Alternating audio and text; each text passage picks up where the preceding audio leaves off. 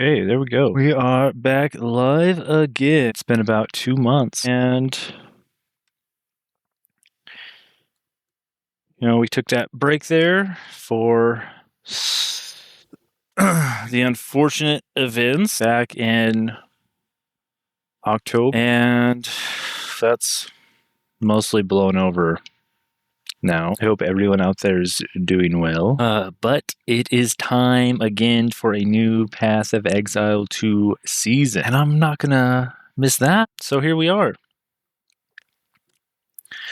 You've probably seen, if you've been paying attention, many other content creators going over the patch note, and I'll do a quick version myself, kind of give you the TLDR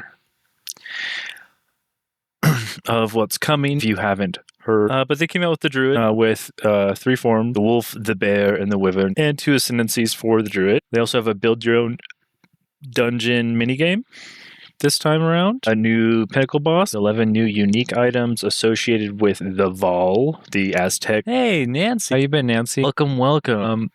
They went through and they rebalanced the uniques and skills, and it's a fresh new economy, so all the trading in the game and stuff is going to be fine for you to jump in.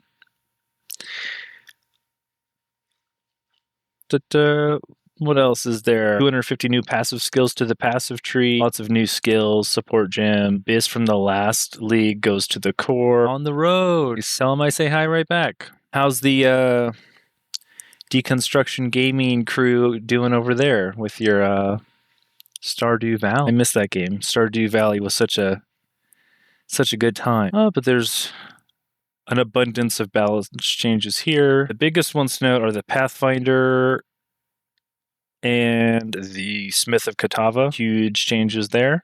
The rest, kind of got a... like the Lich doesn't get mentioned at all, because I think the Lich was really strong already. The Acolyte of Chayula got some numbers bumped up. An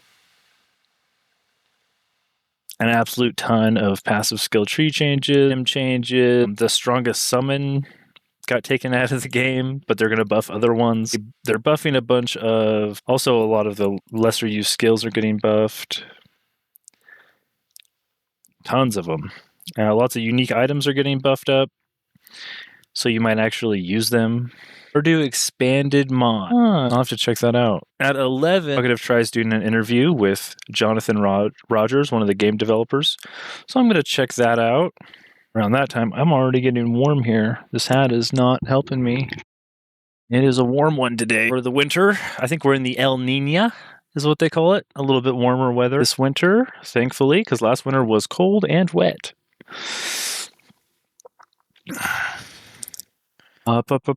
They removed the best crafting material, the Omen of Homogenizing Exaltation. Make it a little harder to get the best stuff. And then they also limited all of the best runes to put in your gear to 1. So you have to mix and match them. This is Path of Exile 2, an action RPG. It's kind of a carryover from Diablo 2. It's really the spiritual successor. Me and my friends played Diablo 2 when we were kids, and we waited for Diablo 3 for a few years, but by the time it came out, it had been a few years too many, and it didn't really deliver. So to me, this game is the game that me and my friends waited for. It really is. We really wanted a Diablo 3 to meet our expectations, and this is really fun. Top down, defeat the denizens of the hells, basically. But they launch it in League. This League is the last of the Druids. So they came out with the Druid as a new class to play. Going through here, they're switching some of the weapons around so that you feel like you got a upgrade when you find the next weapon, because some of the weapons were so strong that you just would not switch when you found a higher leveled one. So they switched some of them around. What else is there?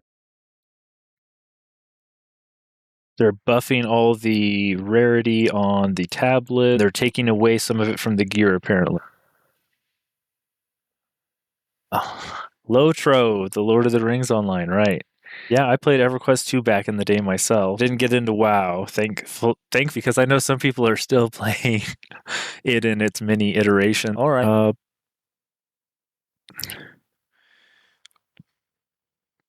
Well, you be careful out there in the mountains. What else is changing here? Improved visibility of some monsters, some bugs, and then they just came out with this little section yesterday. They always change the game right up until release. So there's just a few more nodes. They're trying to get parrying buffed up so people will actually parry in the game. And more unique items they're trying to make stronger so that when you find one, you might actually use it. Oh, and there's a big nerf to these bows, these dual string bows, Gemini bows that used to shoot 2 arrows. Now they only have 50% chance of shooting an additional because they were one of those items that were just so strong that once you found one, you wouldn't switch off of it for a very long time, and that didn't feel very good to progress. And more stuff like that with spears. Actually, a lot of stuff like that with spears. And that's that. So what does this mean? Let me find PoE2 Ninja is the website that lets you really look at all the builds here. Everybody, you can put some columns here. I like to put rarity on, like who's got at least 100 rarity and like 5k HP, 10k HP. Yeah, it doesn't change it much. So basically everybody was playing these two classes. Half of the players were on Deadeye or Blood Mage, and they took out all the uniques for Blood Mage so that they can't scale. They used to stack life and scale their critical damage a bunch. So they tapped that down, and the Deadeye, they used those dual string bows I just went over. They tapped that down, and the lightning rod. If we go back to the patch notes, this is what I played on the channel. The limit of the rods is now 10, but the lightning arrow can only trigger the rod 10 times a second.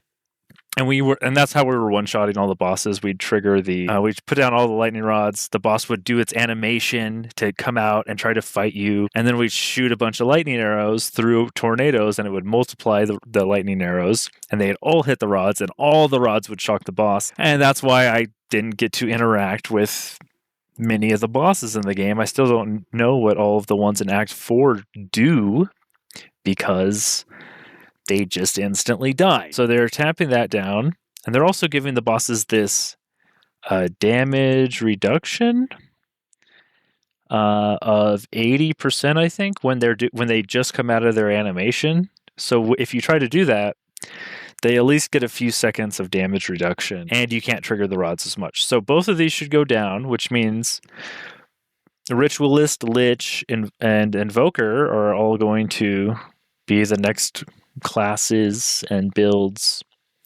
that can come up along with the Druid. And I think I haven't played a Lich. I have played an Amazon. I didn't do the Ritualist on the channel. I did the other one, which isn't even on this list right now. The Amazon. There it is. Oh, I think I'm going to go with the Lich this time. And all the Liches run some sort of Essence Drain build, like this guy. Should be a good example. And they just stack a bunch of plus level to chaos, and easy curse take increased damage, get as much energy shield on your chest as possible. This guy doesn't have the quintessential helmet. I guess he decided he didn't need it. But the new pinnacle boss is at 0, and it seems like a lot of people switched off of the helmet. But here's at Ziri's Disdain Golden Circlet, the unique item. This guy has it on. And we'll be able to double corrupt this now. So that should be good. Oh, this guy's got a really good one. 30% increased cost efficiency. Anyways, this is probably about what we'll go for. He's also got a headhunter belt. Something like this. Oh, if we ever get one of these, Palm of the Dreamers. Might use that. And yeah, so that is my plan.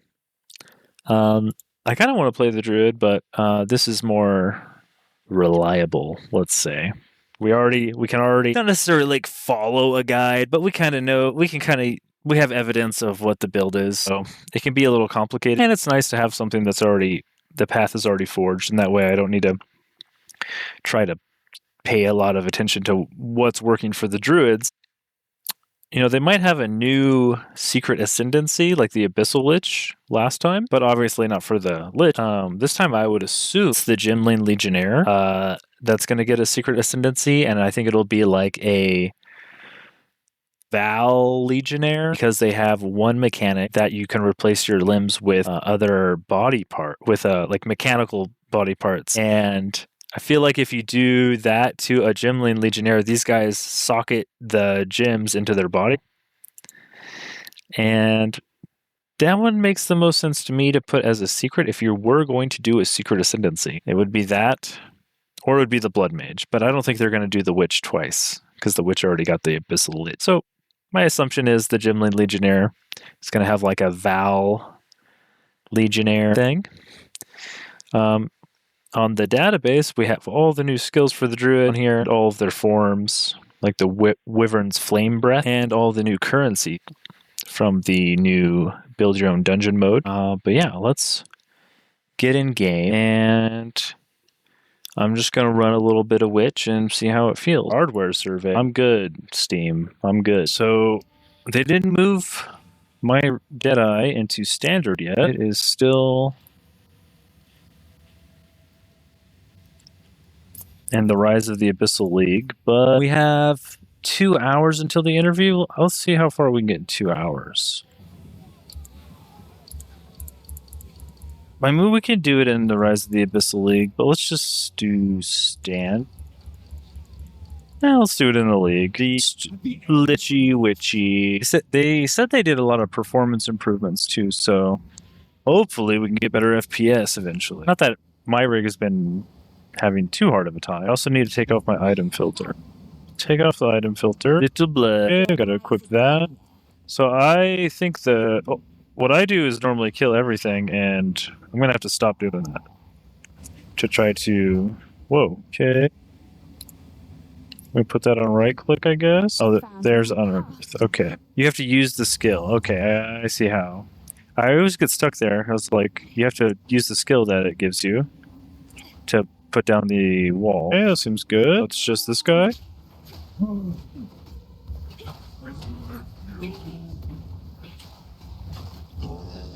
don't know which one does more damage, the left click or the right click. Oh, maybe if I kill these guys. There we go. And we got... Okay, skill point. Definitely go damage while you're going through the campaign. It's all damage, all campaign. If you have an option between damage or health, just do more damage. Once you start getting to the end of the game, then that switches over. Okay, now we definitely want Contagion, I would assume. And up the quest, we can identify the gloves, I guess. I'm not going to use any of those. No, see you. It could not be. It's all. And just like get all the quests, I guess. I don't really know how to go super quick, even though I've done this a few times. +1 to the level of all physical spell. I mean, that's really strong for my physical spells. If you... Oi, anything take your fancy? And these are all not for me. Does she have armor for me? No. Oh, this grants a skill. Skeletal Warrior Minion. I didn't even realize that. It's on my offhand. These are gambling, right? Yeah, this is all game. Oh, I have gold. My gold carries over on all my characters I get. Did not realize that. But I'm not going to use anything. So let's just carry on. I don't want to use my gold if I'm not going to have it. Next season, let's just rush it. So here, first map. Nope, that's microtransactions. There's a boss in the mud barrow. Oh, here's a waypoint. Subside. What a bit. I need to put on my Contagion. Something foul stirs beneath the surface. I don't think I need to be killing all these guys though. Oh, well, this is the Abyssal mechanic here, so I guess we will do this. They're pretty strong, or I'm pretty weak. Put the hood on, get some energy shield.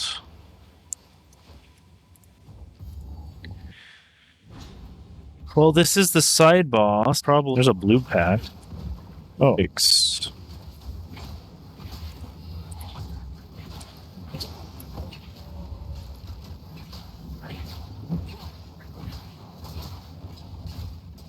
I need another skill gem is what I need. Can I not? My skill. I could do more skeletons? Okay. This bolt doesn't do damage over time. It just inflicts withered. Okay. I'll just go find the boss in here, I guess. Wherever the boss is at.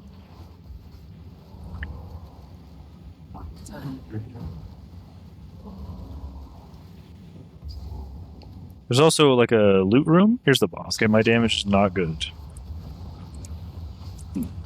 Oh, okay. Okay, he got me. Is he back at full? He's back at full. Okay. Well, I got killed by him just crawling around. That wasn't even an attack. He was just diving around through the ground. I guess we'll just stand over here. Oh, there we go. We can make more minions off of the summit. All the little larvas we can turn into minions.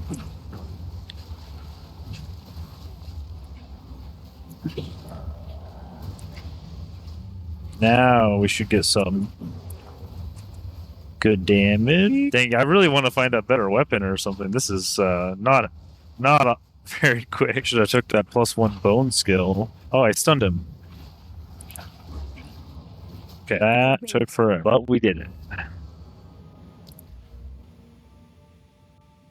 More damage. Definitely need more damage. Also, maybe you have a better wand. Cast speed, level 2 skeletal warrior, increased spirit. Need to serve you well. We could also identify the bow and sell it. That's a very strong bow. I would like to use that, but let's see what the boot. That'll increase movement speed boots. Awesome. Another for my collection. Thank you. And here's a skill gem. Contagion just does damage per second. Modifiers dispel damage. Okay, yep, blah, blah, blah. It just has damage over time. Where's Essence Drain? Okay, we need to get to level 3.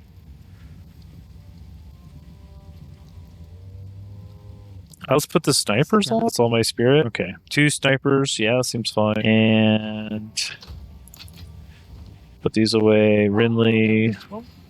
Support gem. Bolts. Contagion. Withered lasts longer. Let's just cast faster. Not sure. Not sure what the play is there for the support gem. Also on this map.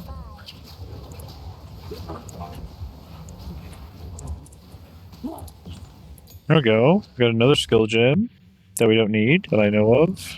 There's a mini boss crone. There's a crone witch on the map somewhere. We ran all around and missed her. Here it is. Oh, pros. I'm kind of cooking her. Okay. That was fast. So these archer skeletons are super strong. So we got a helmet, a focus, sure. And I think that's it. Where's my map? Yeah, so that's everything here. It says locate an abyss. I think I can do that anyway. Does it want me to... Yeah, let's just keep going on. I think I already did locate an abyss, but that's fine. To the Grellwood. So this is where it introduces the werewolf. And here, we need to find an NPC. This guy. And then... What key was this? You, Witch, Hut, and the Bramble Gap. Okay. There's a few things to find here. I'm not going to bother myself with fighting everything. Whoa. Oh, here's an abyss. Ah, there's the Contagion.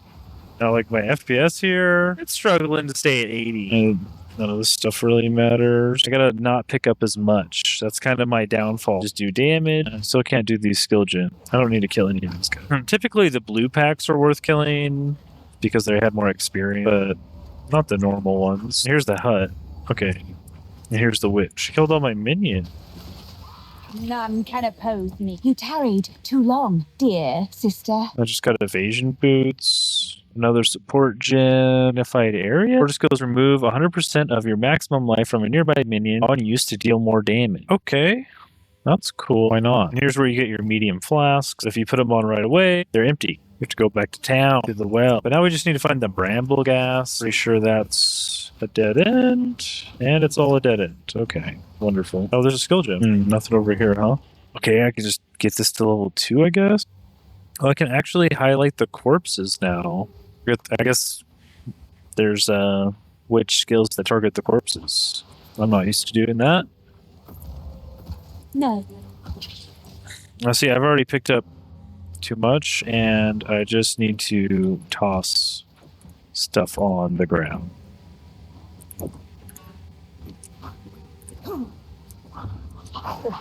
Because I go too slow. A lot of this stuff, not super worth it to waste your time on. Here's the Bramble Boy. Can I kill him?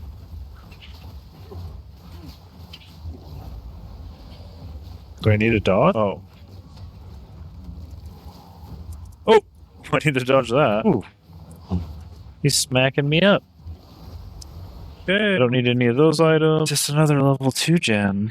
I need level 6. Level 3 gem. And this one's level 2. Okay.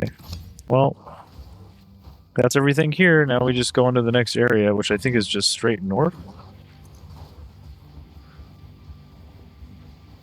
There should be a waypoint for me to get also. Interesting. We can do more damage. Here we go. There's the checkpoint, and you go down here, and you get the waypoint, so you don't need to find this place later. You can't go through here now, but now we just need to find the way out. Which could be over here. Man, what a bad map. It must have looked right next to it. I guess it could be up left. I didn't, like, touch the wall over here. Oh, it is. It is up left. There we go. Red Veil. That's what we wanted. And here we just need to do the required fight. Oh, I fell over. Oh, no. Okay, I'm okay. It's all good. I'll do this one. There's a lot of guys here. You can really get a lot of minions up with this right click. Unearth. Every time you kill one of them, you get a little temporary minion. Don't need any of this stuff, I don't think. None of it's for me. So one thing I might want to do is get an item filter ready, but pretty sure that takes some time to update. Here's a blue pack. There we go. You gotta get the contagion to spread. There we go. It's another blue pack. Oh, right. These guys have gas arrow. I haven't been using that. I don't have any fire anyways, but...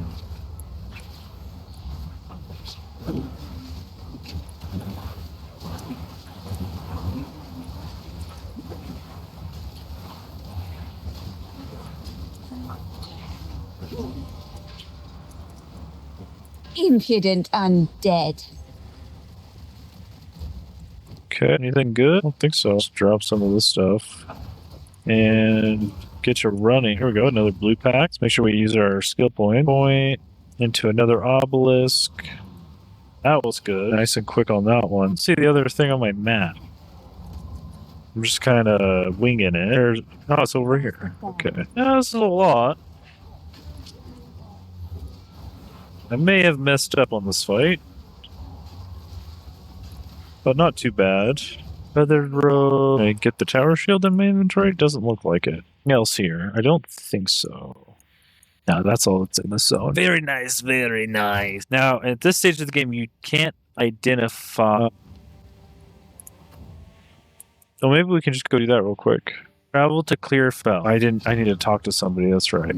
Talk to somebody, get another skill gem we don't need. Right? There's nothing else I could use that for. Now we go... back to the Grellwood, right? Sorry, I was just... No. Talk to Mortimer, and then you talk to Renly, and then you get these. That's what I needed. And then we go to the Grellwood. And now we can unlock this guy, but he's not awake. Do as I command. Release this shade to my service. So, you still can't identify your stuff for free. Pretty sure. And then we go back to the camp. We talk to Una. And then, if you have money, you can buy scrolls. Percent move speed and rarity. It's good. She just looked for some good stats at this point. If the item's not really typically for you, it's got really good stats on it. Just put it on. This. I need 10 strength for this. It'd be really nice to have a body armor. Beautiful. Accept. And... skill gem, skill gem, skill gem. That seems fine. Oh, here's a level 3 skill gem. We did get one from doing that quest, I guess. And I guess we get our Essence Drain now. Don't see why not. Well, Arsonist can ignite the sniper's gas arrow. But I need my main... this is my main damaging ability, as far as I know. So let's put that on... mouse button 5. Maybe I can do the gas arrow on E. These are just some odds and ends of mine. You're probably not going to use any of these. We did level up a couple times, and what I didn't do was come back to town and check if I had good stuff to buy from leveling up. As extra or increased? Well, we can take mana drain now, I guess. Oh, 33% increased lightning. Yeah. Oh, I don't want increased lightning, though. I don't do lightning. Here's a support gem I didn't get from him earlier. Here's my armor. Let's grab one. Let's just grab this 52 energy shield armor. And is there any gloves for me? He doesn't have gloves for me. My boots are pretty good. Helmet, 22. 57 armor on these gloves. Yeah, that's a really good pair of gloves. A fine choice. Just to start with. Then we just call it good. We just gotta we gotta get going. Can't be dallying. We go to the mushroom box.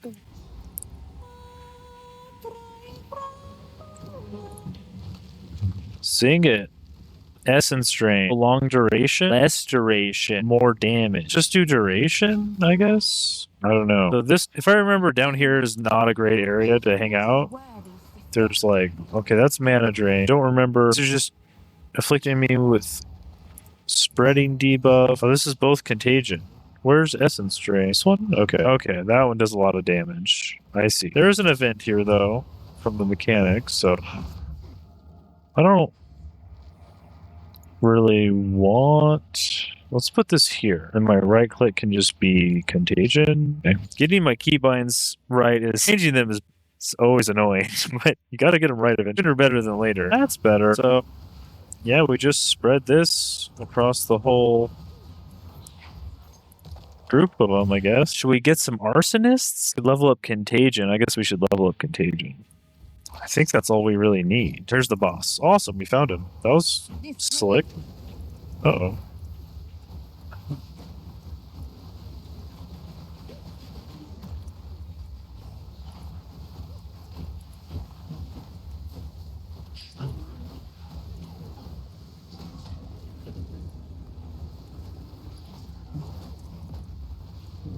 Just keep my dot on him, I guess. Okay. I don't have like a hitting skill now. Except unearth, I guess. Oh, this is for me. Maybe upgrade? It's a lot of lightning damage. We might need to go. Wow, it's hard to reserve 2 snipers. Is it possible? Oh well, we have 1 sniper still. Now we just need to get out of here.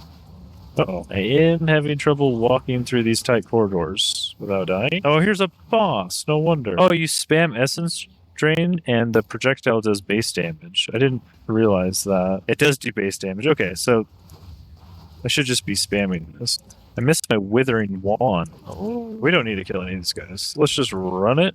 Hopefully we don't get knocked out. And that's the end of the zone. I'm pretty sure I didn't miss anything in there. It's just a boss. If you look back at the Grim Tangle, yeah. And then in here, though, there is 2 crypts. There's a ring to find around the outside normally.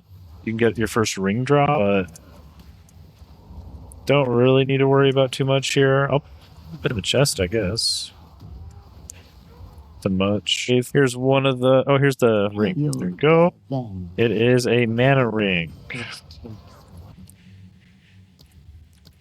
We got another support gem or... I don't know, contagion? Increased AoE? Yeah, I guess it'll increase the spread radius. Why not? Oh, here's a boss. Yeah, just get a rune. Nothing really for me. It's good XP, I guess. Try not to bring my map up when I'm streaming too much, because it's kind of hard to tell what's going on anyways. But if you look at it on the top right, it can be hard to see sometimes. Oh, here's a little event. Roasted by the Wraith. There's the contagion. Eagle or... Trinket.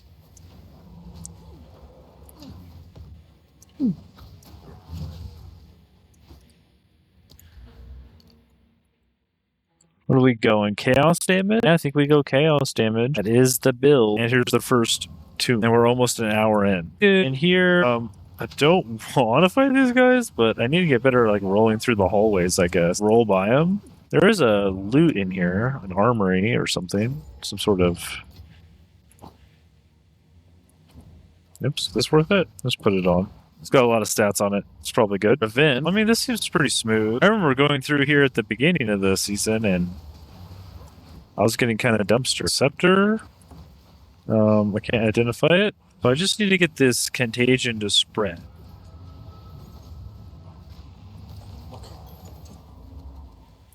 No.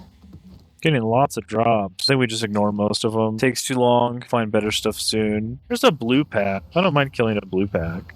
You see the right, the contagion debuff is the right circle up there. We want to make sure we keep that on her too. I mean, that was pretty easy. The damage over time is really strong. It's really, really strong. Oh, here's another. Here's a rare scepter. Any of this other stuff? Greater mana flask. Guess we could. I don't like to go to a town. It takes too long this early in the game. You know, it's gonna slow us down. But we got stuff to identify. We might as well. Sorry, Finn makes fun of my collection.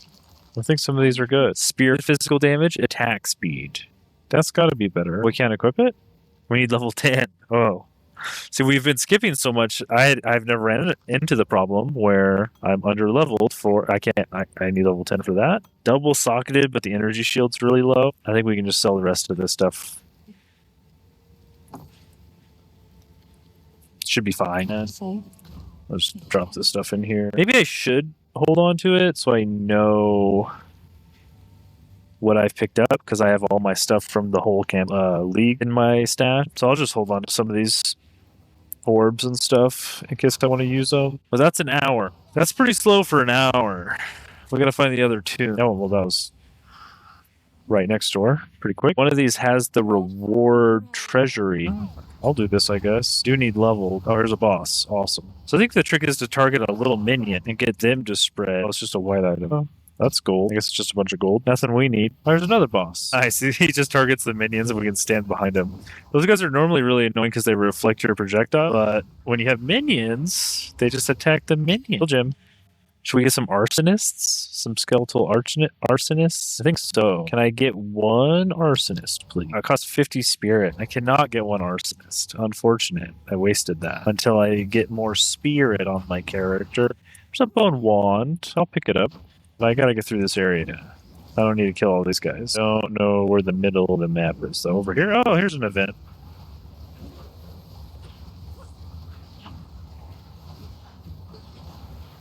It's this contagion spreading my Essence Drain. Get the gas arrow down on the spawn. That worked really well. Hermit Guard. Some of the stuff's kind of for me. 20 energy shields. Mine's at 22. This is where I'm like, yeah, let's just upgrade this. Seems good. It's still only at 22. Max life. Yeah, it's probably not worth, but it's been done. All this stuff I just need to run by. It takes too long. And I need to find out where the middle of the map is with the boss. Maybe it's over here. Oh, here's another boss. A little rare. A bunch of vestments, leggings. It should be south, I guess. It's a monster somewhere down here. Surely. Boss? Where are you? Oh, here's a blue pack.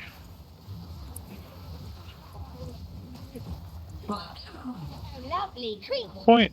Is this it? Ah, here's the Forgotten Riches. So I went the wrong way, but I found the Forgotten Riches. That means there should be a button. Here's the button. I found the loot room. Just a lot of gold and a golden chest with some subaton. So I went the wrong way. But we have the checkpoint. Do we go back to the beginning? I don't think we do. I think we keep running this way. Here, maybe? Kind of lost. It's got to be down, like, west over here. We're pretty strong already, though. We got, like, 300 health. There it is. Okay. We're there. That took us, like, 10 minutes. And he should spawn right here. We just left-click him. Yeah. We just left-clicked him real good there. None of these are really... for me. I don't really care about them. And that's all that. Now we need to search for the Count's grave past the Memorial Gate. So we need to go return to the cemetery and open the gate. Yeah, so that's right at the beginning. Right? Yeah, we gotta kill this guy. Is there anything good for me to identify? It's just gold. All this stuff is just gonna be gold. Lots of gold, though, to start with. Oh, I can equip this now. That means I can get an arsonist. Oh, it's discipline. What's discipline do? Energy shield. Oh, I killed my minions with his starting animation. That's super cool. Oh, I forgot about that. This guy is no joke, by the way. He does not mess around, but the build's working. We are getting it. We're gonna have to come back. I do want to sell that. Just gold, but... oh, he's alive now. Great. Now we can identify our stuff for free. I don't think I need these spells. Bone Cake? I don't think I need that. I can level up my sniper. I should have identified this too. Oh well. Rest of it, don't care. Hunting grounds, Run, run, run. Go fast. It's already been an hour, man. How does some people beat this in a first area in an hour? I can't like not do these little events. I feel like if you only do the events, you're probably fine. It's probably fast enough. Don't you know? I also like to kill the rares and the magic pack. So I'm just running by the white mobs essentially. Oh wow. There's a abyss next to the ritual. Okay, so I do want to put the contagion on before I essence drain to make sure it's spread. I get it. Is that it? Oh, we got an exalted orb. Let's go. First exalted orb. I don't even know where we go first. This is chaos damage. Probably over here. This is chaos damage. Fort. Get Finn up here. Level up our essence drain. Sure. Now here, you just need to find the way out. So there's a ritual. There's also Crowbell, and then there's 2 ways out of this. You need to find the waypoint to Freythorn and the Ogham farmland. So this area can take a sec if you want to do all the little side missions. And I'm just going to run around the outside of the whole area, and hopefully I can find them quickly. There's no way people speedrunning are doing all of the side stuff. I don't believe it. I already have a mana flask. I don't need that. Get out of my inventory. There's a boss, though. I will fight you guys, because there's a boss here. You get a little rare. Okay, Hexer's Robe. It's a level 11 base. I don't really have trouble not dying yet. Could probably skip that base. What am I at? Level 11, exactly. Okay, here's the farmlands. I'm just going to go through and get the... If you just go through and get the waypoint, that way in case your map resets, you can just come out to the waypoint. Here it is. Because you will lose the checkpoint if you have to go to the bathroom and your map resets. I think it's like between 5 and 10 minutes. Here's the ritual. It's just got a rare, huh? Support gem. What do we need? Put attacks on the sniper. Breaks armor. Oh, clarity. Mana regen. This reserves an additional 10 spirit, huh? Oh, is this even on? Do I need to turn it on? Oh, it is on. I mean, I'll take the mana, I think. Or life regen. I don't know. Maybe I'll just go damage. The arsonist wants... Let's just go rapid attacks on the sniper. Why not? Make him attack faster. I don't need to kill any of these guys. Let's just find the Crowbell and find the second exit to the area. Oh, there's a boss over there. Let's go get the boss. Little rare boss. Oh, he's got mana drain. You're gonna stay away from him. The blue donut is mana drain. You do not want to get mana drain. Gotta keep remembering to put my gas arrow down for my archer. I don't need to fight. Just run, run, run, run, run. Crowbell? No, this is Freythorn. Okay, we got a checkpoint here, but there's no waypoint. No, there is. Nice. Okay.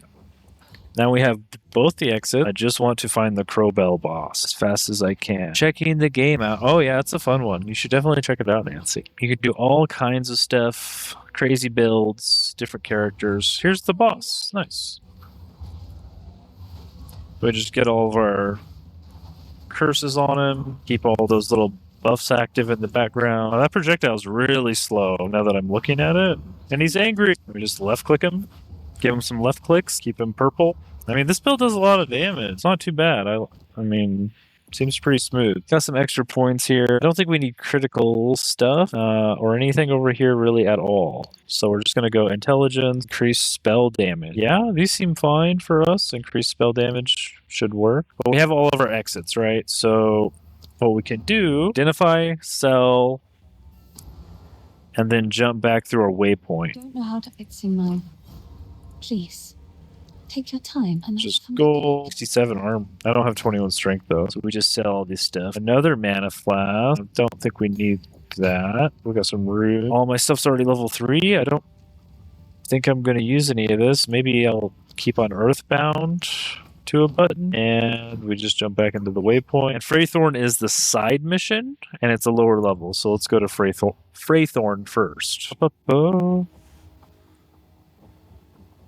And that took us like 15 minutes just through there, huh? Okay. This map is the worst map in the game because of these little wooden bridges. So you have to be very careful. Oh, there it is a boss. Like, who's hitting me so hard? My casting speed is so slow. There we go. We got him. That it? Some blue packs? Yeah, I mean, I guess I'll just grab this. It's more damage right here, right now. More damage. Run by all the white mobs. Try not to get knocked down. Roll if you have to. I can't roll through them. I may have made a mistake. Yeah, it appears I am totally trapped. Wait. wait, there's hope. Wow. All those white mobs almost took me out. Don't need to worry about these guys. They're still just all white mobs. And this is a dead end. Wonderful. Where's the ritual? So this, you're trying to find some ritual sites here. There's 3 of them?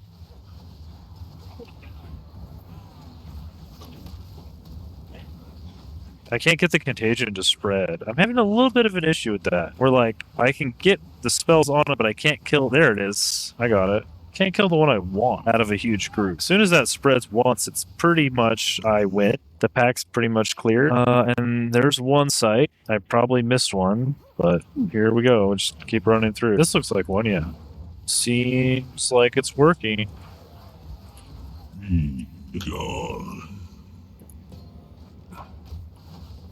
Oh, here's a rare monster. Oh, these sites are really close together. I don't normally get that lucky.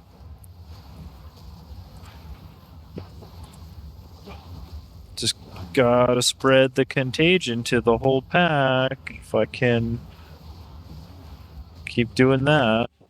It's a higher level 1. Don't know if I need to use it though. Here's the bomb. They are going down, and I'm pretty hard to kill already. I forget if I'm supposed to move or stand still with the red one. It's like a little mini game. He puts the little red circle below you and a little blue circle below you, and he says a voice line, and I forget which one's which. I mean, I can just tank it. So he is killing my minions though, and that is annoying. I mean, since I can take it, I don't have to do the mechanic, but you should figure out how to do that. Correct. But I got such good armor and energy shield from my items that it doesn't really matter. When you get here, the first boss of the first act is Geonor. And Count Geonor is dealing the cold damage. So you want to take the Sapphire Charm. Very important. I would not take anything else from that option there. Here we have a focus spell damage, increased fire damage, critical spell damage. Do I want that over my minions? Oh, there's actually just an orb. I think the orb is worth so much here. Oh, and I can get this? Okay, sick. And there's nothing else in this zone. Sometimes the icon on the map doesn't get grayed out and X'd out like all these other ones, but you did do the thing. That was the thing. I did just do the thing. I don't know why it doesn't get X'd out all the time. We just sell. Oh, here's more spirit, which means... Oh, we also get a spirit gem, our first spirit gem. I think Withering Presence is an aura that applies increased chaos damage. That must be right. I also see people running this Ravenous Swarm. Untargetable minions that attack and poison enemies, and that poison can get spread with contagion because it's a chaos damage over time debuff. And it's chaos damage in this game. So there's purple chaos damage, and then all poison is also chaos damage. I think it has to be Withering Presence. It could be Ravenous Swarm, but I think I just take the one that I know is going to work. And I need to get rid of some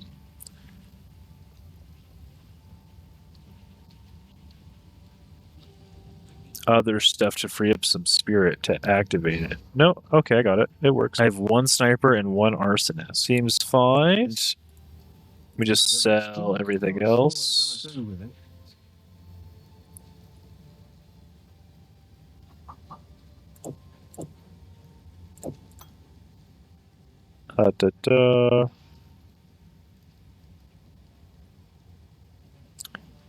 I want greater? I don't know. Doesn't matter at this point. I'm going to find better stuff so quickly. I think I do go with a focus right now.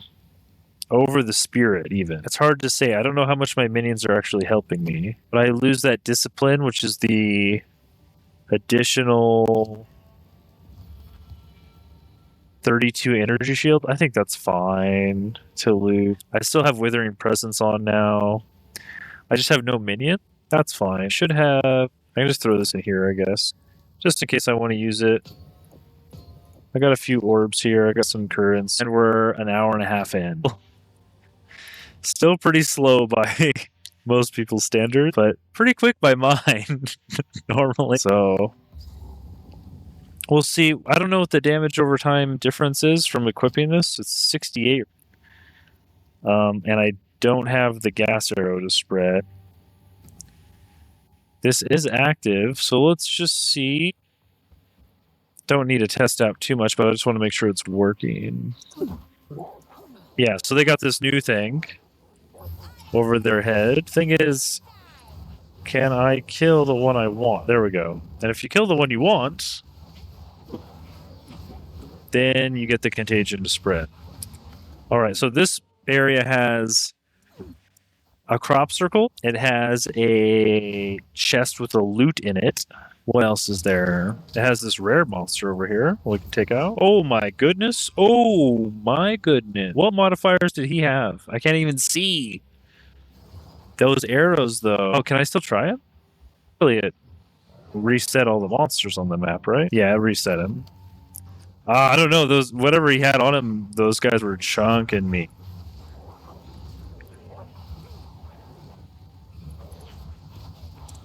Uh-oh. Uh-oh.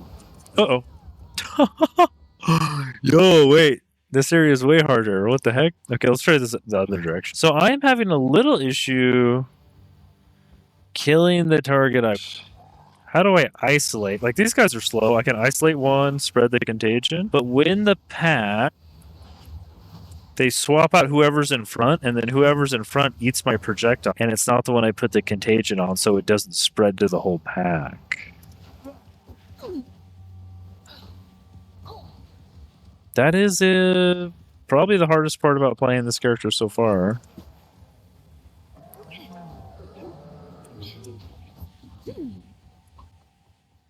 Blue chest? Oh, a greater light flask. I can upgrade this, like this, and then that's it. Okay, put it on. Okay, we have no charges, so we can get some right here. Yeah. Oh. So this is the only two abilities this character uses, like, the whole game. Basically the same playstyle, except later on you get a tote. You use, like, a totem that also shoots purple at them. There we go. That's what I want. Yeah, and when you actually get the spread, it kills them rather quickly. Oh. Stuck in the cornfields. Let's use the skill point here. Okay, here's the... I ran by all the little side missions, but we can get the waypoint. And then... Even the darkest corner is ablaze. Go back. Do all the little side missions. We've still got to find the crop circle and the loot. I think that's it. Here's the crop circle. So you just get attacked by dogs. Oh, there's a big dog. Okay. Can I turn Contagion into AoE? That would be sick. I think I didn't realize how weak I was because the minions tank for you.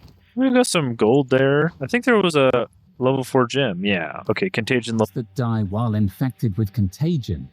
I would love if Contagion was an area of effect curse and not a single target debuff. If I could hit the whole group with it, I wouldn't have to worry too much. There's a tiara. The tiara is level 10. My helmet's level 6, but mine's upgraded, so not too worried about that. Oh, I fell down. Can't get hit when you're running or you fall over. So I've got to try to isolate a baddie that I've put Contagion on and get the spread going. That's my only mission. When they walk really slow, it's really easy. Or they run out like the snake person just did there. I mean, this is definitely the build, you know, not having minions and stuff. Definitely the essence of the build here. The minions definitely felt like they were kind of a crutch you could lean on, though, if you really had trouble not dying. Oh, here's the city. Okay. You find the village. It's not really a city, I guess, but... And then... I just need to get rid of these guys with that. There we go. In one of the huts... Maybe this is the wrong one. I don't see a hut I can go inside of. Just roll through the fire. Oh, there's a quarterstaff. That's so good. Holy moly. Okay. I don't want to go to town. Oh, here it is. How do I get over there? Man, this zone took me way too long. I died twice, and I ran around a bunch. Here it is. Ah, the girls lived. Not bad, not bad. See, let me make sure my camera is not zoomed in too far. So you give this back to Una. Give her her flute. You get some more skill points. If you can. There we go. 30% increased damage, reduced cast speed, fine with me. And control left click the hooded one, identify everything. We got level 8 boots, max life. It doesn't have rarity on it. I'm going to keep my rarity. Rarity is really strong, so we just sell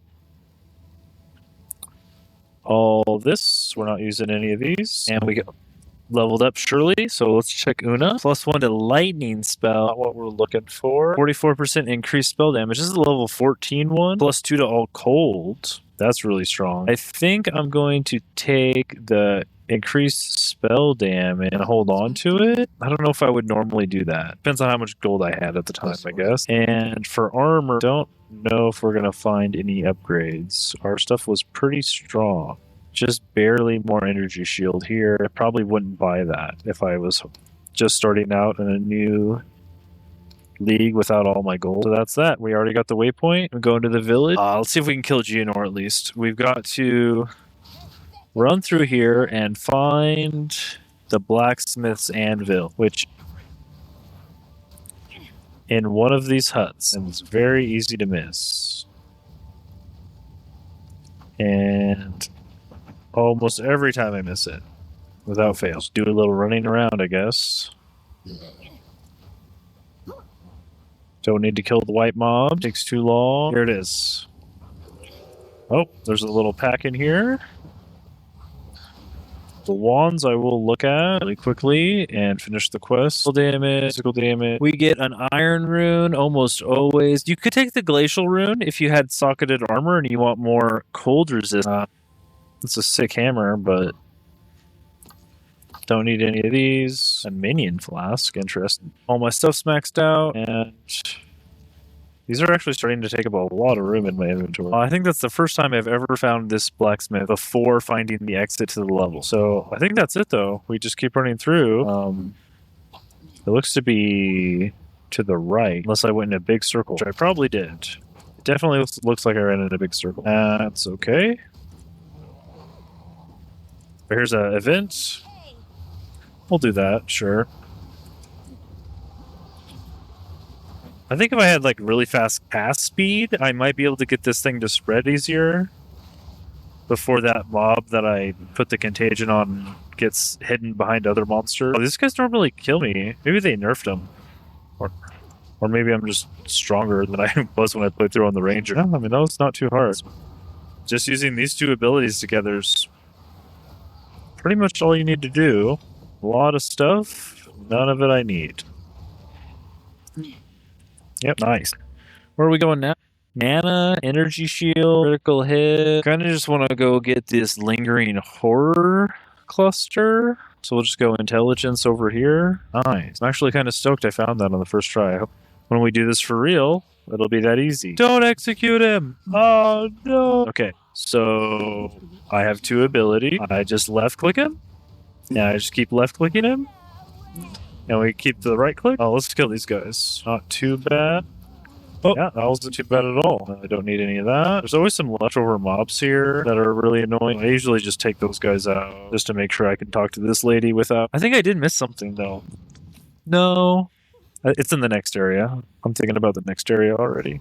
Lightest, get out of here. That's Act 1. Well, not totally all of Act 1. Still got 15 minutes until the interview.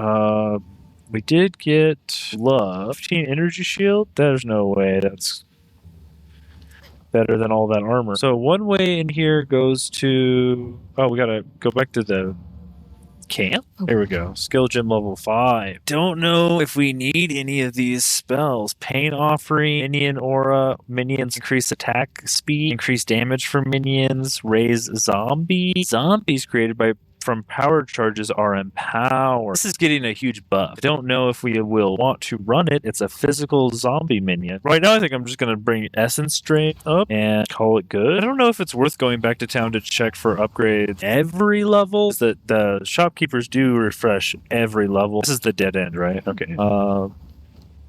I should throw another something on this. +1 to fire. No. We did level up to 14, though. We can equip the wand I purchased for 400 something gold. All these guys are just white mobs, just normal monsters. Don't need to kill them.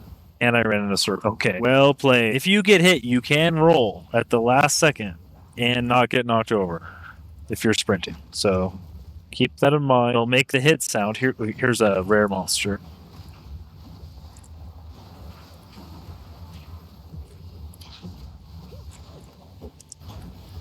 Oh, it's temporal bubble. I don't want to be in that.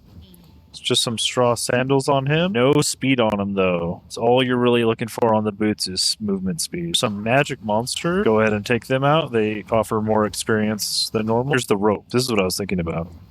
Go up here. Bonk. This guy gives you a gem. Withering Present. We can put that on there, I guess. Essence Drain is maxed out. I'm not using the undead anymore. I don't really use Mana Drain. It'll just make them wither for longer. Oh, here's a Abyss. Take out these guys. That's a lot of mobs. Can't get the contagion to spread when I'm kiting like this. There we go. Maybe I just cast a few extra times. Oh. It's still going. Wow, that's a good... As they spawned, it was spreading to the spawners. 3 Exalted Orbs. That's actually huge. That's a lot. So whenever we hit, like, some sort of wall, I guess is what we're looking for. We want to hit some wall where we can't progress. Then we look at what we need to upgrade, typically. If you don't need to upgrade stuff, just don't worry about it. You'll find a better base pretty quick. And here we are. Is that it? That's all the little things? So we go into the manor. Now, the manor is a little hard. Usually, I don't think I've ever ran through Act 1 this quick. The abilities I'm using are pretty strong. Not having a ton of issue. As long as I get the contagion on one of them, I might have to cast Essence Drain a few times. Seems to be doing its job. Oh, there's a boss. Oh, I don't want to die here. There's a lot of loot over there. Some upgrade currency. Rare ring! We've got a rare ring. That's kind of big. Sapphire ring is cold resistance? Wow, this is a big fight. Holy moly. Oh my goodness. Oh, it's 2 of them. Yo, could you not? Chill. The other one. This is where some minions are nice. Ooh, we got a unique off of them. Alchemy and another Exalted. Bronze Greaves. Infinite Pursuit. Strength, 10% movement speed, 120 armor, 86 max life, 96% increased chance to be afflicted by ailments when hit. That's bad. 25% increased movement speed while affected by an ailment. Well, if I had 23 strength and level 16, seems like an interesting item. Oh, here's Candlemass. I think this will be the last thing we do. I don't think we'll get to Geonor in time for the interview. Unfortunate. The damage over time is really strong. 20 max life. Yeah, I mean, we've got like 5 minutes. Oh, we can watch it. We can watch the interview a little bit behind. It doesn't have to be live. I'm going to be pausing it anyway. Let's just get to Geonor here. I think I have another story to go down. Another floor. Is it this way? Oh, it's another story even. I don't really want to do that. No! I got knocked over. There's all my health flasks. Okay, now I kind of have to. Okay. Fair enough. Fair enough. I did a little bit too much running. I miss out on the strongbox. Okay. I do remember now. These guys do like to knock you down. There's something about their attacks. Oh, hey, look, the strongbox is back. Well, imagine that. Gotta be a little careful with your sprint and the manner. I think also in Act 4, there was a bunch of monsters that like to knock me down. Other than that, though, not a ton of areas that you can't sprint through. Okay, well, there's a level. That's all. You knock it off. Don't need... This is tier 2, but I'm gonna take this. Sells for more. I don't know. Is this the way down right here? This could be the boss right here. Oh, it is. Wow, that was really fast. Wait, no. No, I'm looking for a different staircase or an elevator or something. I gotta go... Here we go. Dang, another floor. This is like 5 floors. Oh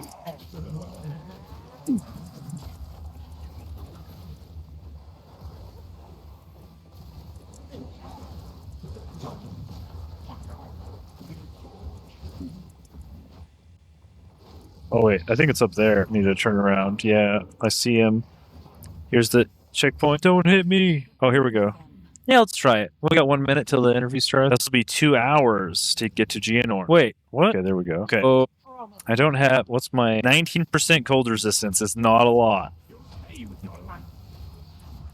I'm doing a lot. I just gotta not get hit.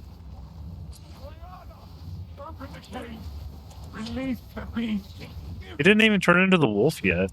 Oh. She's taking the bees.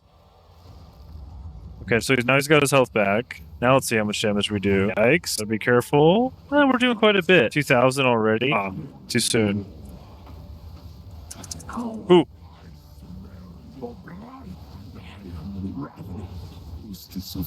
I'm doing okay. Yeah, here we go. First try, baby. Finish him. Hey, Exiles, Talkative Tri, thank you so much. Perfect timing. Quite a big day. All right, I'll lay out the schedule and then we'll yap for a little bit. We will be interviewing director on Path of Exile 2 and Jonathan Rodgers. Question list. It's not for another hour. I thought it was at 11. I guess it's at 12. Let's return to Clearfell to make our We preparation. gotta focus. That's a good draw. What kind of luck is that? Candles.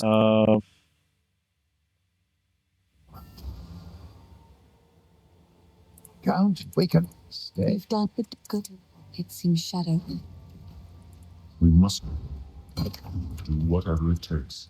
Anything take your fancy? Just sell all this stuff. Don't think we need any of that. This is energy shield, mana regen, 12% increased spell damage per 10 spirit. Huh. What's our DPS? What happens to our DPS? 104. It's not a huge difference. And we get the mana. It's unfortunate that it's not on a scepter. If we had 23 strength, we could go over to these boots. But we'd lose 8 rarity. Probably don't need that. We also got this ring. Oh, this would have been great. We could have had a cold resistance ring. That could have been nice. We can also craft this. Ooh, rarity. Yeah, the accuracy's bad, but rarity's good. And fire res, sure. Nothing else here. These are not high enough level to do anything with. I guess I can take off this minion one. And Fanid, yeah, sure. Everything else is sellable. Level 5. And I don't need any of this. Sell it all. +1 to fire skills. That'd be great. If we had fire skills, I will grab all that stuff to sell too. Identify it though. If you don't identify, you don't get the sell price that you deserve. 99 armor. Well, that's really good. But we don't have the strength either. It does cost some gold to switch your stats around, but not much. What do we need? 23 strength? We just need to switch one of these to strength. Then we could equip the boots and the gloves. Sure. We lose some rarity, but we get a bunch of movement speed and arm. I think I'm fine with that. If you ever second guess it, you could just save it, but I think we're fine just selling. Till next time. And then we go to Act 2. 2 hours. Not very quick. If I could get like an hour and a half, I'd be pretty happy with that. Weary traveler grows close to the end of the... You are seeking fire. Time to show them what I can do.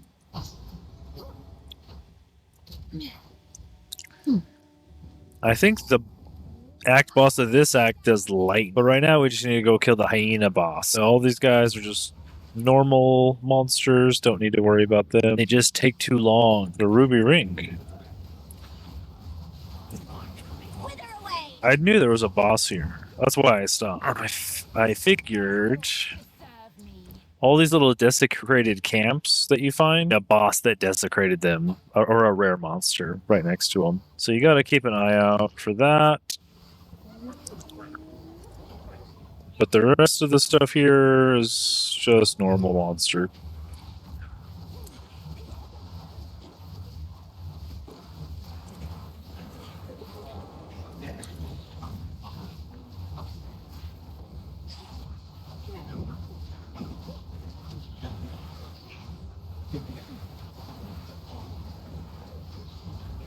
Gotta try to get it to spread. There it goes. As soon as it starts spreading, we're pretty good to go. More orbs. I don't know where the boss is, though. Could you knock it off? They worked on the monsters trapping you, but you still need a little bit to get around them. I think this is the right direction. Yeah, there's actually nothing here except the hyena boss. Oh, he actually got me. Wow, these abilities are way super strong. Like, I don't think I've had this easy of a time going through the early parts of the game on anybody else. Apparently the warrior's even easier than this. They say the warrior's the fastest, but maybe we can get some actual gear here. I don't have anything to identify them. Oh! They made a mistake. Isn't there a way forward? No, we go home. Go to the town. Go to talk to Zarka. Grab this. Don't need it. We're using 2 abilities. Now we're on the caravan. Armor and energy shield. This seems pretty good. It's not super good, but it's better than what I have. Now, if you find something that has high quality, you should always salvage it. The rest of the time, I think just getting gold's usually best early on. We do have fire resistance ring here. If we wanted to upgrade it, see what we get. Cold resistant. Well, it's probably not better than either of ours. I like to save them. These are all way higher level from my other playthrough. If it's a base that you want, like I don't need an iron ring because I'm not attacking. If it's a base you need, we do have an Artificer's Orb here. You can also see if there's an upgrade wand. 49% increased chaos. That's pretty good. I mean, we're probably going to find a better focus than this unique one even, but I'll buy that. Okay, we got mana and regen. +1 to chaos spells. Okay, it's not +2, but it is +1. So that's a huge find. And you can just sell your old one. Ah, that's nice. Oh, we also have Grand Flask. You just upgrade those, and you can upgrade them right here. Get them. Don't really care what kind of enchantments they get. Just higher base values is fine. Let me just check the shop. Doesn't she have armor? No, she has no armor. Yeah, there's got to be another armor person here. I think she's up here? No, this is the Sekama. Well, I guess we have another hour, so Tri's just yapping before the interview. So it's going to be at noon. So I'm going to take 5. Rest my yapper. We'll pause it here. What are we at, like 2 hours, 20 minutes? I take 5. Back. Let's get set up here.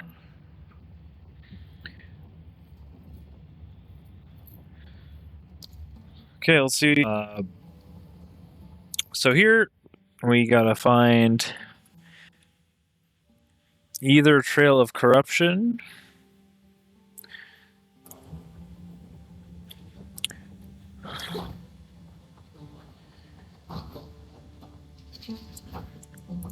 to the quarry. Now the quarry, if you look at the map, always has this Faradun war cat, and I've never found it.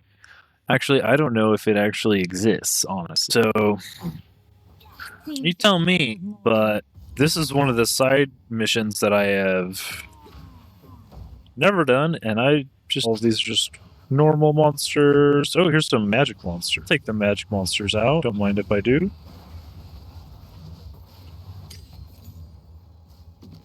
And there's a level 2 support.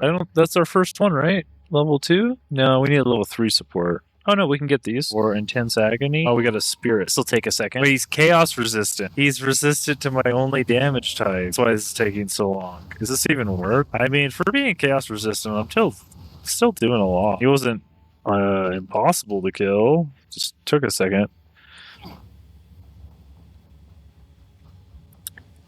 Like, I still don't think this Faradun War Cache is in this level. I could search the whole map. This is definitely the way to go. Necromancy. Oh wait, here it is. Faradun War Cat. They actually put it in. Is it marked off? It is marked off. Wow. I found that chest every playthrough, and only now did they actually fix it. I wonder what patch that was in. Mana drain is annoying. Not impossible, but annoying. I'm really impressed, I'll say. The cast time on Contagion is so long. If I put Essence Drain on them first, I can't get Contagion on them to spread. It's fine, I guess. I'll just put the Contagion on them first. It's okay. I don't need to kill all these guys, though. They're just normal mobs. Magic chest. Should open that. We need to go down into the mine. Oh, here's a rare monster. Don't need any of that. And checkpoint, and we're going down. Be a lift over here somewhere. Okay, I went the wrong way. Oh, there's another rare. Let's turn around and see if we can't Essence Drain these guys. Normally I'd pick up the superior quarterstaff and I'd want to salvage it for the quality to upgrade something else later, but that all takes time. We could always buy that stuff. That's the play. We just buy that stuff when we get to maps. That was the dead end. The mine, there's nothing in the mine itself. It's just like a boss? Is there a boss in the mine? I don't remember. Aced boots. I don't think that's for me. But for me, I mean like an intelligence thing. Oh, here's a bit superior flask. I'll take that.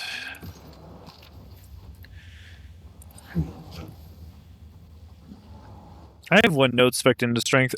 Typically, you spec like 4 or 5 nodes into the attributes that isn't your main attribute, just because you need to equip the support gems. Anyway, what the attributes give you as their base is like not that important. Like intelligence gives you a little mana, strength gives you a little bit of health, and dex gives you a little bit of accuracy. Those aren't like the big deal. Yeah, it's this boss. I don't have much fire res. This boss can one-shot you. Right about now, she's gonna go crazy. Oh. Wow, I'm really tanky. Can't believe I didn't die to the one shot. It's a dramatic death. Chill out. No. She just says no. She just says no. I should craft on this just to see. Nah. Okay. Not bad. Well, you burned another half hour, so we're almost to the interview. Spirit gem? Oh, we could do the other gem. Let's try the other gem. I'm curious if this feels better or not. Don't need a shield. Wow, this is a sick shield, though. Triple resistance, increased block chance shield. Very good, very good. Critical hit chance for spell. Lightning damage, though. I'll ask Shambrin about this one. What am I at? Grant? What, level 16 flasks? Like this one? Essence Drain level up. Another support gem. I could put Intense Agony on the other thing I have.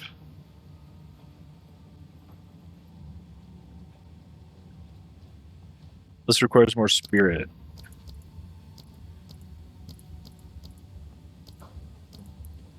I don't know if I need Intense Agony on Contagion. Yeah, why not? What's Acrimony again? Reduced life regen? I don't think that matters. Like, do the monsters regen life that much? I don't think they do regen that much life to matter. I've never seen them do something like that. It's been noticeable. I kind of just want to save this shield because I kind of like it. It's kind of a good... I'm not going to ever use it, let's be real. But, you know, it'll sit in my inventory forever because, it's that good. If I ever played a shield character, I don't think I ever will. So we go to the Halani Gates now. I don't think there's anything else notable. I should check the shop just to make sure there's not like +2 to chaos on any of these. I also have like big armor energy shield chest here. That's pretty big. Definitely don't need life leech. Not that worried about it though. This is the Gambler. If you're really missing an upgrade, let's say, what's my weakest upgrade? My stuff's pretty good. Could buy a ring. My ring's got rarity on it. Like, say one like a helmet, like an energy shield helmet. You could gamble one. Wow, this is like almost exactly what I have. It's a little bit worse. Now it's a little bit better. Not a huge difference. Probably not worth it to gamble unless you are really missing an upgrade. If you're really, really missing an upgrade, go ahead and gamble. Gamble it up. If you're like level 20 and you have level 5 boots. Well, boots might be a bad example. You probably just have movement speed boots, and then it's going to be really hard to find a upgrade by gamble. Where are we going? The Trader's Passage? Balbala is normally a boss that almost kills me every time. I think of this build, though, will be easy.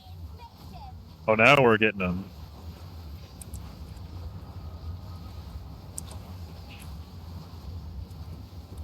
So my poison flies are active. I see them flying around. They do appear to be killing stuff really fast. Sapphire rings, skill gem. Wait, where's the... Oh, I didn't finish the abyss. Good. Oh, no. Okay. So do the bugs spread with contagion? That's the question. That is the question, because they're minions, right? So if I'm scaling minions, the bugs would be good? Who are the bugs for? Minion, persistent physical chaos duration. I mean, they're just good. Yeah, it spreads them, it seems like. They have a whole nother debuff on them. Kind of hard to tell, because they die so fast. Yeah.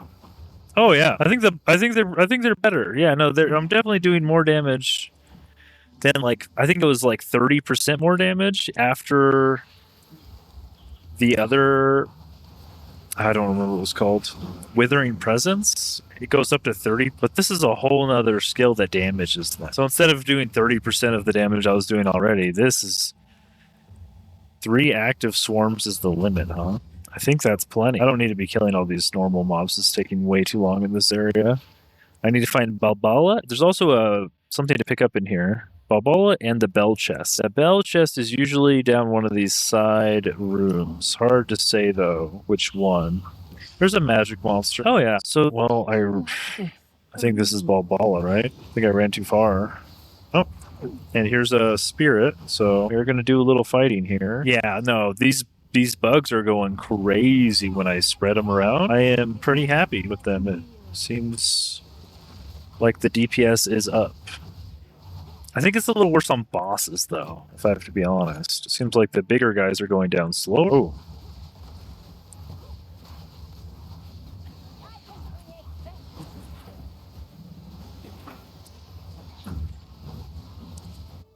Don't need any of these.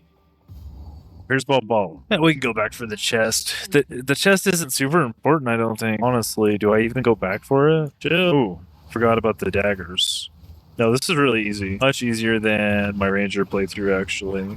It's not even really close.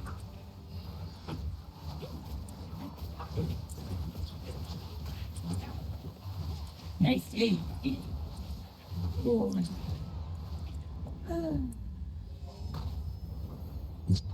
And that's Balbala. I need this other stuff. I'll go back for the bell chest. It shouldn't only take a second. I think the swarms also help me kill that target that I put the contagion on, because they just do kind of random damage to some monster. Oh, I fell over. We do have our notable.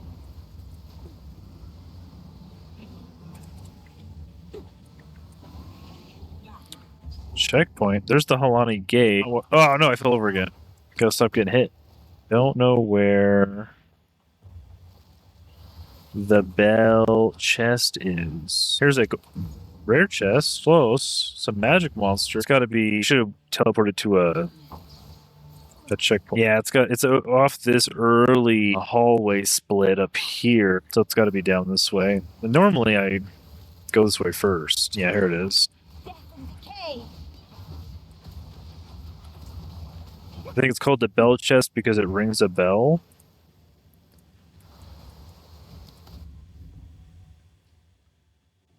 Checkpoint? No, not this one.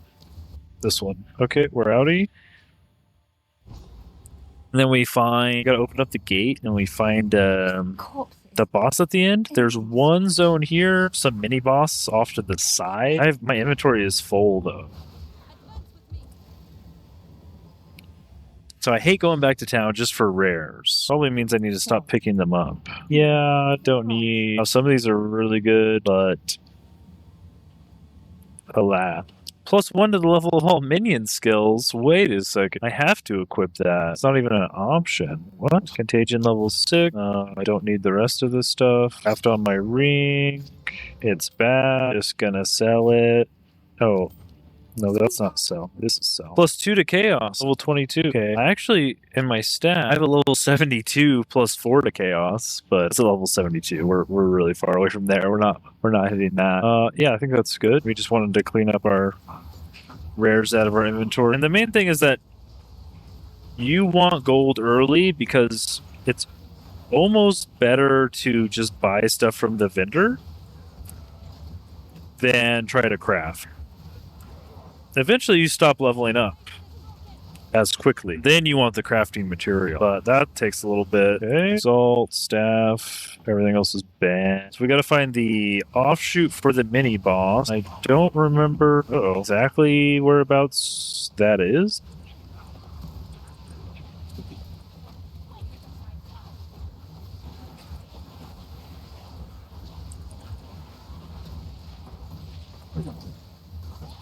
But if you get that contagion spread off, man, the whole group is done. Here it is. It's the Impaler.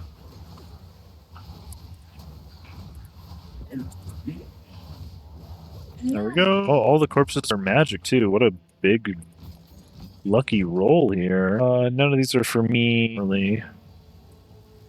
There's like a superior cuirass here. You could take the time if you're really having a hard time, but I don't really think we care that much, do we? People say that Essence Drain Contagion will be worse due to that in-game change where they, one of the things I don't think I mentioned when we went over the patch notes is that it's going to scale up in the end game. Instead of 40% larger packs, they're going to get 40% more health. Oh, people are saying, oh, well, you can't spread the contagion around because they have more health. But I don't know. You have a damage over time ability. Like, you do need to kill the first target, but it's still pretty good on single target. Like, I'm still killing bosses with it, right? It's not, as long as I can kill one, it's still going to do its thing.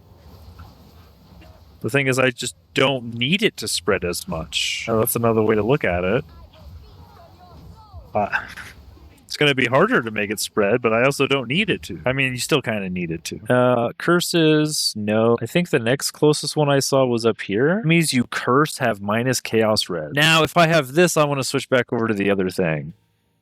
I do want to switch back over. What if I just type in chaos? Okay, over here, that's really good. Spiral into insanity. No, that's not right. Up here, yeah. No, I don't need that. Minion. Wow, there's not very many chaos nodes. Are there? I've got to go all the way over here. And up here. This is also the best node up here, Patient Barrier. So I guess I should go up here. That's really far away. But there's a lot of stuff to get up there. I could also get tankier quicker, but don't really think that's the play either. I guess I just get this little one. We just go up here with intelligence. Shaman Ra, that's his name. Shaman Ra. I think I need another ability to like hit him with. Will fall by my hand. I mean, this is taking a while. Maybe if I switched over to the other Withering Presence, does this help? Oh, it's done, right? This is win? No, it's not win yet. Now it's win. Well, I didn't really need to switch over, did I? This is no matter, Headstone. We must battle sorcery with sorcery. Let us return to the caravan and entreat the darkest wisdom. Well, we are at the interview, so I'm going to call it there. 3 hours. We took a little break. We made it to level 21. It's pretty slow. Oh, I'm not even a high enough level to use this, but I could get Profane Ritual, and this is something I cast on a corpse. Spare. This lowers Chaos Res. Dark Effigy. This is the totem. We do use the totem, I'm pretty sure, later. But I'm not even high enough level. I went so quickly. I'm level down for the area. Speak to Assault, and then travel to all these other places. It doesn't show me, it doesn't show me what level the areas are.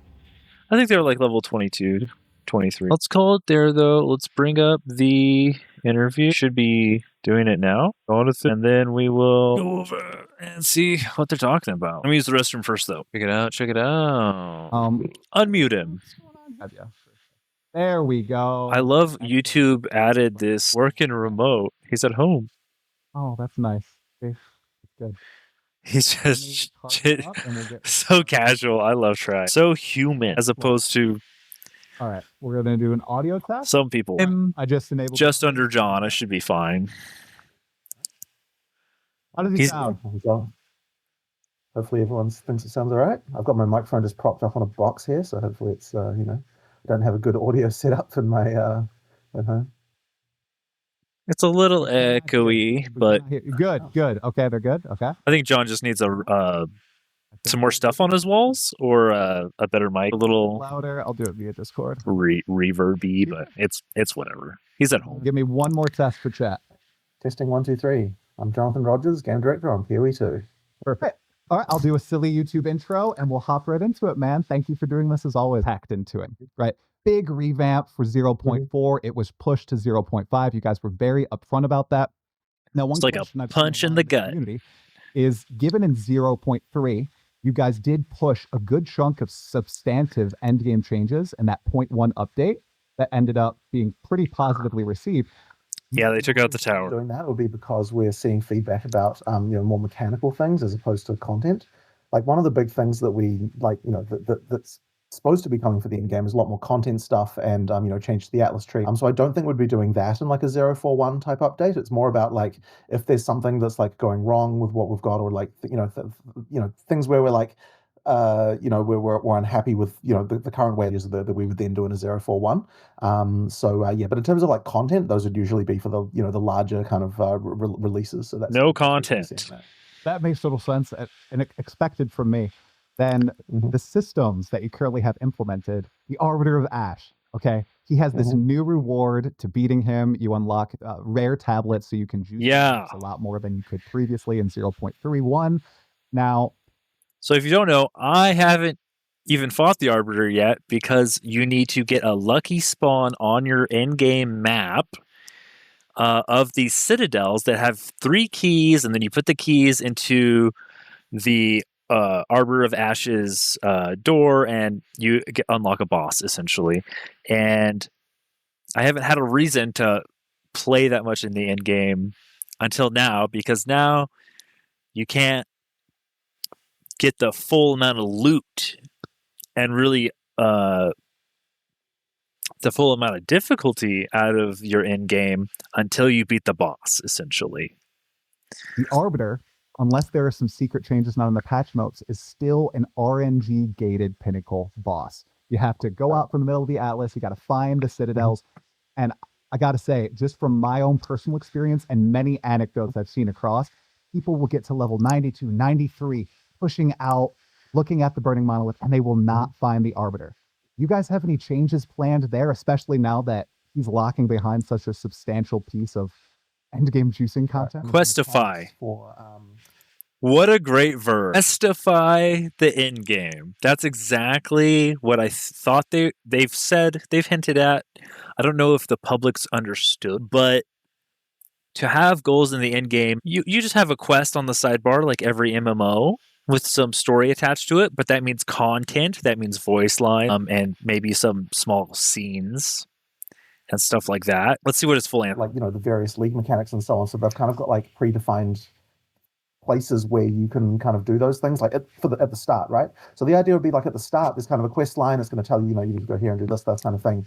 And then it's only once you reach the end of that kind of quest line element that you would then, get the sort of full random like stuff. And so that would mean that like, for the first time that you fight a lot of this content, there'd be a predefined way. Yeah. So the challenging part is kind of intermixing the kind of random elements of the end game then with like a kind of a, more of a storyline type, you have to do this, then that kind of thing. So that's kind of what we've got like going on, what we hope to do later. And that will mean you no longer have that RNG element. I like that a lot. That means you're going to be introduced to all of the bosses in the game, all of the in-game content bosses, the first time for sure. And then you want to fight the harder versions and stuff that, you can make all that random. But like, at least let people learn the fights and stuff and experience.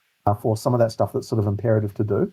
But the thing is that like I still don't want it to be that when you start the end game, it's just like a completely predefined experience like the campaign. There needs to be an element of randomness to it.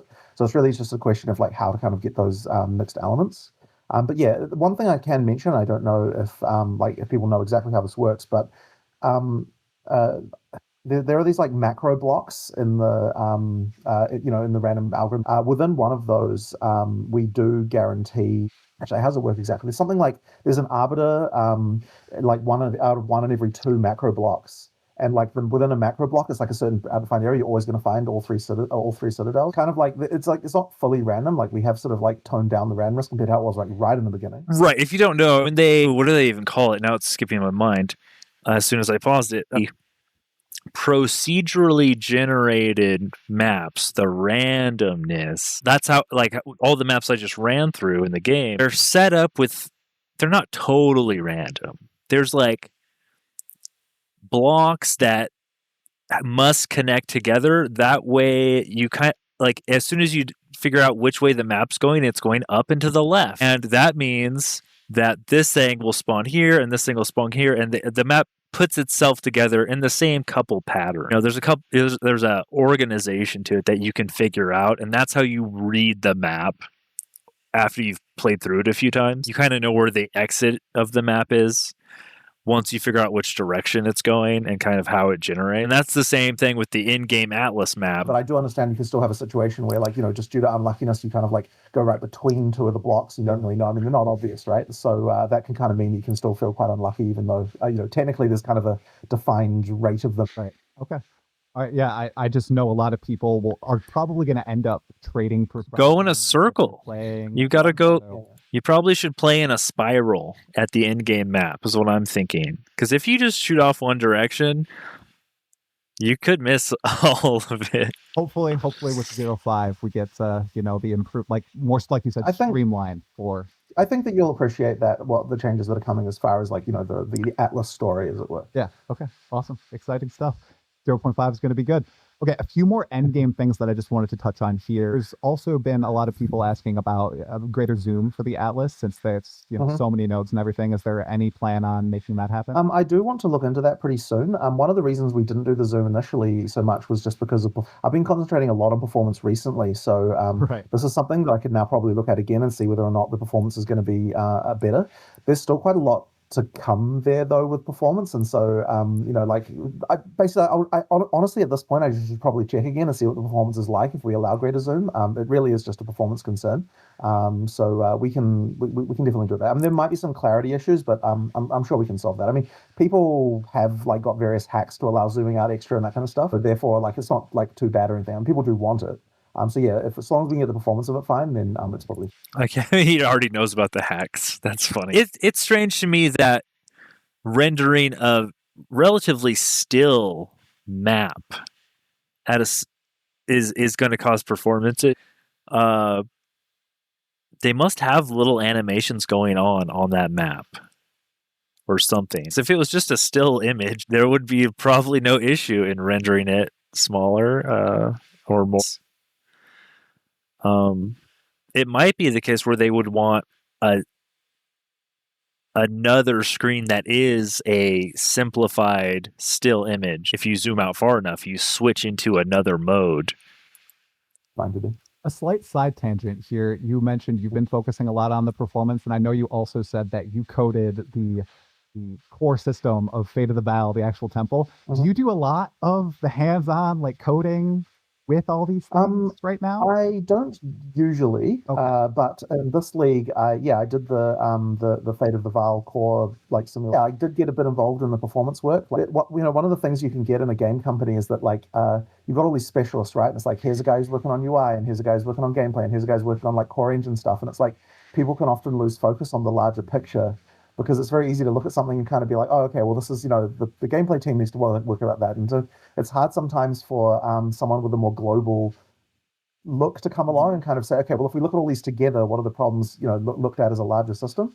And so that's when it can kind of be a bit useful for me to step in and be like, okay, like, let's try to work out some kind of, coordination here to actually try and find that stuff out. So if you want to like talk about it, I can talk about the technical details. Previously, we, like when you're rendering the game, you've got like, and simulating the game, you've got like effectively a job system where you've got like, here's the CPU cores that you've got, here's the jobs that we want to to run on those cores. See, we had this very ad hoc system where like this thing would queue some jobs and that thing queue some jobs, and they all had their own synchronization of like when to know when was finished and when one wasn't and all that kind of stuff. And what I effectively did was write a job system that allows for kind of like creating a global view on like when to run things and so on. And then once you've got that, it's sort of easy to tell like this can run alongside this and this can't run alongside that and all that kind of thing. And you can effectively express all these dependencies. And then once we had that, then all the programmers in the various systems can then go and start, putting things in there. And then everything now runs just a lot more concurrently than it did before. So the major change we had was just making it so that, we can take advantage of that's great because we're running things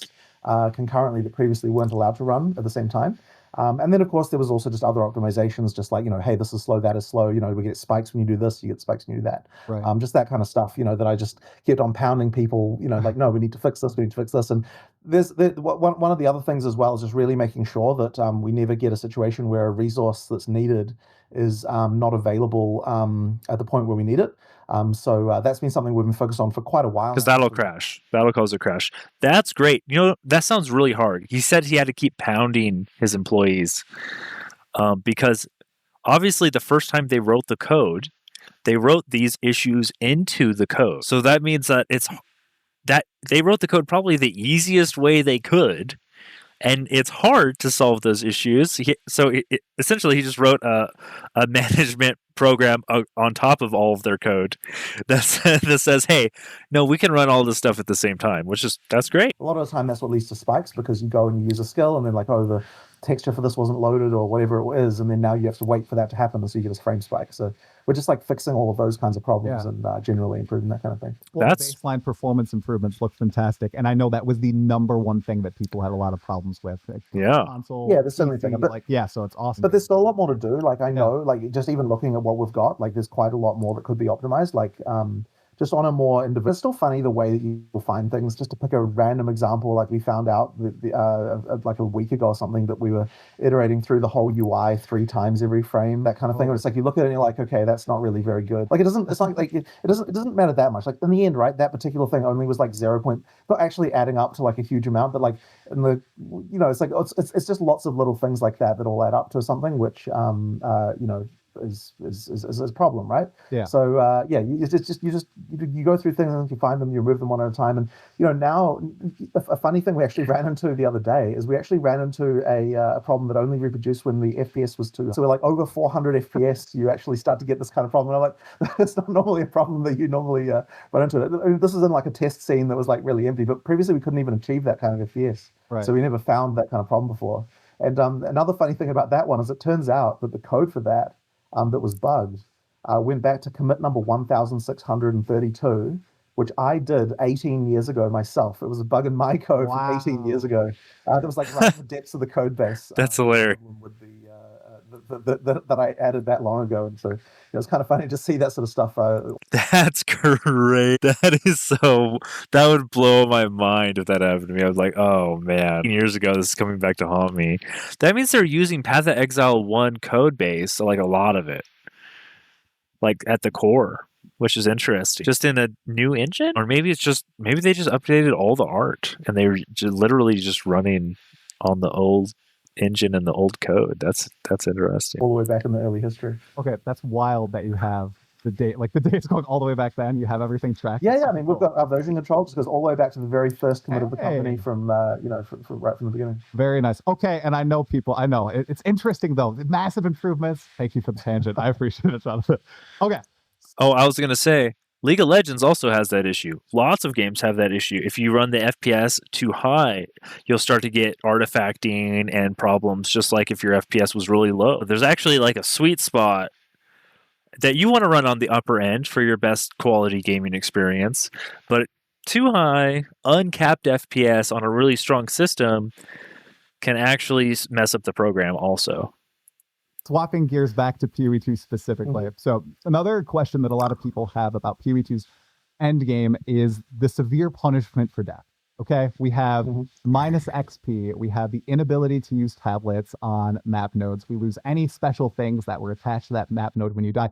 And now we're losing our limbs that we earn in the temple. So a lot of people are wondering, does it need to be that punishing? Is there any room to like relax a tad on it. I do think there should be some punishment, but what's Well, your opinion on this? I mean, it comes down to all of those things have different purposes that are kind of important. The XP penalty obviously would be the main one that people would, like want to.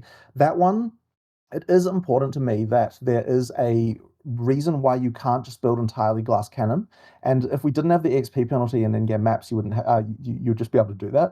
In PoE2, we obviously removed the penalty that we used to have in PoE1 during the campaign, and that's because there really wasn't a thing that was giving us, right? So if you're going to have a penalty for death, it needs to be like achieving some kind of gameplay goal. And here, what we want to do is actually make the in-game ladder competitive, and not just have it that the strongest glass cannon wins. Like, there needs to be an element of like, you do need to actually build defenses if you want to get to level 100. And I think probably the major reason why we see a lot of pushback about this is because the community often have an expectation that getting to level 100 is a thing that you should be doing. But like, we've never seen it that way, because it's kind of like, okay, level 100 is supposed to be the thing that like only the like top. But I think that what you've had a situation where there's a lot of games where getting to max level is kind of like not like that, like, it's not a huge deal, like if you're talking about like like traditional MMOs and stuff like that, right? Like, getting to max level is just like table stakes to even begin the end game in a lot of those cases. So because we're not like that, because the ladder is actually competitive, and because you have a thing where you're not necessarily expected to reach that to kind of finish the game, as it were. It just sort of means that there's a different situation. So I think some of it can just come down to, what are we doing to communicate the fact that level 100 doesn't have to be your actual final goal. Like, to be honest, like the last few levels of like getting from like 96 or something to 100, it's not like you're getting a huge amount of power for doing that, right? Like an extra 4 passives, it's not like the hugest deal. Like, you get a much larger amount of power from just like all the other stuff you're doing. So that's what that penalty is doing. Now the map, removing the stuff in the maps penalty. It's very interesting to me how people interact and compete on Path of Exile through the ladder and through like screenshots of their inventory and their wealth, because there's no PvP in the game, yet it's sold as a competitive game. Every league, there is a ladder based on.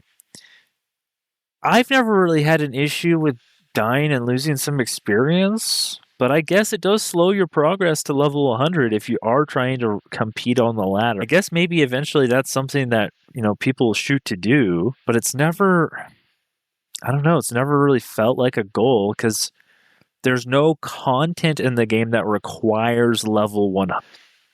And I think if they did have something that required level 100 to even try, I don't know, it would be like a point, like a fraction of percentage of their audience that would ever get to experience that. Or maybe if they had like you saying you only get points, maybe once you hit 100, you could get like 5 or 10 or 15 passive points for hitting 100. That would give people more of like an incentive, because there is a lot of power up gated up there. Just some ideas on it and how people actually play the game. It's different. It's different than League. It's different than an esport. It's different than an MMO. A lot of people that I talk to really just like to farm currency so they can buy gear to have a cool build that does cool stuff. Not even necessarily level 100. They just want to see what they can make their character do at the end of the game. Even though like a much weaker character can do all the same stuff, but they kill the boss in 2 seconds and you kill the boss in 3 seconds, and that's really what we're talking about. It's kind of like whatever to me, but a lot of people play the game just for that. The specific problem that's solving is that we don't want it to be that there's an incentive to kill yourself and fail the map on purpose in order to re-get some of the rewards in the map. So effectively what we do is remove all the rewards in the map once you die, specifically just to prevent that kind of item farming abuse that would otherwise have there. So it's not like I want that penalty per se, it just fixes the exploit you'd otherwise have. So if we had another way to address that, then we would just not do that. It's entirely just down to that particular thing. Right. So I mean, that's sort of an example of thing. Now the limb thing, I just thought it would be a cool. It's cool. I just thought it would be a cool thing. Like that was just like it's just one league. Like I just thought it'd be sort of fun thing. I do like occasionally having like quirky and out there mechanics. So yeah, that's what that one's about. Yeah, that one was a little jokey. I did have one other one that I wanted to touch on too that I didn't include. I think he's BS. I don't think it's this quirky out there mechanic. We just did it on a whim. I'm pretty sure that's specifically how you unlock the Gemling Legionnaire hidden ascendancy. I think you replace all your limbs and then you try to replace your like another limb after you've already done it 4 times. And then maybe you get a boss fight and you get to unlock the new ascendancy. I think he's BSing here. I could be wrong. We'll see.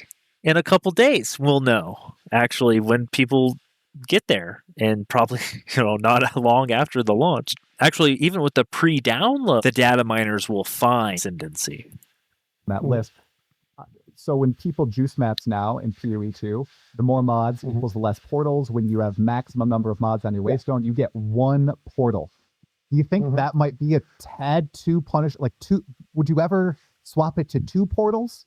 So you do have a little bit of leeway if you're going full in, 6 mods, corrupted, everything, or no? You like the max punishment there? Yes, I like the fact that you go down to 1 life. Like the hardest content is 1 life exactly.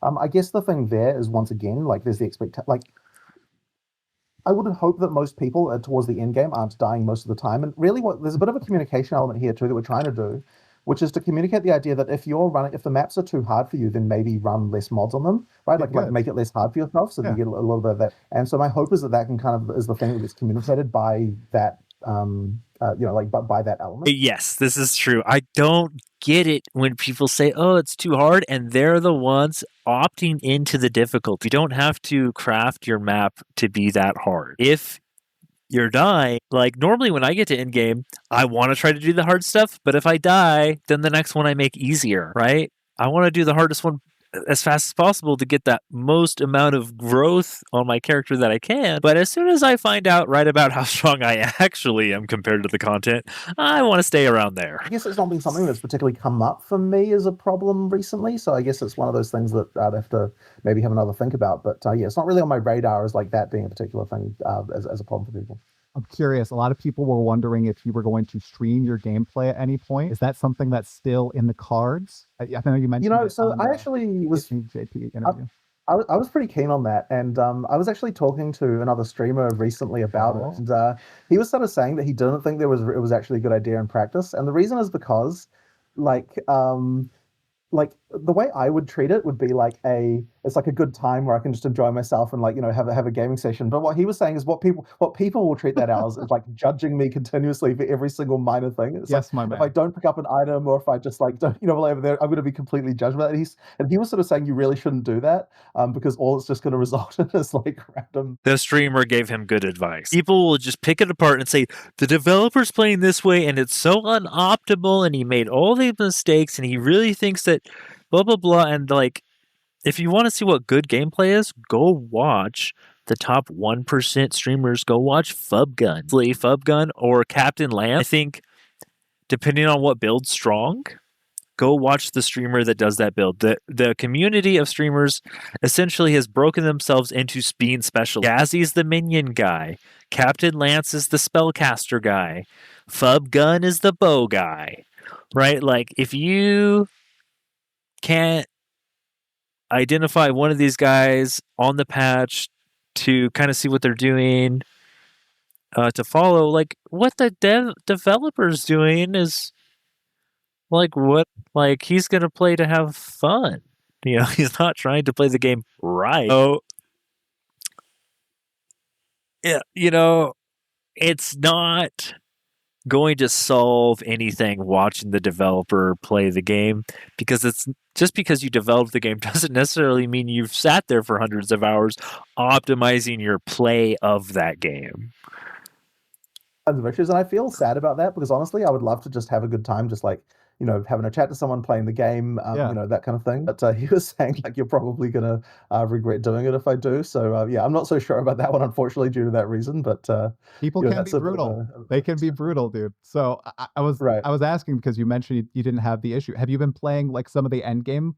I know in the past you said you mostly play the campaign and then reset when you're testing. Yeah, I do mostly play campaign and then don't go play much of the end game. And the reason is because mostly what I'm playing at home on the dev build. I'm testing a new character, that kind of stuff. So I don't often get a chance to play much of the end game stuff. Now the person who does do that a lot is Mark. Mark plays the end game a lot, and usually he's playing multiplayer as well because he wants to make sure that all the multiplayer issues get tested because usually in QA, multiplayer specific problems don't come up a lot.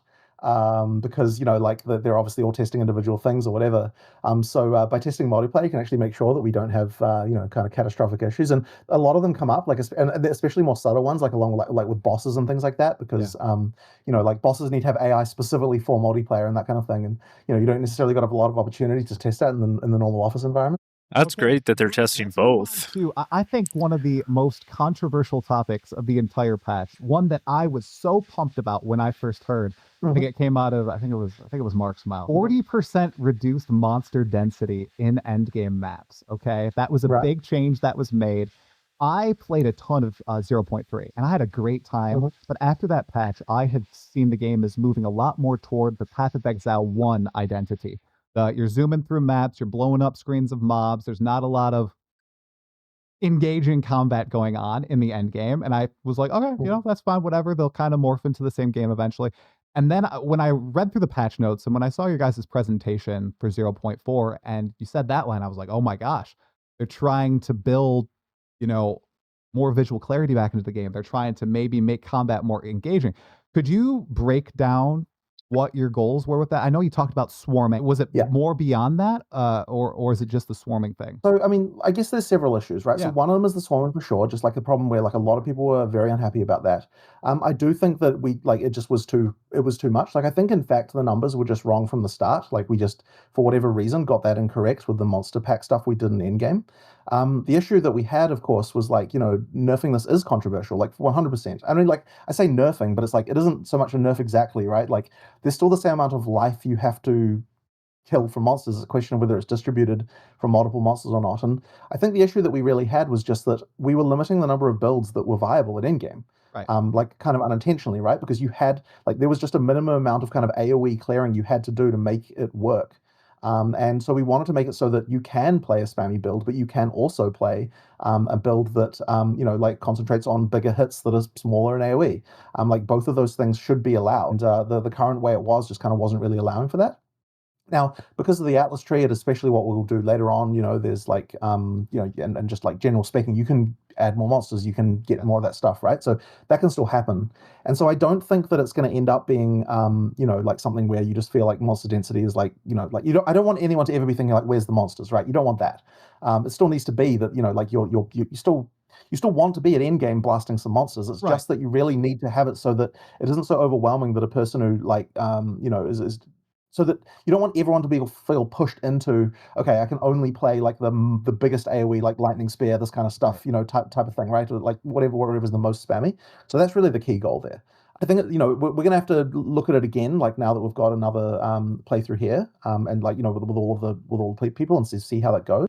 I think adjusting these dials on the Atlas tree will allow you to play the build you want to play in endgame.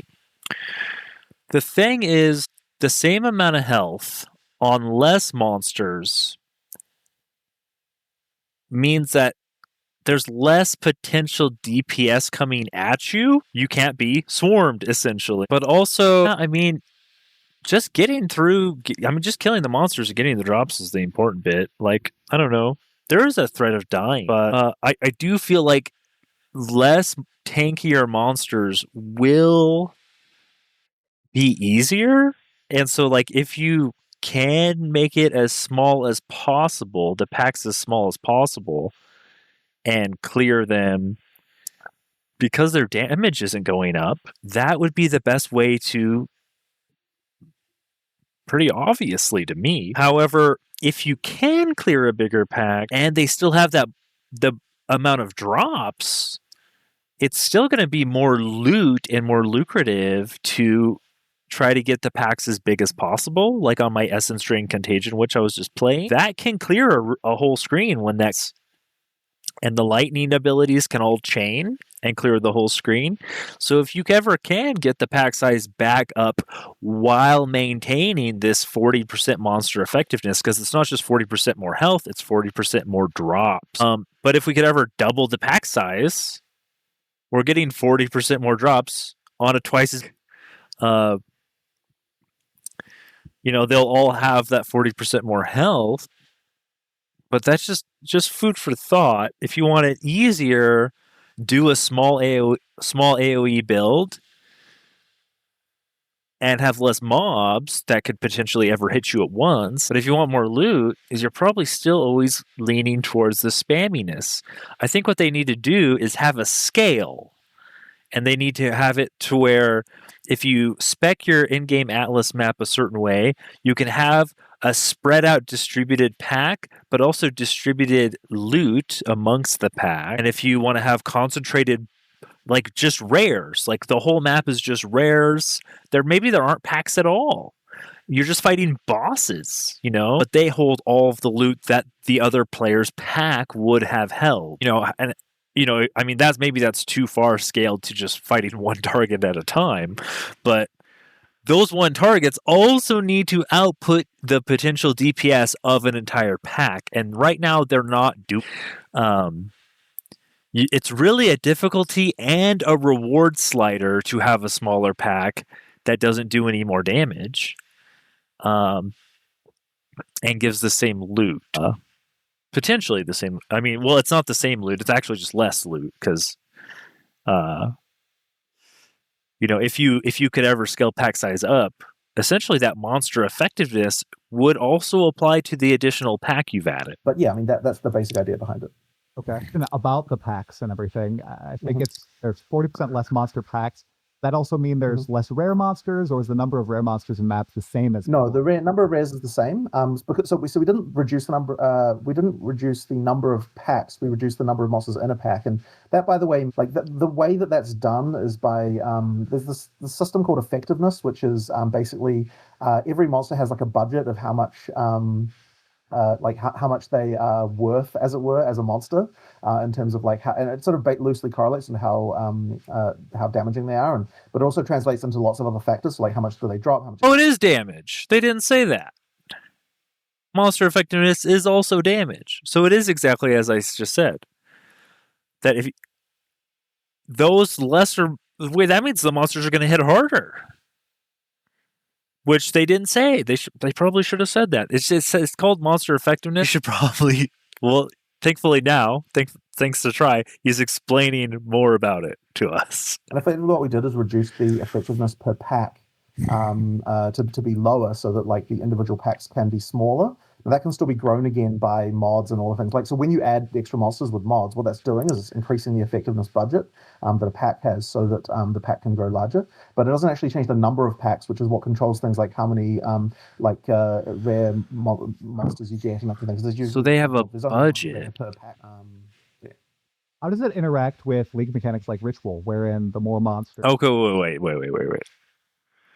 The monster effectiveness is a number, and they set a budget per pack. But when they reduce the pack size, that's not increasing the effectiveness. The effectiveness is how many of those you can put in a pack. So if you have highly effective monsters, you want a smaller pack. That's the same kind of it's probably related to the number that we see on the player side called monster power. If you look at all the skill gems, some of them repower. That's probably the same, very related, closely related number.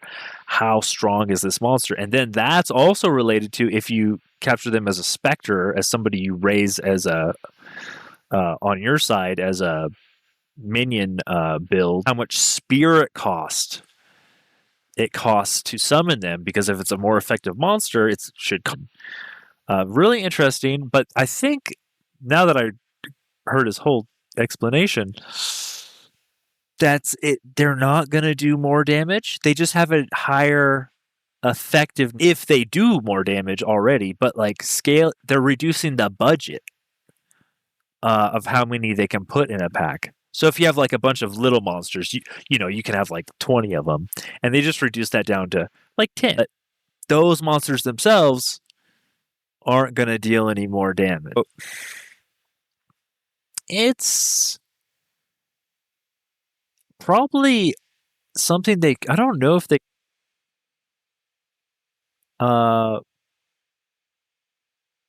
it's a little more complicated with that system, with how than I first thought. More ritual favor you get.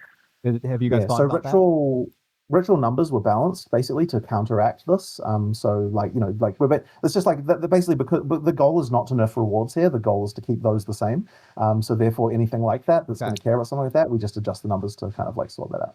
Okay, exciting. All right, now with this change, where there's less monsters per pack, you know, maybe the packs have a little bit to engage with them a tad more. I had a conversation with Neversink last night about rare monsters and how originally they were going to have a bigger identity in PoE2. Right. And right now, rare monsters are completely enveloped by the modifiers on them. I think we saw this really well with Abyss, where, oh my goodness, some of those Abyssal rare monsters modifiers were killing me.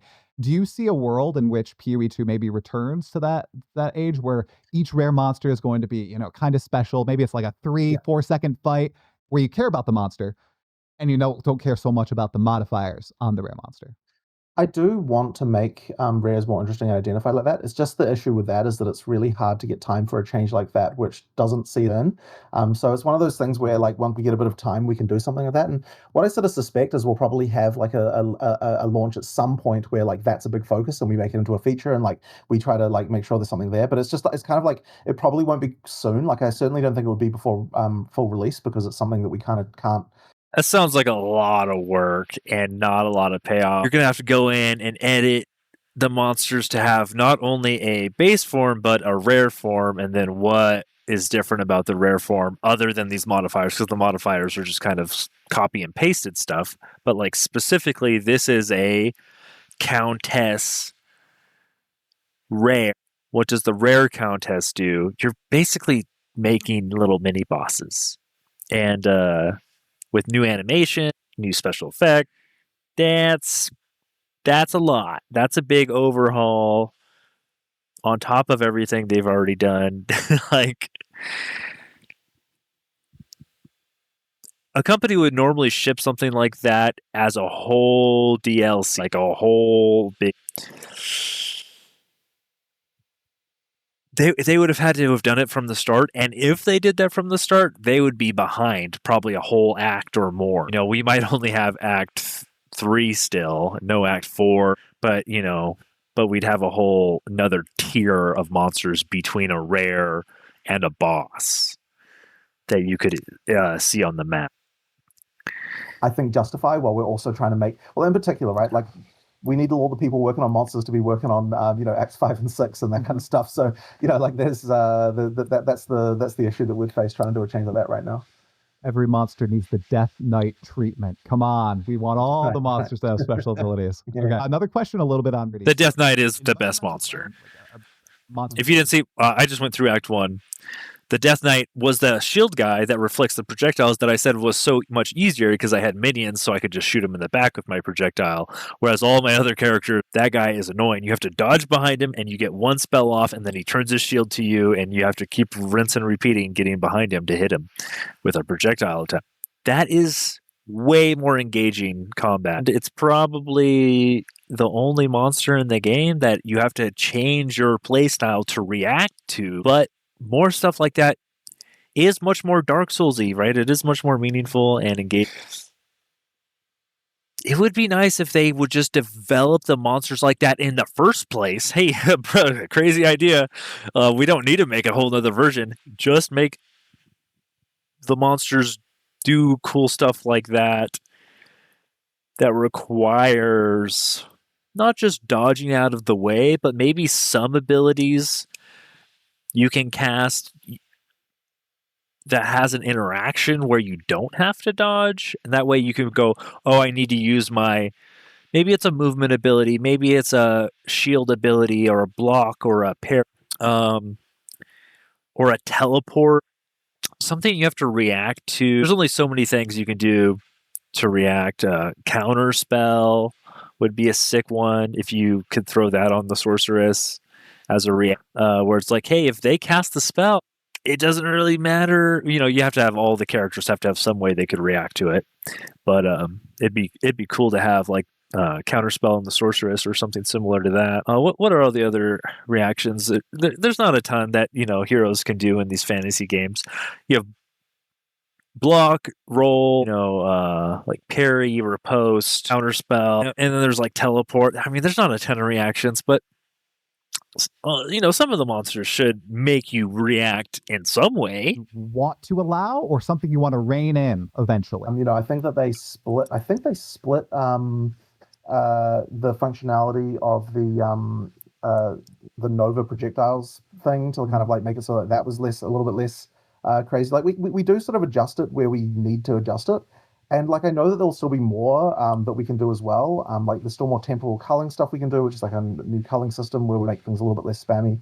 There's stuff like that going on. Like for okay, just a couple of days ago, we were fiddling around a bit with the ice explosions, the shatter effect, because that was like a performance problem people had. Like I mostly was caring about performance when I was looking into that, but like there's things like that we can do to kind of just improve stuff. And by the way, the shatter effect should no longer be a performance problem. It's like now cheaper than the monster that got shattered, so that's good. There's things like that that we can do. But I mean, it's like really, I think that's just you don't want to ruin the fun for people either. I think that in a way as well, the monster density change will affect this because it's going to require less spam to be effective. Like you'll kind of get that situation where that sort of improves. But look, I just don't want to be seen as like, okay, we're just going to nerf everything, right? Like we are going to do targeted nerfs. We have been doing. But the thing is as well is that like people sometimes don't appreciate the fact that the way the stuff gets out of control is not necessarily predictable by us.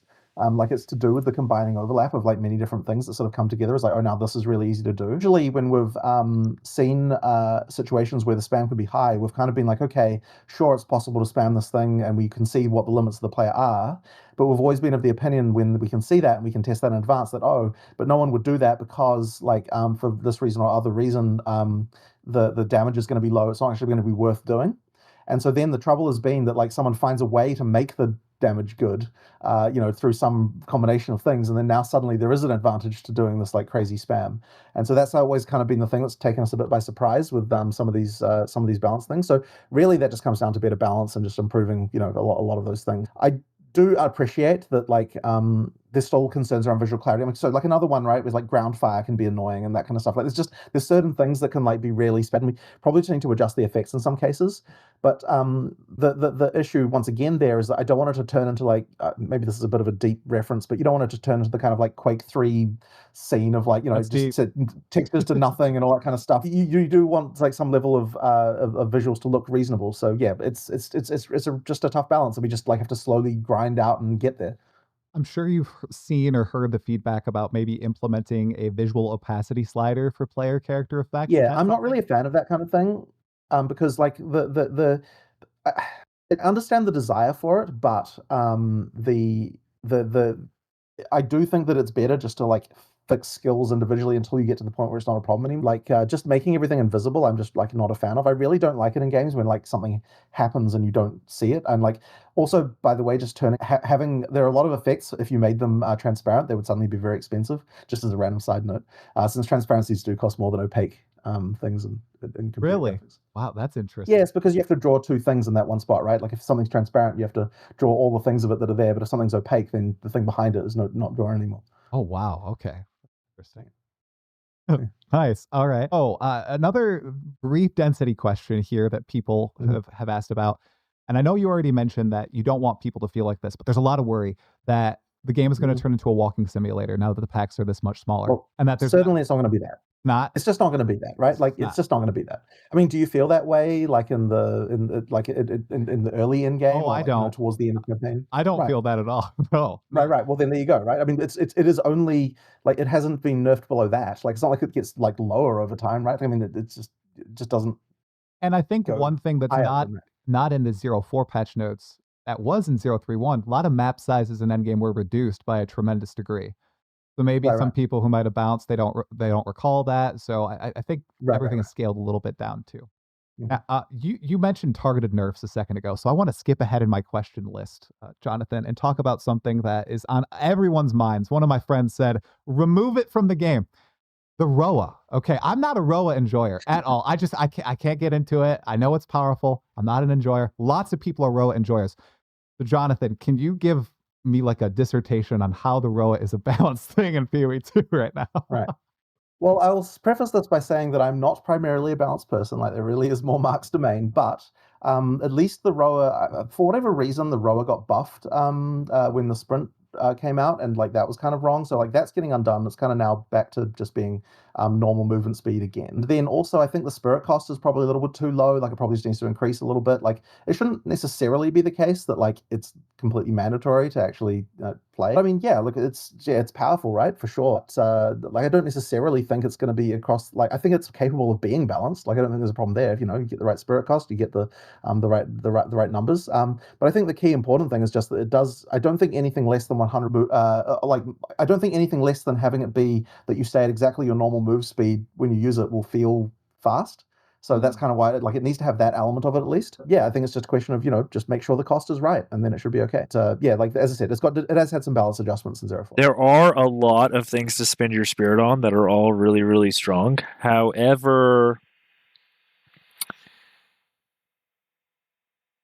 the Roe is the only spirit gem that only increases your ability to effectively traverse through the other ones are like damage or tankiness, right? You're trying to make yourself harder to kill, or you're trying to kill the monsters. The Roa is literally a mount that doesn't really, it's not meant to fight when you're dismounted.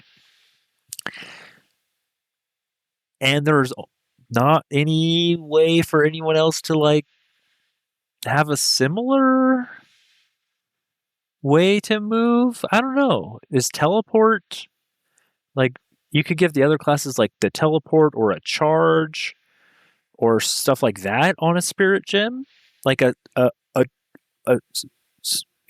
think teleport is a spirit. So I think as long as all of those are balanced per attribute with each other, then everyone would have an option if they want to go fast. Because as soon as I get teleport, I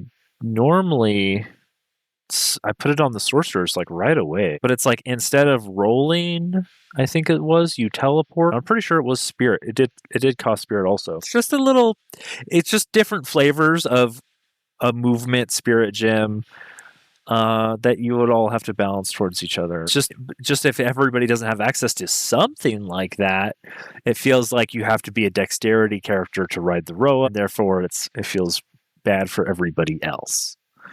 It's very powerful in PoE2. So, I mean, people are blasting screens with the Roa from off screen while the warriors, rolling into combat up in melee. I mean, I don't necessarily think that the warrior has an exact problem with that. I think it's more just that you had the dominant build being the lightning arrow stuff. So you just ended up being kind of feeling that way. But then on the other hand, the next meta will shift, and then you'll find the warrior is the best. And I'm sure that since the druid took so much attention, let's do it. The druid will end up being a pretty common one in 0.4. Do you think druid's going to be meta, Jonathan? Do you think it's going to be busted? People are going to find some crazy interaction? I think that it's very likely, just because of the fact that it's had so much attention. So right now, the thing that we're kind of doing this week a lot is testing in-game viability of as many things as we can do. So we're trying to make sure that okay. So for example, right, we were looking at okay, the minion stuff with all the wolves, it's just not really kind of working in an in-game context. And now we're okay, let's try to add some support to the tree to make it happen, right? So now, for example, we just added a keystone, which is that you can use a scepter with a talisman in order to get spirit as an add-on. Then the keystone downside is that you got minus 50% spirit.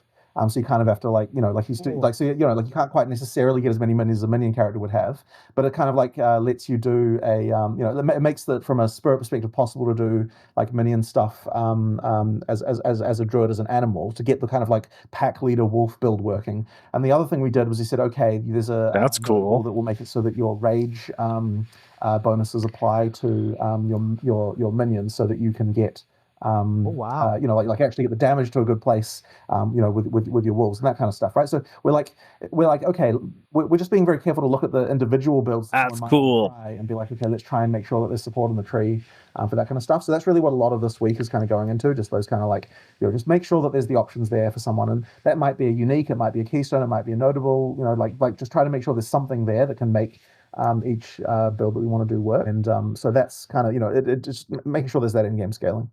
That's exciting. I think I heard Gazzy from across the Atlantic howling when you said those two keys. About the druids and minions, it's just wolves, right? It's the wolf pack. Does it require spirit to in terms of the ones Yeah, in terms of the ones that come with you, so you have you've actually got a so there's two ways to get wolves. You've got the what's it called, the reservation gem, the spirit gem, that gives you a pack, and that gives you up to 6 wolves that respawn like a normal minion. Okay. And then you've got the mark, where when you kill monsters, it summons a wolf, and with that one you can get like another, I don't know, 10, 15, like bunch more. Geez. So you can have like a pretty sizable pack if you if you're going for that. Yeah, it's just a question of making sure the stats of them can actually get to like reasonable levels compared to other minion builds.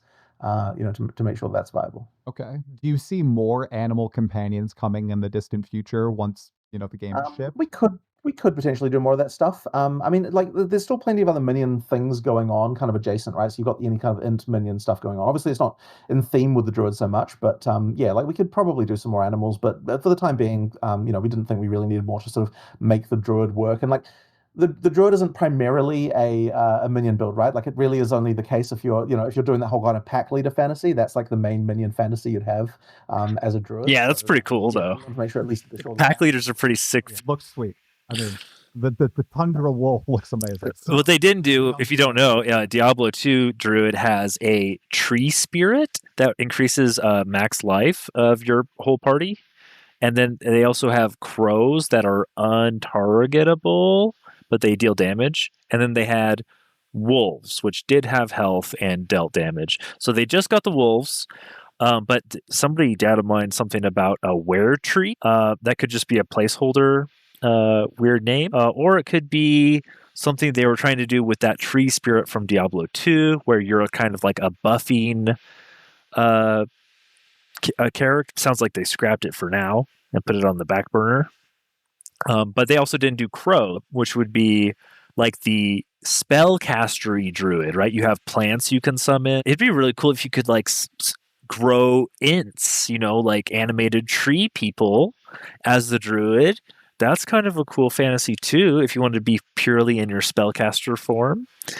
You have like a big int tree spirit, and then maybe have some crows that like fly out of his branches. That sounds pretty cool to me. And eventually, after I trial the deck. All of your other wolves that you have, by the way, turn into snow wolves when you turn into a snow wolf. So like your whole pack. Oh, attention to detail, pretty sweet. All right, we're gonna go back to a little bit of game balance / identity. This is, I think, the number 2 other thing that people have just been piping up about, and that is charge generation, charges, and totems. Okay, Jonathan, so lay it on us. Why did you guys decide to go with this design of spell totems and ancestor totems in PoE2, where you require the 3 charges to summon them and upkeep them? What's going on there? Because a lot of people... The main thing that I don't want is for it to turn into a situation where basically any spellcaster build is a totem build. Like, I don't want it to be that just totems are just strictly superior to spellcasting. That's kind of important. So that's the main thing. Yeah. And the charges were just a good way to kind of make it so that, like, okay, if you're going totems, if you want to do totems as your primary thing, what we want to be doing is providing ways to get there by, like, there are uniques that are available that can, fix that problem for you. Like, you can do a totem build, and in fact, we are going to be showing so we're actually going to make a video about like a bunch of in-game builds for Druid pretty soon, just to kind of show like people like, really cool, just viable things that you can make.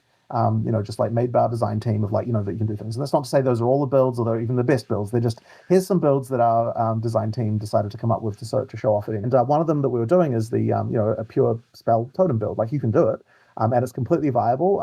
You just need to, use the uniques and various mechanics around doing it. So at the same time, the other thing as well is that I want using charges to feel like it gives you a significant bonus. Otherwise, they just feel pointless, right? Like if it just, certainly shouldn't be just a thing where, like you don't. Okay, put it this way: you just need to make sure that like the first time you get a charge and then you use it, it feels like a significant upgrade over the base skill. Right. Now, in order for that to happen, there needs to be a certain level of difficulty in order to retain them. We just need to make sure there's a certain cost there.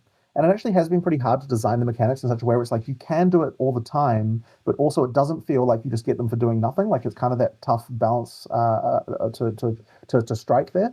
And so that's what we're really trying to do. So yeah, I mean, really, it just comes down to those elements, right? Like, just don't make it so that every spellcaster is a totem build. That's like a hard challenge to even meet even by itself, right? Because not having to cast the spells is like a pretty substantive benefit to have. So Yeah, it's strong. And I'll call it out because I've played for a very long time. In PoE1, all the best spell builds were totem builds, and I always was like, oh man, I want self-cast to be fun. Like, it just feels better when you're playing. It's like something, I guess, kind of hard to describe, but there's something different about actually casting the spell, controlling where. Okay, I played Trap Assassin a lot in Diablo 2, and when you're putting something else down that does the projectile that's not your player character, you're not putting yourself at risk because you have to shoot a projectile from you to the enemy. And when you have a trap doing that instead, that means that all you have to do is open the door, put the traps in the room, and close the door. And then it does the work for you. That is very strong. That means you can go super glass cannon and you can sit off screen and put the traps at the corner of the screen. And then the traps do the work. And that is uninteractive, not engaged. So I would say totem builds are the same as trap builds in the sense that, you know, that uninteractive gameplay is detracting from the experience, and it should be gated and very powerful. Like, if you can do something like that, I wouldn't even say it's a very fun fantasy. To have your spell come from something else. I would rather just have the spell be stronger with the power charges. Like, maybe your character double casts or triple casts the spell. You know, maybe there's room for the totem, just like there's room for minions. The totem should be treated like essentially a minion of equal power to whatever the totem can cast, which is one of your spells, which is probably stronger than something any minion in the game can currently do now. So, you know, it's just like a giga minion essentially. And minions are pretty uninteractive too. Like, you know, you don't really have to do much when the minions are doing it all for you. But people, they've worked on that though. The minions have activatable abilities, and you can you have to manage them by like sacrificing them and healing them, and you could do all these other little things with the minion. I feel like that interaction also should be there with the totem, where like you're operating the totem, you're managing the totem. The totem shouldn't you set and forget. That should be gated somehow. I don't know. I probably wouldn't want that to be something that the player's just doing all the time to clear all the content. Diablo 2 popping up your totem. It was strong, but yeah, okay. So the other benefit you do get though is that effectively the spell totem can serve as an ultimate type ability for people who aren't speccing entirely into that way of playing. So effectively what you get there is, and there's actually something sort of interesting that we've been looking at in a few cases. So for example, the Wyvern Flame Blast, in its kind of default incarnation. So this is just aside from totems, right? Yeah. So this is the one where the Wyvern flies up and starts burninating everything. So in its sort of default incantation of that, it's an ultimate really. You should be using it as like a boss ability if you get the opportunity. You know, like you heavy stun the boss, you start burning it. And the way that one works, by the way, is that it actually stacks ignites that add together. So unlike other ignite game, which you have to do a big hit, this is a type of ignite where like every time you hit them, the ignite grows and grows and grows and grows. So like that one there is like a kind of interesting thing with that particular. So it actually works really well against bosses where you can stack the ignite really huge. But we also wanted to make sure that ability, if you want to, you can do a build which is going to get you to the point where you're just like burninating like the whole map, like you're just continuously burninate it for ages. Doing things, but it does take like, you know, you need this unique and you need like a few things like to get to the point of you're doing that. It does require a little bit of effort, but the key thing is we want to make sure it is possible to use an ultimate ability as a clearing skill should you really want to go down that route. That sounds fun. Just, you know, not the default case, as I said. Okay. Oh, and by the way, with that ignite thing, just because I saw you were kind of reacting interestingly to that, we are going to change incinerate to use that system as well. So yeah, like it's a kind of a different thing we're trying out. That's very exciting. I was going to ask if it was going to roll out to some other skills to change up how ignite works, because people are really looking for that. Just those two for now. Okay. We might consider doing it for some other stuff, but I think the theme of the skill has to be like continuous burning for that to make sense as the way. And is burninating a word? I've never heard this before. It's probably just early internet. There was a meme video from it. Trogdor the Burninator. Don't even worry about it. Jonathan is, oh man, we are old. This is early internet. It was just a dragon, some dragon meme, just burninating. I can't believe he pulled that one out though. That is a throwback. Up the wyvern. Does Black Flame Covenant work with it or not? Because we saw it was like an attack-based gem on the gem and black holes only. So I think You're right. I think I mistakenly thought that it did at one point and said something about that, but I think it probably doesn't because it's not a spell. So yeah, it is an attack. Yeah. Is there any way in the future there would be a keystone where we could get the same sort of thing? I'll have to think about that. We were thinking. Well, no, whatever. I won't talk about that. Oh, you can leak it. Yeah. It's okay. It's fine. It's fine. Okay, I appreciate that. All right, yeah, that totem one. One more follow-up on it. Generating. He was about to drop something. He was about to leak something about. Oh man, I want to go back and pry into it. There's something that they're planning to do about that. Apparently, boss fights.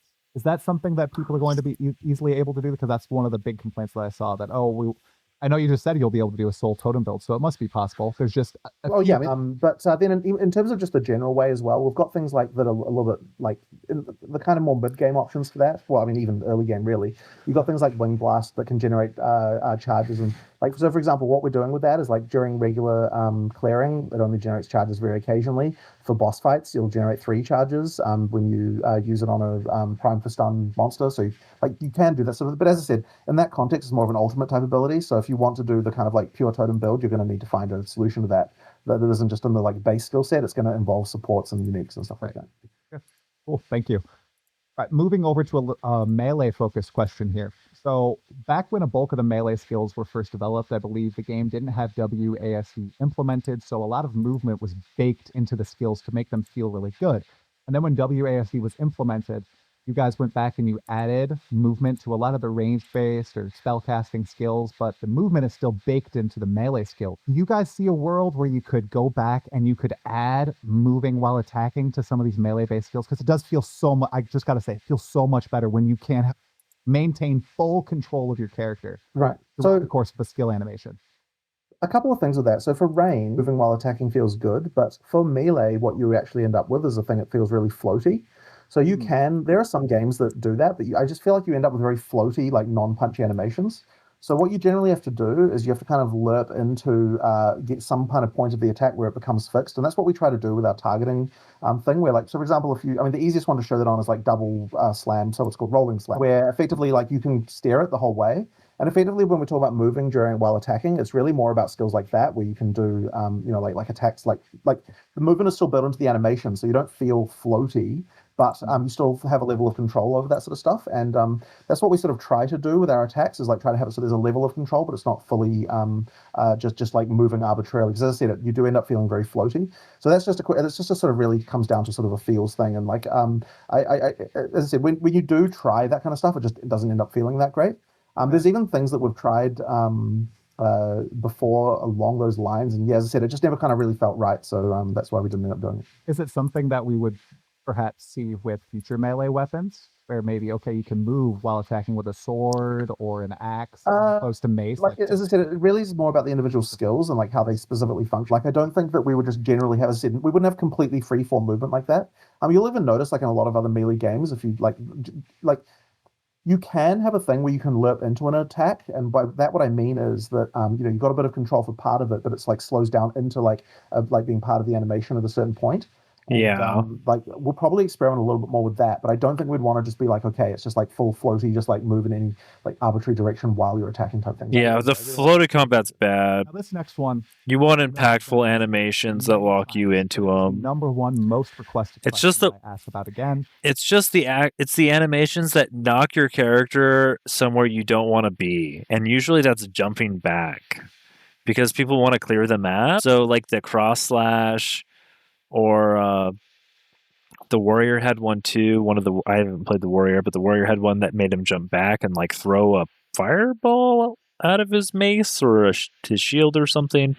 When the character jumps back and you don't want to reposition and jump back, That feels terrible. Normally, people are fine with charging into danger because it helps them traverse the map. But yeah, I would just say if they have a skill that locks you into a jump back, they also need a skill that jumps in. They did this with the Amazon. The Amazon has a parry, and then you can do a backflip after you parry, and you can get the charge. And then the Amazon had one of their skills that launched them back forward. I forget which one it was.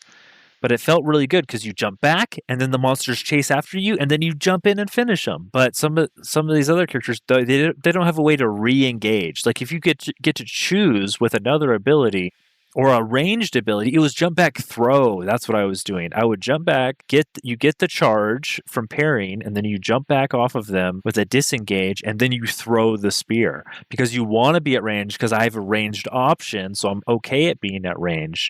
But these melee characters, like the warrior that don't have a ranged option, or the ranged option isn't very cool, like the warrior was throwing a fireball, they did change that ability no longer makes the warrior jump back. It feels weird. The character needs something to do after they've repositioned, if you're forcing the reposition, or you just don't want to use that skill because it's going to be really slow, essentially. You don't have anything to do at that range. Is why does the warrior have so many downsides on the tree and gear, whereas witch, monk, ranger comparatively have none? I know you guys have talked about this a lot. But could you? Well, I mean, fundamentally, it really is just that. So, it's funny because I don't think there's necessarily like an extreme number in the warrior area. But the funny thing is when we put a downside on something, we also make the upside higher. And so people then see like, okay, what are the best nodes? And they're going to see these big numbers on like some of these on some of these nodes, and they're going to say, okay, well, like I want that, but I don't want the downside. And so it's kind of like the reason that they attract attention is just because of the fact the numbers are higher. If we didn't have the downside on there, obviously the upside would also be lower. So it's kind of like something now. Well, that's sorry. Is it a packaging problem? Not necessarily. But as I said, personally, I like the idea that you can spec into different things like that. And so, for example, like a commonly cited one would just be like, you've got like more damage and then less attack speed, right? You've got those kinds of nodes. Yep. And it's like the ideal way that you should be thinking about that is an opportunity where it's like, well, what can I use this with that is not going to care about the downside particularly, and right, especially when you've got weapon spec points where it's like, okay, these couple of abilities, I don't care about attack speed, so I'm gonna get that node for that case and that kind of thing. Like, like you want to try and you see each downside as more of an opportunity, in my opinion. So honestly, I feel like I'd want to see more nodes like that around for other parts of the tree, right? Like just do more of that kind of thing. Like you don't want to go overboard with it, right? Like you don't want to like every node's going to downside. That just gets tiring. But I think there's a few there. I don't think there's necessarily too many there, but they certainly attract attention because of the fact that the upsides are higher on them as well. They do. Yeah, there's not as many curse things on the right side of the tree as the left. Like right. I mean, yeah, we can. Yeah, as I say, I think there's room for adding more of those, honestly. Now, how about those are openly advertised? How about the hidden penalties? I know one that still exists to this day is the penalty for movement speed on heavy armor. Is that something that you guys would ever want to remove? I mean, I guess I don't have a problem with it myself. I've always kind of found it to be just like, like it's just an interesting thing, once again, to build around on different characters. I don't like part of the reason to do it on the heavy armor is just that like tanky feeling you can kind of have from like, I'm a strong warrior. And so I think it just sort of works on that level. But I didn't know that. I don't feel particularly inclined to get rid of that one, I have to say. Yeah. All right. Now, I know you've been asked about this a lot. I think if you added a rhinoceros mount for the warrior, I think then people could like ride on the rhino, wielding the giant mace, feel like they're on the road good. Well, I don't know about a rhino, but we'll see. I suspect that more mounts is more of a post 1.0 type of feature. What about a triceratops? Okay. Let's see here. Oh, this is a good one that I'd like to hear you talk about, especially considering we're getting So last patch in 0.3, you added the ability to instantly weapon swap. As opposed to it having a delay in 0.1.0.2. But I didn't see a lot of builds that utilize the multi-weapon swap capabilities. They usually stick to just one weapon. Now, moving forward to 0.4, I know you're encouraging the form shifting and all that.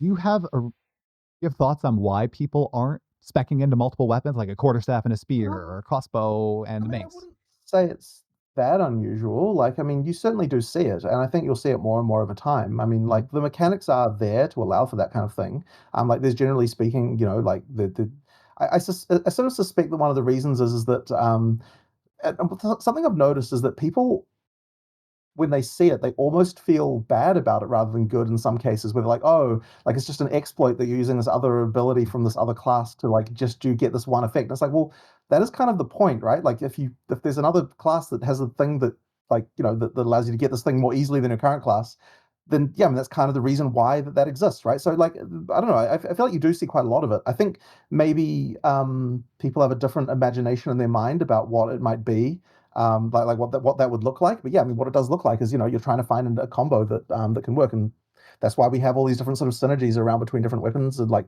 the shared mechanics, right? So you've got, you know, things like armor break and charges and random stuff like that kind of like allow you to sort of, you know, potentially get better things. Now, for the Druid, you're right. We're leaning into weapon swap here specifically because of the fact that you've got the hybrid melee and caster stuff going on, and so there's a lot more specific synergy in that case. You know, and you kind of will need to be able to, you know, learn how to do the weapon swap. And I guess what we might see from that is more people just being generally aware of the options there, and then potentially doing more stuff with build creation. But as I said, I wouldn't say it's like not happening now, and certainly there's like no real downsides to doing so. So, you know, I'd say that it's a thing that happens for sure. Okay.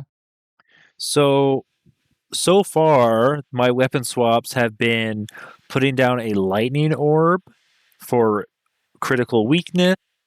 I think I did that on a few builds because that lightning orb is generally applicable. Also, curses on my swap because you can make your curses bigger and last longer. And if you're manually casting them, then why wouldn't you have that on the swap? I did try doing 2 elements, but when I played, there wasn't a lot of cross-elemental play. Now there's more cross-elemental play, which is great, due to the infusions, and they're getting buffed. But like my bow character didn't have anything. When your primary is the bow on Aroa, I didn't find any use for... Like your setup ability was Lightning Rod, and that's with the bow. It's all built into the bow. There was no reason to go into melee, no reason to spread out my attribute. You just have less accuracy if you went less deck. Yeah, I don't think anybody using a crossbow really... The crossbow can definitely go into the mace. There's like armor break mechanics there. You can go crossbow mace pretty easily. But like if you look at the weapons that share attribute, like the quarterstaff and the bow, they both share dex. But you don't see anybody going quarterstaff into bow. The thing is that like on the tree, you only have so many points. So if you're putting points into projectile speed and projectile damage and projectile forking, well, I don't know. Maybe it's just due to like some of the travel, because you do have to spend some nodes, even if you're swapping like 20 points, I think is what it is. You still have to travel to get to the spots where you're swapping from. So the travel nodes have to go to where you're on the tree where you're trying to swap to and from for each set. So if you just don't travel around a bunch, all the bow stuff's in the same area. You just get all the bow stuff, and you don't have to spend as many points traveling around and the travel nodes are just dexterity, strength, or intelligence, right? So you only need so much of that. So really, if you could travel less, it's kind of better. So I guess there would have to be some benefit for traveling further on the tree, and that would have to be like a lot of power. Yeah, I don't see... You don't even do crossbow bow, right? Both of those are projectile weapons, but there's not a lot of interplay. Like I put my lightning rods down, and then I shoot the lightning rods with galvanic shards with the crossbow ability. That seems like something that would be intuitively something you could do, but in practice, people don't do. Anyways, I'm going to be behind, but I got to use the bathroom again, so we're going to take another 5, and we'll get back to it. I'm probably about half an hour behind the interview at this point. I don't know how long it's going to last, but I have a few hours left here. We can keep going. All right, enough. Building on this point, do you think in the future you'll bake more cross-class synergies into skills? For example, when I saw the Druid primal skills, the elemental ones, I was like, oh, I wonder if they have infusions baked into them That something you guys think about? We did think about the infusion case. In the end, we did decide to keep that to be like for the elemental spellcaster stuff specifically, like so for the sort set of skills. But like, look, I do like doing that kind of stuff. I just didn't in this particular case. It didn't feel quite right because there weren't like. It didn't feel like there was a full elemental cycle in the same exact way that the like to justify the infusions being in there. It would feel a bit weird to just have like one skill or two skills like have it. So in the end, it kind of we decided to not do the infusions and just keep it as a mechanic for the sock. Okay. Touching on infusions just a little bit more, you guys are leaning into that mechanic with remnants as well for like the Acolyte of Chayula. Obviously, the Acolyte received pretty tremendous number buffs this time around. I've seen some people talk about how the payoff for going around and collecting the remnants or the infusions isn't necessarily worth like how much damage they're getting from it or the effect afterwards. Is that something you guys are keenly like looking into and making sure that it's always worthwhile at the end of the day? I think there's a few things going on with that that really just come down to a lot of balance numbers. So like one of the things that I haven't been doing this work myself, but Mark has, is we've been increasing the durations of a lot of things in this balance pass. Like one of the things that in PoE1, the sort of standard duration for something was kind of like 4 seconds. In PoE2, it kind of needs to be longer to actually be worthwhile. So like 6, 8, and 10 in some cases. So generally speaking, like a lot of these numbers have sort of ended up as the similar numbers to what PoE1 had for certain things, or just like people just used to being like, okay, if you've got a duration, just put 4 seconds as a kind of a default. But yeah, I think in PoE2, you actually need those numbers to be longer to sort of make things work. So that's been a thing to kind of just increase durations to make it actually worthwhile. And also means you don't feel as frantic, like feeling like, oh, I have to use this before it goes away and that kind of stuff. Like there's just a lot of that sort of stuff that can kind of improve the feeling of that. But the other thing as well is just increasing the there's more nodes or like buffing nodes that make pickup radiuses be larger. There's like another axis that you can do to kind of make the like if you it should be possible to get your pickup radius to the point where like it effectively like changes the dynamics of entirely, so you don't have to worry about actually going to pick them up. They just kind of come to you because the pickup radius is far enough away. Like if you want to spec into that, right? It's another build axis you can do. So you kind of just do this stuff. And so as I said, it's more of a question of just balance numbers, I think, to sort of get the feel right. The durations of things really goes a long way to that. Okay. Upping gears over to item rarity for a little bit. Now, in this interview with Ziggy D, you and Mark mentioned that in the future, and I'd like to clarify, you guys are going to remove item rarity from gear. You just don't know what to replace it with yet. Is that correct? I am not going to promise anything because like we can see how like things go. But like as I said, right now I would prefer to remove it, and it's really just a question of what to replace it with. So that's like kind of my feeling about it right now. But yeah, look, there's still some arguments in the other direction, but look, this seems to be generally what people prefer. And at this point, I'm sort of pretty sympathetic to that. So that's what I prefer to do. It's funny though, because it can seem trivial, like, oh, surely you can come up with another mod to come up to replace that. But it has to be on all gear. It has to have some level of like, it has to feel like it's something you can specialize in that isn't damage on your build that you actually feeling meaningfully need, which is quite tricky. Like in order to make it so that there's like something that you're trading off when you're getting these mods on your gear. So I don't think it's like okay to just be like a completely junk useless mod. Like there needs to be something where it's like, okay, any character might want this, but it's also something you would only want to worry about at the point where you've already like sorted your damage and resistance and other sort of. Could they do experience gain? Because in Diablo 2, they had arms that had magic find and experience gain. And so instead of magic find, we have rarity, which is the same thing, essentially. I don't know why they would. So they want to have this magical modifier that's not combat oriented, that's all on all gear. I don't know why they want that. It's just so you have some interesting thing about gearing that's not just combat related, but literally everything in the game's combat related unless it's progression related, like experience or finding better loot on all the drop. I mean, unless you had some other system in the game, like a quest system where like you got more progress on your Atlas tree or something like that. Atlas experience, worldliness, I don't know what you would call it. There's a unique hat in the game, I think, that gives 5% experience gain. Interesting. Yeah. So they have something like that. I don't know. I didn't know that. Thank you so much. Yeah, I don't know. That's the only other thing that Diablo 2 had that was like a meta modifier that didn't directly affect your combat effectiveness. You had experience gain and you had magic find. There's you had like pickup radius, pickup reach, where like you could pick up an item from further away, maybe. So you don't have to walk over to it. That would save you some time. That's not combat related. There's not a ton of stat. The heavy crown, okay, yeah, I haven't. Well, I mean, so they have it on a hat. I don't know why people. I don't know why he's sympathetic with the people. I don't see the big deal with it. I think it's interesting. It's just like, do you want this magical stat that's not combat related? Do you want it to always be relevant? Well, rarity is basically always relevant, because people are going to want to make new characters, and you could always like buy slightly better gear unless you have like perfect gear, which is basically unachievable. Experience is basically always relevant until you reach level 100, which is only a handful of players. So yeah, experience is going to be basically always relevant for most people. Sometimes eventually it won't be, and then once you hit level 100, you'll want to get rid of your experience gear, but rarity gear would still potentially be useful to have equipped, because you can get that. You could still, equip and trade for better gear, or make another character and have more currency to gear another character. It's a really weird issue. Problems. So like, that's the kind of thing that it needs to be able to do. So yeah, that does make it tricky.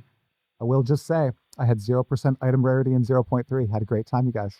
Throw that out there. Sure, you don't need it. Like You don't need it. it. Absolutely is not necessary. Yeah. I do think there's a lot of misunderstanding about exactly what it does and how much it affects things and so on, and that doesn't really help. Part of the reason for that is just because it is so complicated and how it works, and like it kind of can't be any other way than complicated, just due to the nature of all the various things that are going on in the item drop system. 2 follow-ups there. Have you guys ever considered releasing the kind of formula behind it, because there's been so much community speculation, or is that something you want to keep close to your chest? We really don't want to do that, because item drops are something that you want to be able to tweak how they work and so on, and like it would mean that every single time we change anything, people would be like on us, like rats up a drain pipe.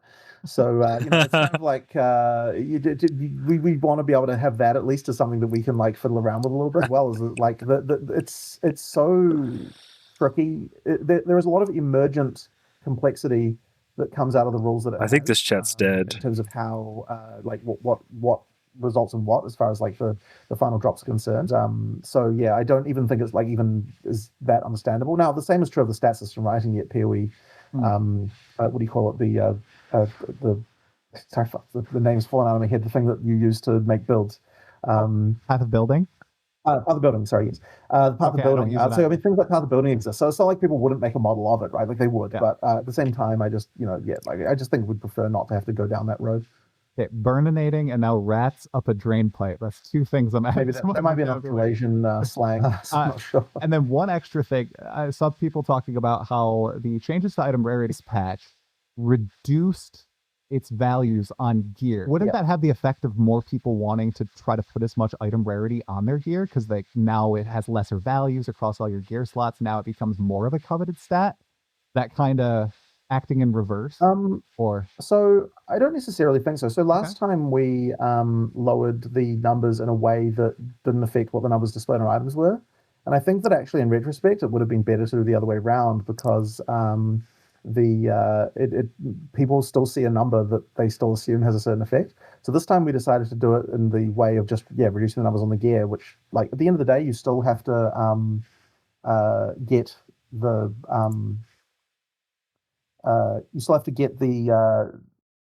mod, like you still only get 1 mod per gear slot, right? So right, like it is a strict nerf to what you can do, but I believe that we also adjusted the formula at the same time. So like in terms of what the max that it affects. So as far as I understand it, it means that like you don't need more of your gear to have item rarity on it. Like it's just that the displayed number and the cap is now lowered at the same time, so that you kind of like you've got that feeling of like, okay, like I can see this having a lesser effect than what it would have had before. Just sort of communicate that a bit better. Okay, let the speculation run rampant. Let's go to. I don't know if you have. Okay, so they lowered the amount on the gear, but they also lowered the soft cap. So instead of 150, which is what people, I don't know if they told us or if people figured it out, but the common knowledge is that 150 is the soft cap, and so maybe they lowered it down to 100, but they also made getting to 100 harder. Okay, it's kind of a wash. if they just lowered it on the gear, you could make the argument this little amount of rarity isn't worth the amount of damage and clear speed I could trade for it.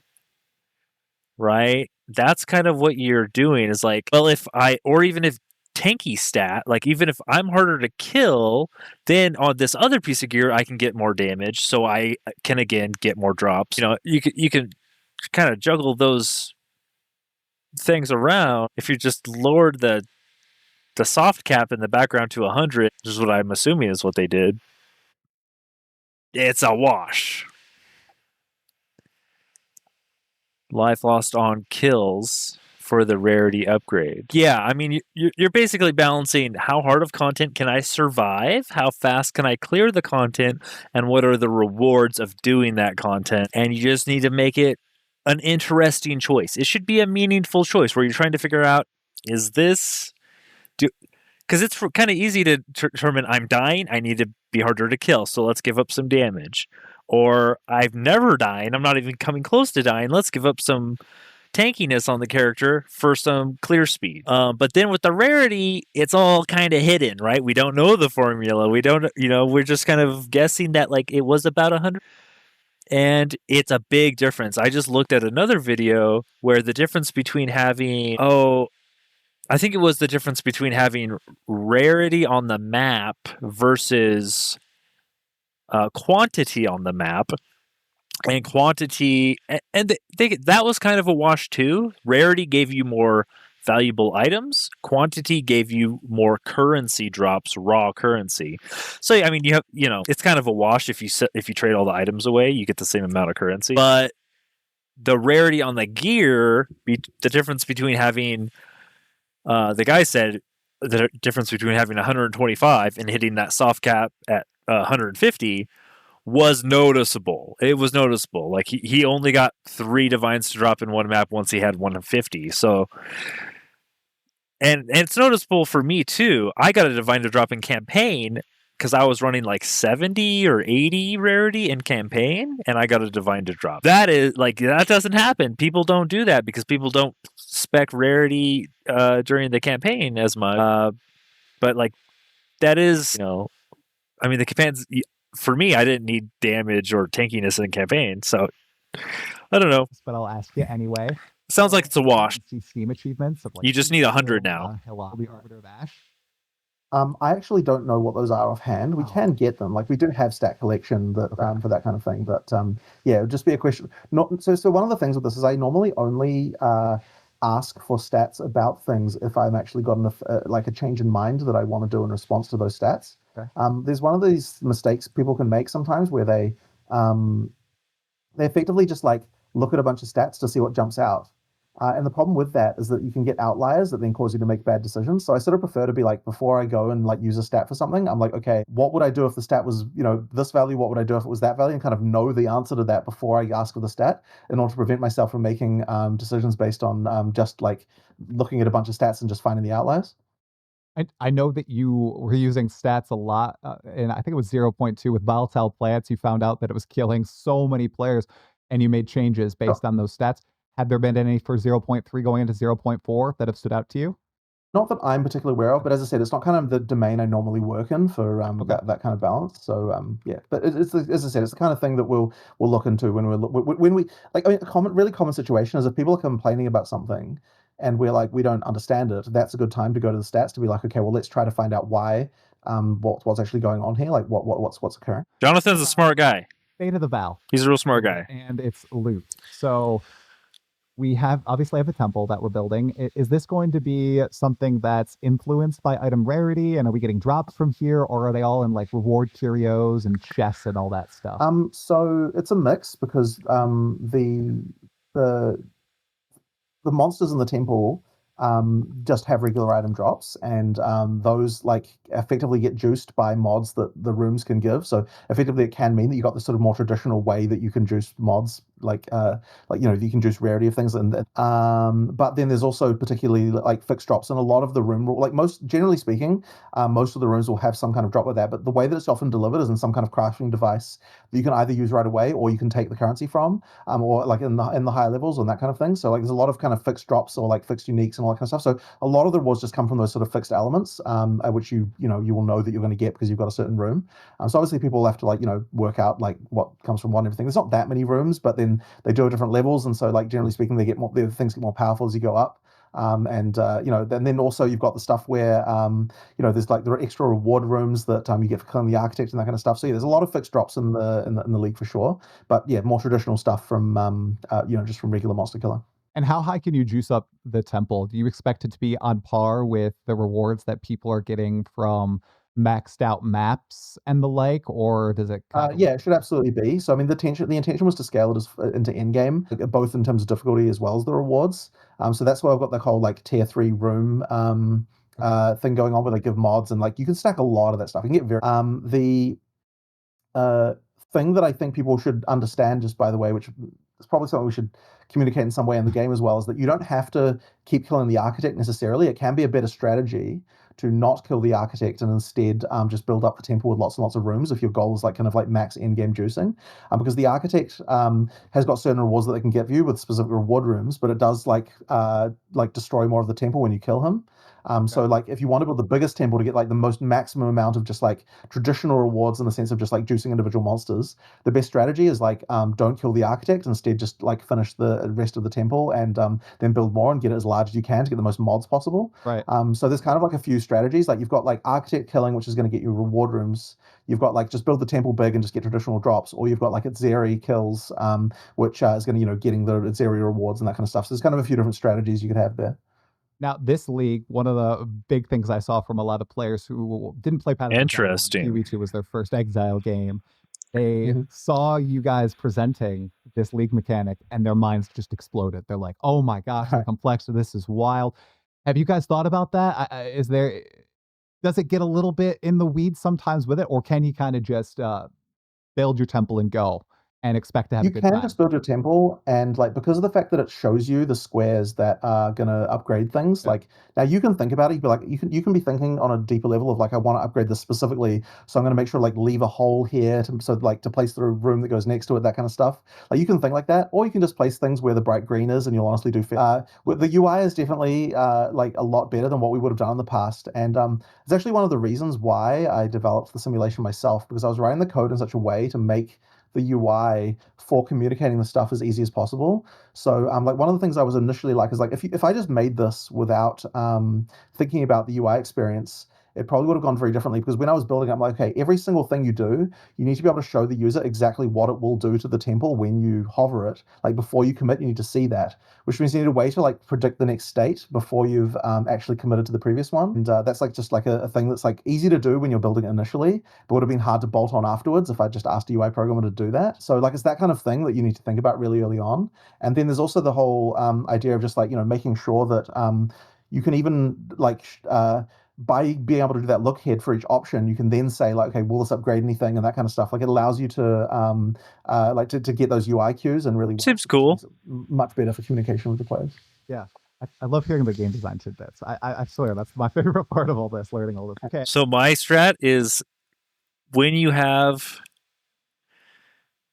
2 rooms that are upgraded by the same, leave exactly one hole in between them. That's as far as I've got for the temple dungeon building strategy. If you could ever level up 2 rooms then you want to put those rooms, like you want to have all of your combat rooms on one, like with one square in between them, or even maybe a triangle. If you could potentially put them in a triangle and then put one upgrader in between 3 or 4 rooms, that's about as optimized as my brain can go just by.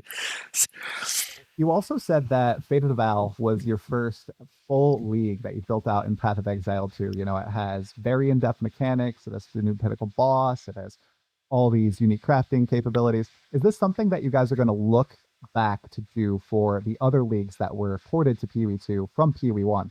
So your Rituals, your Deliriums, Do you want to give them the full treatment that I feel like we might be selling yourself Well, short yeah. with So I this? mean, Abyss was pretty good for sure. Yeah. It's just that this one's even just slightly a bit beyond that, and I feel like put it this way, I would say Abyss was reaching the tier of like stuff that a PoE1 league has been doing, but I feel like this Fate of the Val is more like what we kind of want to be doing for a PoE2 like tier of league in terms of like the amount of stuff going on.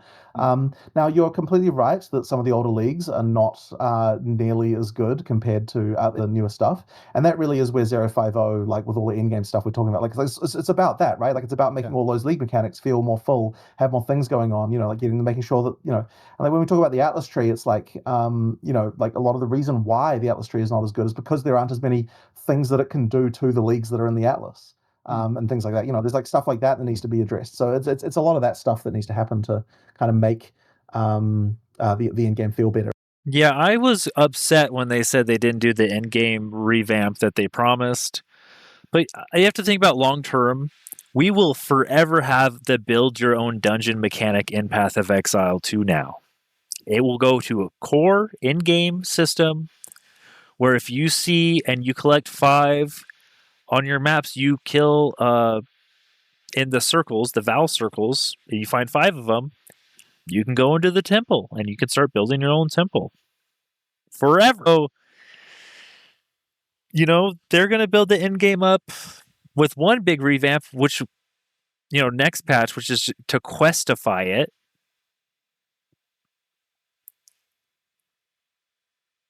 They're also, every league, they're going to try to add one thing to the end game and build it up step by step. The questifying is nice too, though. I would really like some voice lines and some scenes and some determinism, just so you can see all the in-game bosses without grinding.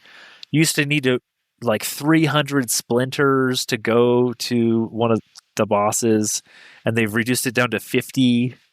Just maybe even a little easier than that. Just like walk the player through all of the pinnacle bosses on the lowest difficulty by hand. Just hold their hand through it all on the map, on the like your first node on the Atlas map, your first chunk should just be the same for everybody. And then outside of that, you can go all totally random. But, it's just nice to be able to see all of it and not be totally like, you're a painter and you have a blank canvas and you're like, what am I doing anymore after going through the campaign? You just need like a little middle ground there. Yeah, it really is about making those leagues feel more interesting. The question between the league and the end game, because you need to have a league, you just have to. Like people will not come back if there isn't a league, so like that's just mandatory. So really it comes down to what other content is going to be in the patch, and it really would have been, if we wanted to push to get the in-game stuff done, we probably would have had to sacrifice the Druid, which I really didn't want to do. And oh no, there was a point where we were like, could we sacrifice the Druid to be able to do this? No. And we decided, you know what? I think that's probably a worse trade. Don't sack the Druid. I think it probably wouldn't have delivered quite the what we need to have, just because like there are some for content like that. There's quite a lot of things in the deep in the pipeline you should do, like in terms of just like modeling and animation, all that sort of stuff that needs to happen relatively early. So I don't think it would have been as good as what it will be when it's in 050 instead. So I feel like we would have compromised in 2 ways. We would have had like no Druid, and we would have had a worse in-game expansion as well. So I definitely don't think it was the right move. And it's going to definitely be better to do it later. It's definitely fair. Okay, this one's a question for myself that I'm curious about. The release in China, the official release happened in 0.3. I'm curious, what was the reception in China, and how did it compare to the original 0.1 release, the global release? Well, it's going pretty well there, but honestly, I don't have like a huge amount to say about it. Like, it's another market. It's published by Tencent there, and they kind of do that job, and they handle most of the stuff going on there. Okay.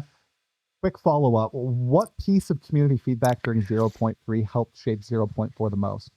Is there one thing that really stands out to you guys as, oh my gosh, we definitely need to fix this? And you can't say end game. Okay. Yeah. I honestly don't know that I could pick any one particular thing. I mean, I guess probably one of the things that's just been generally on our mind is just build diversity and that kind of stuff, like trying to improve that.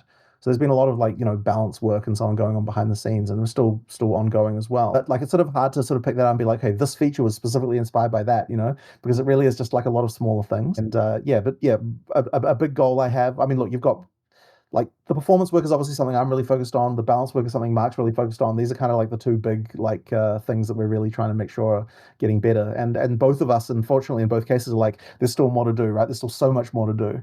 And Marcus often will say, you know, like the problem with balance is that you could infinitely do it. Like you could literally spend his entire life doing only that and never anything else, and it would still feel like it wasn't enough. So you know, that's one of those things. But yeah, we will get to a point though where I think the build diversity in particular is a lot better. The ascendancy buffs were pretty exciting. I was shocked to see almost every single one was buffed. What did you guys look at in particular to make those decisions? Do you guys use like PoE Ninja? Is it primarily just reading about the feedback?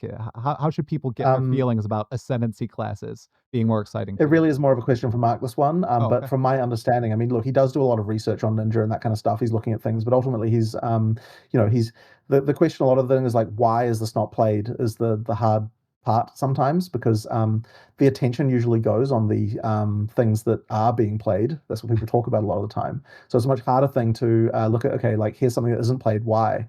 And that's really the question he's asking most of the time. Just like, what would it take to get me to play this is the question that you need to be asking yourself when you're doing these balances. Well, it's just clear speed, essentially. I mean, is there some way to farm the currency at in-game? That's why most people play the game, is to get a super strong in-game build that could do all the content quickly so that they can gear up another character, or you know, maybe or some weird crazy unique build that you need to spend a lot of currency on. So I mean, essentially, you know, that issue could be different for every ascendancy though. It could be, oh well, we gave you this unique but it's too rare, you know, finding the exact problem with every ascendancy and what the best solution is the hard part. I mean, the simple answer is they just aren't good enough. Smart. Okay, shifting gears to the Druid, which is something that I was incredibly excited to finally see in Path of Exile 2 after waiting for it for so long.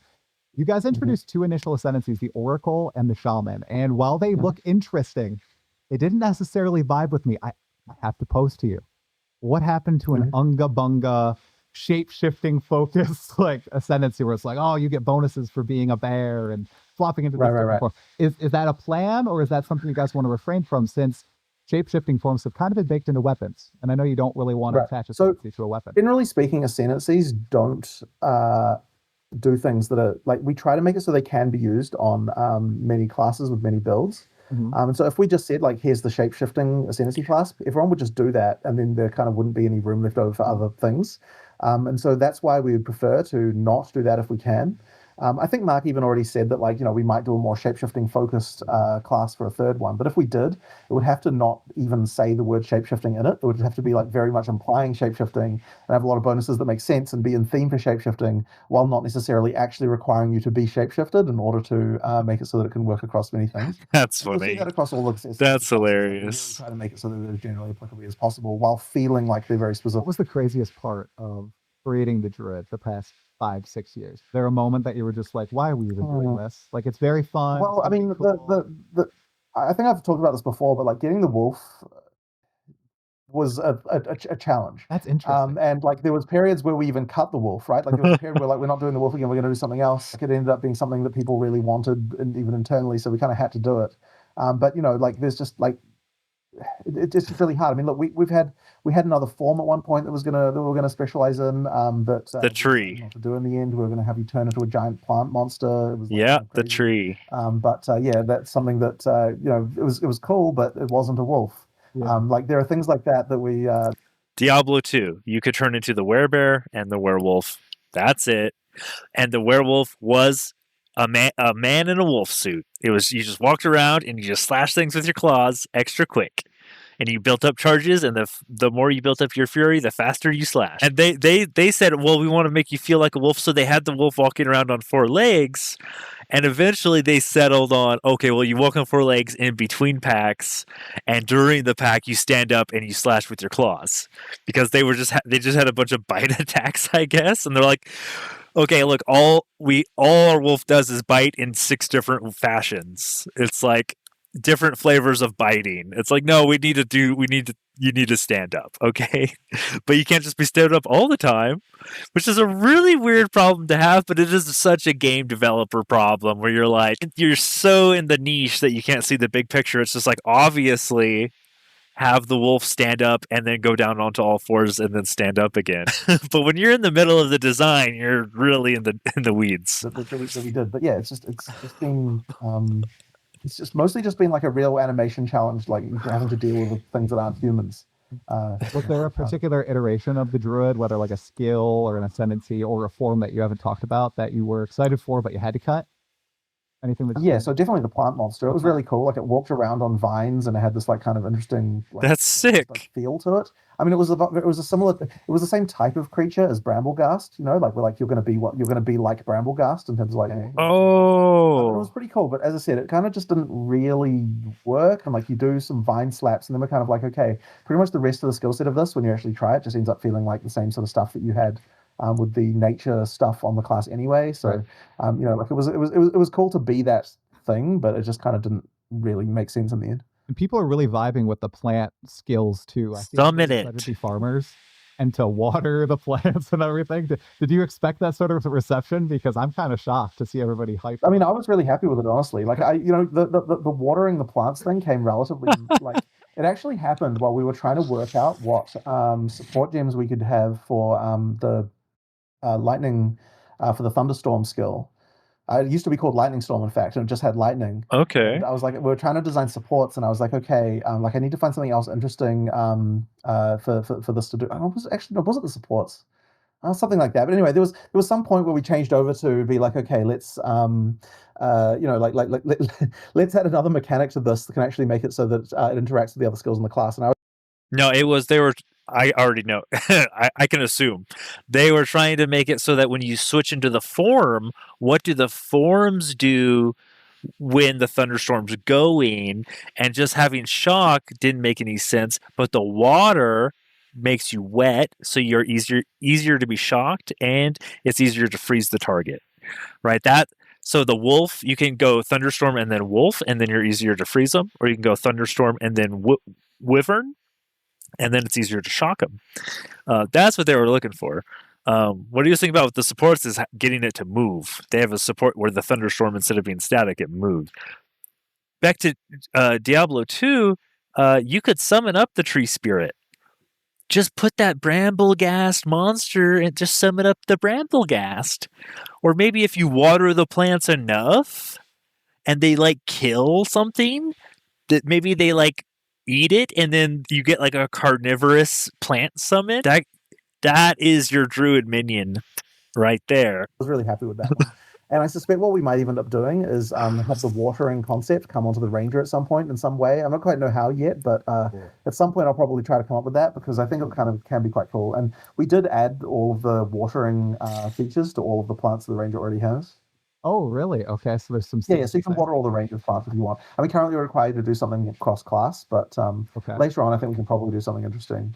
Not just cross-class, that's cross-attribute. That's a dexterity. The druid or the ranger stuff is pure dexterity. The druid is strength int. Very difficult, but possible to get all that on the same build. Probably more likely most of the time going to be a multiplayer thing. Until you get like Astra Mentis and this super late game gear where you have like 300 in every attribute and you can equip all that stuff. Okay. I want to swap gears and talk a little bit about boss. Back in 0.3, you guys tremendously decreased the health of pinnacle bosses, not bosses of maps or anything. Do you ever see you raising the ceiling of those again, so that maybe they're a little bit more challenging to the top end of builds? People have something to chase after and fight. The problem with this is that we don't want to limit the number of builds that can be considered viable too much by having the pinnacles be too high in life. And it's especially a little bit... it can be a little bit deceptive when you've got a few things that are completely crazy at the moment, like, you know, can sort of effectively make it seem trivial to a lot of people. Yeah, ultimately, it's like the higher your ceiling is on the pinnacles, the higher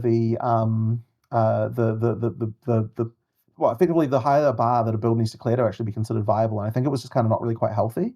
Now there could still be some adjustment to this, of course, right? Like we'll adjust it once we have a look, but we have to get the balance into a bit more of a like correct place before we can sort of say that like, okay, here's what the life needs to be. And I mean, look, it wouldn't surprise me at all if we ended up buffing some of that life a little bit, but I don't think it needs. I certainly wouldn't want to be like, okay, this is like 3 times higher and like ultra challenging. Because as I said, as soon as you have something like that, that'll become the bar you need to clear for a build to be viable, and suddenly a bunch of builds just get erased. So that's the challenging part there. Yeah. And I also see, and I debated it myself, people talking about the new boss resistance window. This only exists in the patch notes right now, unfortunately. So we don't know how it plays out in game. Could you just give the skinny on why you guys implemented it and how exactly it works? It's just to prevent preloading of the boss with like all sorts of stuff. You know, like, so I don't know exactly how long it lasts, but it's not long. It's just basically the first few seconds of the fight. You the boss is resistant to stuff. And honestly, in PoE1, a ton of bosses have this. It's just like it's just already a thing. In PoE2, we didn't have it. It's been we're adding it. It just prevents like some of the sort of like weird abuse cases that you'll get of like, I'm going to just preload the exact place where the boss is going to stand with all of the effects, and then the lightning rod move before it dies. So yeah, it's just to prevent that kind of thing. Right. So the lightning rods is specifically what the issue was. There's probably some other stuff. But yeah, as soon as the boss starts moving around, it is hard to get the lightning rods right on him if the boss moves a lot. If the boss still kind of moves slow, you just delay the preloading insta-kill of the boss by a few seconds. It might get one attack off. It's still, like, if you can still do that much damage, the boss has to move really fast to get out from being able to stack the lightning rods on it. But some do. There's like a witch that rides a broom specifically is like the fastest boss in the game. But most of the other bosses are pretty lumbering.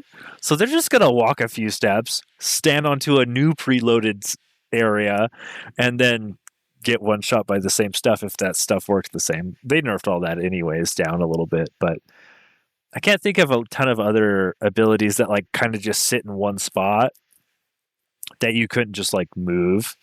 But maybe like totems, or when the shadow comes out with traps, stuff like that. As soon as the boss starts moving around, you can't like concentrate like a bomb right underneath them. You have to like hit them, and there's some more play there. But the worst case scenario, the boss just gets insta-killed. And in the best case scenario, the boss actually moves around and does their attacks, and then you can't ever get 20 lightning rods underneath them at once ever again during the fight. But that depends on how much the boss moves. So it's going to affect different bosses differently. So the slow bosses will still get killed by the same stuff relatively in the same way. Regarding the endgame and tablets, right now, tablets, they have different icons on them, but it's really hard to differentiate, especially since there's no like stash tab for them.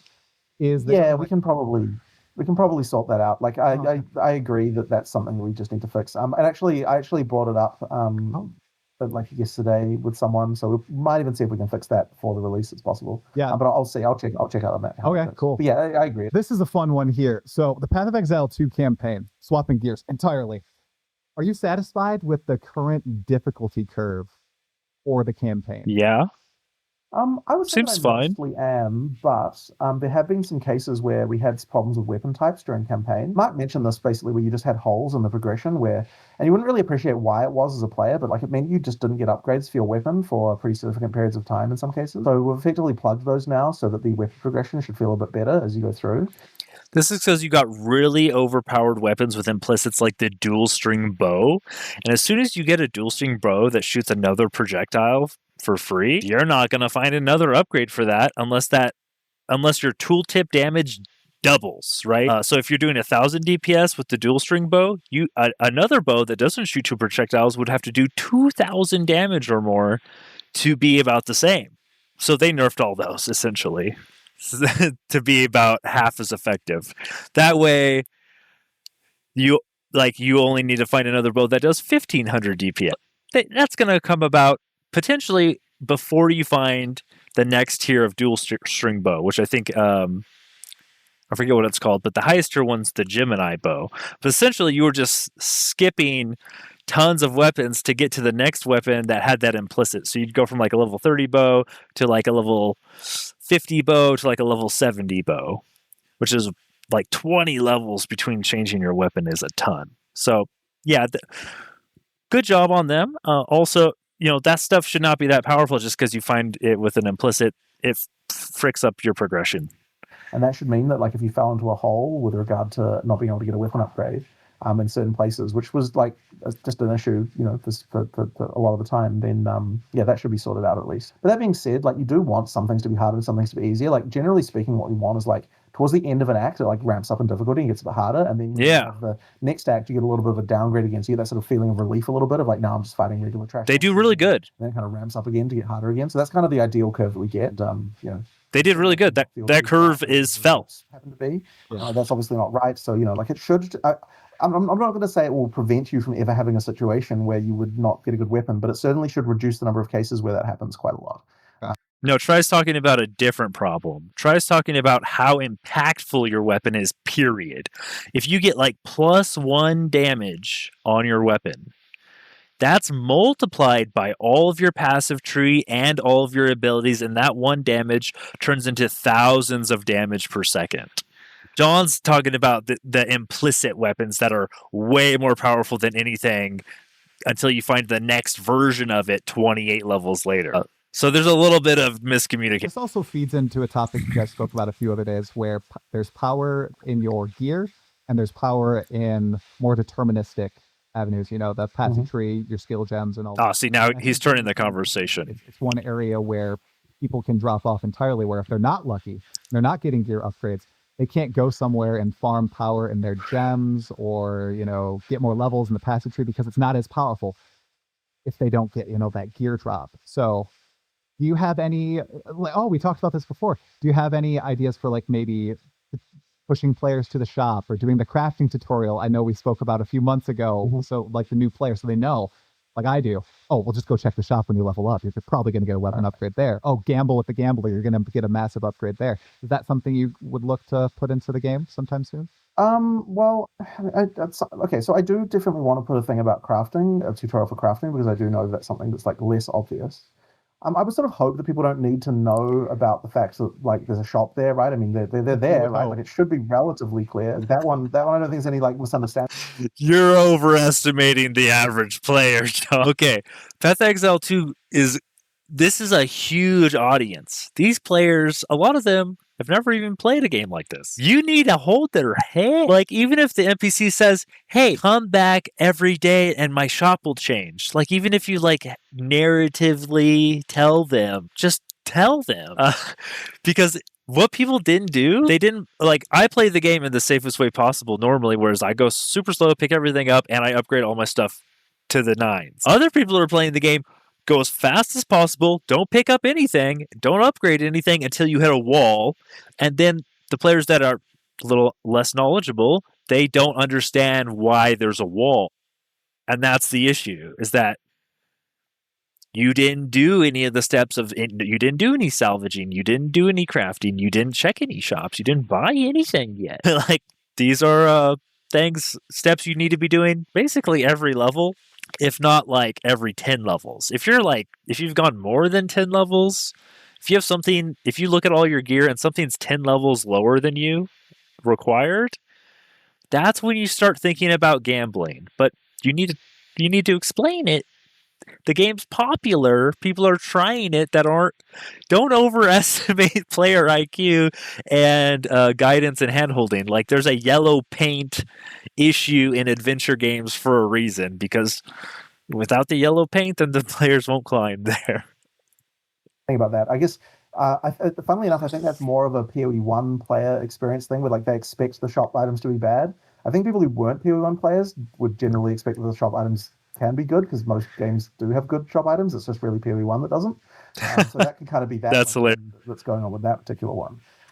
That is interesting to know, that it might not even be new players. It might just be the PoE1 players that have played this game for 15 years, and they just ignore the shop because they're trained to ignore the shop. I didn't know that because I didn't play PoE1 a bunch. I got to like level 20 something, and I was like, okay, I'm good. But that's hilarious how they've trained their players to not do that.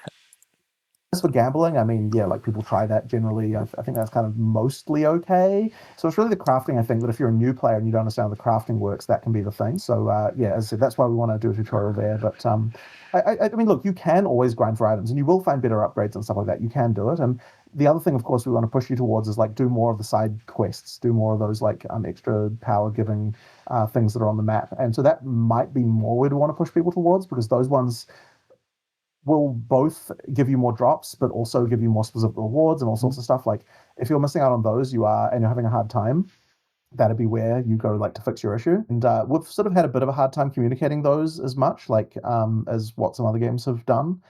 So I think that's probably where I'd want to try and improve the communication there. Yeah, this is where my playstyle comes in, and like I do all that stuff. I have to do all that stuff because I don't want to hit that wall. I'm kind of afraid of hitting the wall where I get stuck and I have to go back and grind. So I just do all that stuff the first time through. And yeah, it takes me like 2 hours to get through Act 1, but I never hit a wall. And when I get to Act 2, I never hit a wall, right? And it just feels like good, solid progression, even if it takes a little bit longer. Really, if you want to go as fast as possible, you try to find where like I've gone so fast and I've skipped all this stuff, and now I can't progress. Now I'm going to do just the bare minimum to progress. That's how you progress the fastest, which is something I'm trying to force myself to do a little bit more. But I have to force myself to leave all the stuff on the ground. That sounds good. Elaborating a little bit on the crafting side of things. The last league we had Abyss and we had the Bones and that crafting, and we had the special Lich modifiers. That was all super cool. It led a lot of people though to go use resources outside of game, because these things, these omens, these bones, they're very valuable and people didn't want to waste them, right? Or they end up just selling them.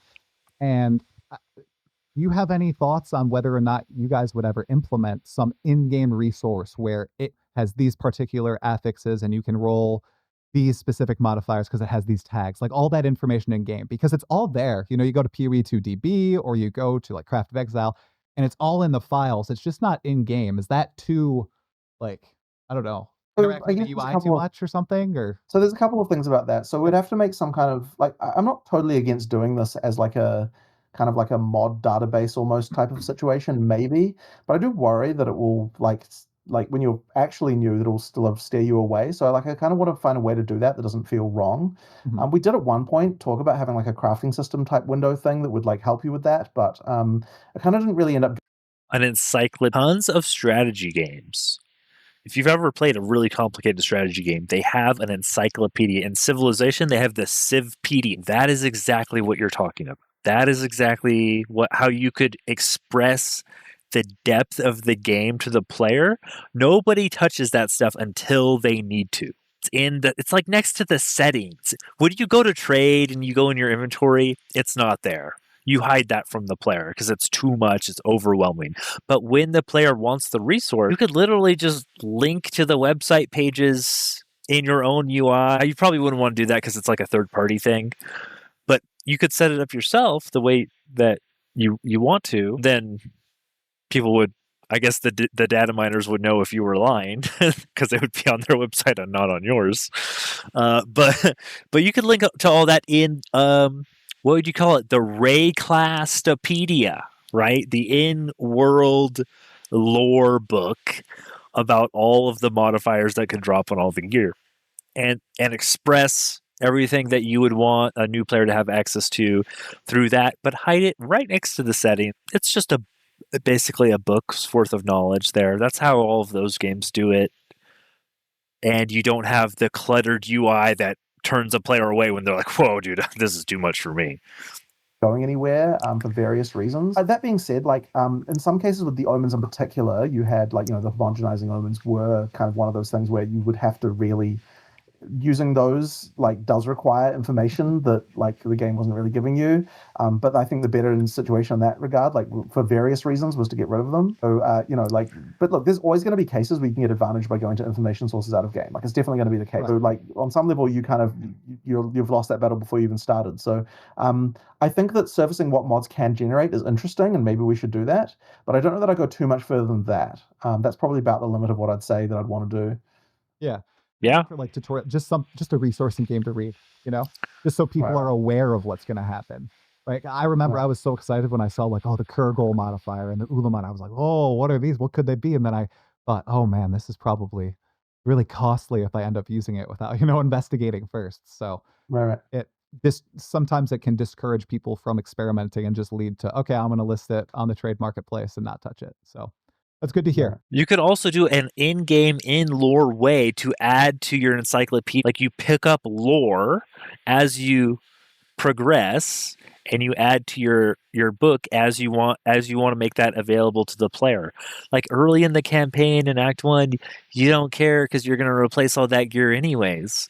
But you can kind of drip feed them and grow their encyclopedia and what they have access to. As they progress, and there's really cool ways to deliver that, and then they don't have to read it if they don't want to. They can just say, "Hey, this is here. If you need it, or when you need it, it's there in game. You don't have to go find it on all these websites because that's another thing that'll turn people off." Now, I saw a little bit of confusion on the forums about the increased monster hit points and how ailment thresholds will scale up that. I saw some devs maybe saying, oh, well, those are two different stats in PoE2. They don't correlate. Have you guys thought about how monsters are going to have higher health now and how that interacts with player ailments? I don't know actually what happened with this. My assumption would be that the ailment threshold would not be affected. That's my assumption. Okay. But I don't actually know that for sure, so I'd have to actually ask. No, the ailment threshold is part of how much health things have. So is their stun threshold. That's also based on their max health. Jonathan probably doesn't know because he's not doing that, but somebody should know, and somebody should be keeping an eye on that. Probably Mark, someone to find out what happened with that. But I don't believe it is our intention to make ailments harder to apply, so I would imagine that we would just sort that out. That's not something that we would... Yeah, you could just change it down. If you increase their max health by 40%, change the formula down 40%. Shouldn't be that hard, depending on how complicated they set it up in the first place. Intentionally do, I would say. Okay, that's good to hear. Good to hear. Okay, this is a question about bosses again. Now, bosses! Two pinnacle bosses are the only bosses that I know of that have drop tables. No other mob type has it in the game. Is this something you would look forward to adding to the campaign and specific bosses of zones, sort of like divination card drops in PoE1, so people in solo self-found or in Trade League can target farm certain unique items and the like? Or is this something you'd like to keep reserved for the pinnacle? I think it's really case by case, and I honestly don't have an overall philosophy about this other than just to say that you do want some fixed rewards are really important to make different content actually be played. So you do need that. So that's sort of the main reason why we do that. And other than that, the general drop pool is you want to keep that exciting as well. The divination card thing we will do eventually in PoE2. We've already told people that will come at some point. We've already even given some people free divination cards in those boxes we did ages ago. So we've done that already as well. So that'll happen. I don't have an exact... I'm not going to tell you yet how exactly those are going to be laid out. But yeah, part of the thing you're getting with the divination cards is the ability to target farm certain things. So there'll be an element of that for sure. When they do come. Excited to see that in game. I have two MTX questions for you. The first... So you don't need a drop table in the campaign bosses because you have to do them to progress the campaign. The pinnacles are optional, so they have special tables so that if you want some in-game unique, you have to go to that boss to get it. That all makes sense. I didn't play PoE1, so I don't know what the div cards do. If you're in chat, what do the div cards do? Do you transmute them into an item, or is it just like a collectible?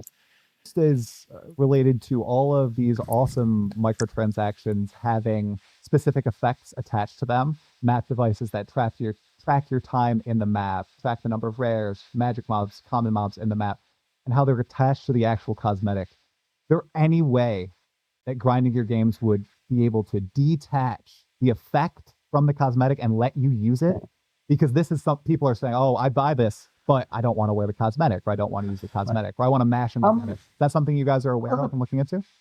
Over time, we have been doing more of that, with the tracking scroll stuff that we've been doing and so on. For the sort of global character stats, we've been doing that kind of thing. But then in some cases we do just part of the excitement and theme of the item is the thing that it does, right? So look, it really is case by case. But like, I mean, yeah, sure, we do hear that, and we have been moving a bit more towards that with certain features, but other ones not. Like, and so with the map device thing, for example, like I think it's kind of important that the map device is part of the the thing of that, like it's right in theme with it, and it's what makes it interesting and so on. So yeah, I just, as I said, I wouldn't want us to get away completely from that, but we have been doing more of it in certain cases of splitting the functionality.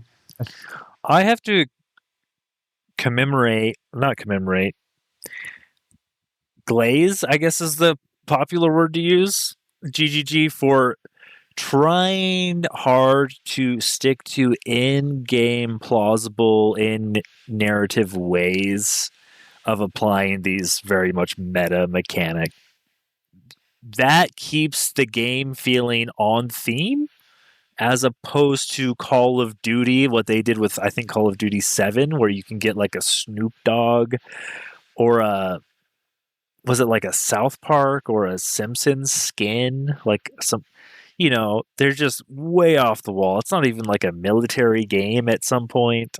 So I mean, good on them for like continually trying to stay on theme with the game. It's dark fantasy. That's your theme. Everything should stay dark fantasy, tied in lore.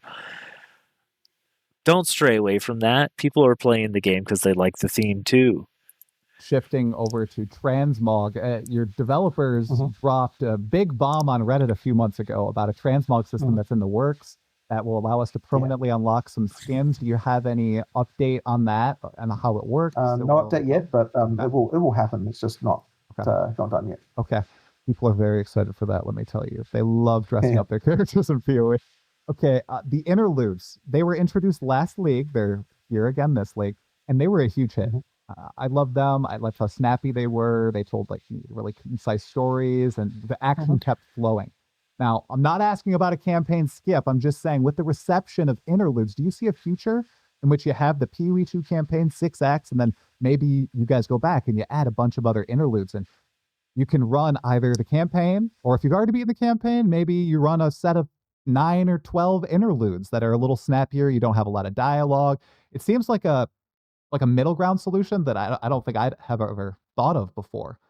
Kind of interesting. Well, it's not something that I'd really considered, so I guess I'll just put that in the list of things to think about. But yeah, it's not exactly something in my mind for sure. Okay. I mean, look, the thing we've said about the interludes is, yeah, like all that content was really made for in-game, so that's when that we'll put like just extra in-game maps and stuff like that. So we'll use it for that in the short term. But yeah, there's not like a huge amount of dialogue and all that sort of stuff, and that's the stuff that'll go away. And then I guess we could consider using it for some other purpose like that in the future. Okay. I guess I could imagine maybe imagine doing like a custom race or something like that, or I don't know. There'd be probably some way we could use the content and something like that, maybe. Okay. We talked about this a little bit earlier with the Ignite on the Wyvern and Incinerate, changing up how Ignite works. A lot of people like the fantasy of hitting monsters really, really fast and applying lots of dots on them, as opposed to just the one big hit magnitude that you need to do in PoE2 right now to apply a big dot. Is that a fantasy that you guys are going to keep working on implementing with Bleed, Ignite, or elements like that? We'll probably do some adjustments, but I don't know, like there isn't like an immediately clear, obvious, like here's the change that's going to happen here. Like we're going to have to come up with something different.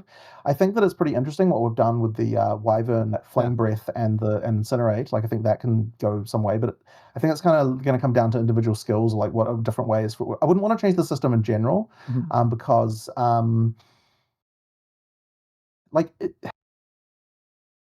so in PoE1 you could kind of do this, but like the specking was just kind of a few different random multiplicative scalars that didn't really make sense, and I kind of didn't love it. You need like a thematically sensical way for it to happen, that also can't be taken advantage of, and like in a negative way. So like it's kind of a little bit tricky. I do understand that like that is a fantasy, but yeah, like it's I think it's going to come down to individual skills and uniques and stuff like that to sort of enable that. Maybe even a keystone. Like there was some discussion of like a keystone to change Ignite into more of a different way to apply it, but we didn't quite work out exactly how that could work yet. But yeah, I don't think it's going to be like the core way it works. It'll be more just like unlocked by other mechanics, I would say. Okay. Again, he's always thinking about what makes sense, what's on theme, what's plausible, what is plausible in the fiction. He respects the fiction of the game. But now they've made the Wyvern Breath that stacks up ignite by hitting multiple times, that means that it would be very easy that I think there's some Amazon spear skills that stab a bunch of times and stack up bleed. That would make sense right there.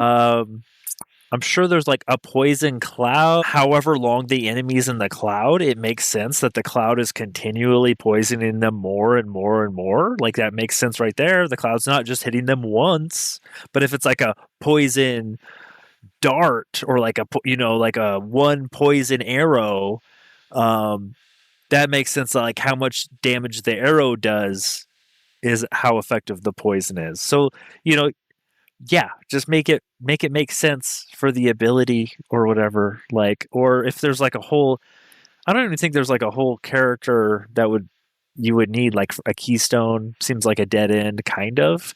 It's more about like the actual ability, what's actually going on. Are you like stabbing them with the spear 20 times and then they get more and more poison during the ability, or are you just like hitting them with one hit? Just make it piece by piece. You were talking about builds that you guys were designing for the Druid. You're going to release them in a few videos leading up to launch. For any patch in the past, was there a build that you guys discovered or thought about that maybe it's no longer viable, maybe it is, that you guys were really excited for, but nobody discovered it? Is there anything you can think of? I don't know if I can really remember anything particularly. The players usually find much more stuff than what we find, quite frankly. There's just so many more of them, so it's kind of hard to hide things, I would say, as far as mechanics go, because people uncover them for sure. The much more likely scenario would be that there was something we thought was viable that ended up not being, but nothing comes to mind about that. Oh, okay. I was going to ask, is there anything that you were like, oh man, this is going to be so busted, and then the players are like, wow, this is total crap, Jonathan. We don't want to play this at all. Okay. Question about the future of PoE2 and PoE1. I know a few interviews ago you mentioned that you guys you're looking to hire some producers for the team to help with like the project management loads. Long term, in an ideal world, are you looking at grinding your games with a Path of Exile 1 team, a Path of Exile 2 team, and some people that work between the teams? Or do you really like the atmosphere that you've curated where people are, working on PoE1, working on PoE2, they swap between them constantly every 2 months? We have been splitting people up a little bit more, and that's mostly because like having to deliver something every 2 months is really quite hard. Right. Like just mentally in terms of people, trying to work on this stuff. So like we've actually been doing that a little bit more. And I mean, look, eventually it'll be good if most people can only have to worry about a release every 4 months rather than 2. So that would kind of be the goal. But it requires having 2 of everything, right? Like you have to have people that can do every single job, but twice, right? Which isn't always necessarily easy. So yeah, we'll move towards that, but it's just going to take time. They've bitten off a lot for their company. They have twice as much workload that they've put on all of their employees. Are they getting paid twice as much? No. Is the company making twice as much money? Maybe. If they are, they could just hire twice as many people and have everybody specialize. It really depends. Does Path of Exile 2 justify its own team alone? Like, is it making that much money? That's the question. Then, and if that's true, like, is Path of Exile 1 justifying its own team? I mean, obviously for 15 years or so it has. It just depends on, the income, essentially, on how much they're willing to grow and how much they logistically can grow. With your Path of Exile 1 and Path of Exile 2 leagues, I've noticed, especially the past 2, I'd say Keepers of the Flame and Abyss, you guys have really gone in to adding more story flourishes. And this is something I kind of care about, like Aelith's story. I guess I won't spoil it for people who haven't played it yet, but Aelith and the whole Keepers of the Flame story was really, really interesting. Is that something your narrative team is really keen on evolving as each patch comes out? Now we have interactive dialogue, we have these cool Easter eggs and all that. Is that something that they're they have more bandwidth to do now, or we've hired a lot more narrative people recently. Like the team's much bigger, so that's why that's sort of starting to happen. Oh, really? They're hiring. Start on Monday. Like the team's expanding in that regard, and that's why we're now able to do a lot of the stuff that we previously just weren't really able to do. So yeah, it's definitely something that we've improved a lot. Okay, yeah, I really appreciate those extra little touches too. So as a lore enjoyer myself. Okay, I have a bunch of rapid fire questions for you, Jonathan. Maybe they'll inspire some discussion, but they might be simple as well. And then I have one thing to close out everything with. Okay. So first, we were supposed to get, we were planned to get a pathing import for the passive skill tree in PoE2. Is there any status on that? I don't know the status for it, but it still is planned. So I still want to get that. Okay. How about sprint? Okay, I think after a few days of clunkiness, I love it. Okay, but I was very frustrated and I was dying a lot those first few days. Is there any opportunity to add a specific keybind for sprint where it does your roll into the sprint, but it's just not on your dodge key? Is that something that could happen? So I hadn't heard anyone ask for that specific thing about like still doing the roll. Yeah, like a separate. So what are keybind you entirely. suggesting that when you press it, it would continue sprinting even if you weren't holding it, or are you saying just so that you don't have the ability, like so you don't have the potential for accidentally running? That's it, because some people have really fat fingers.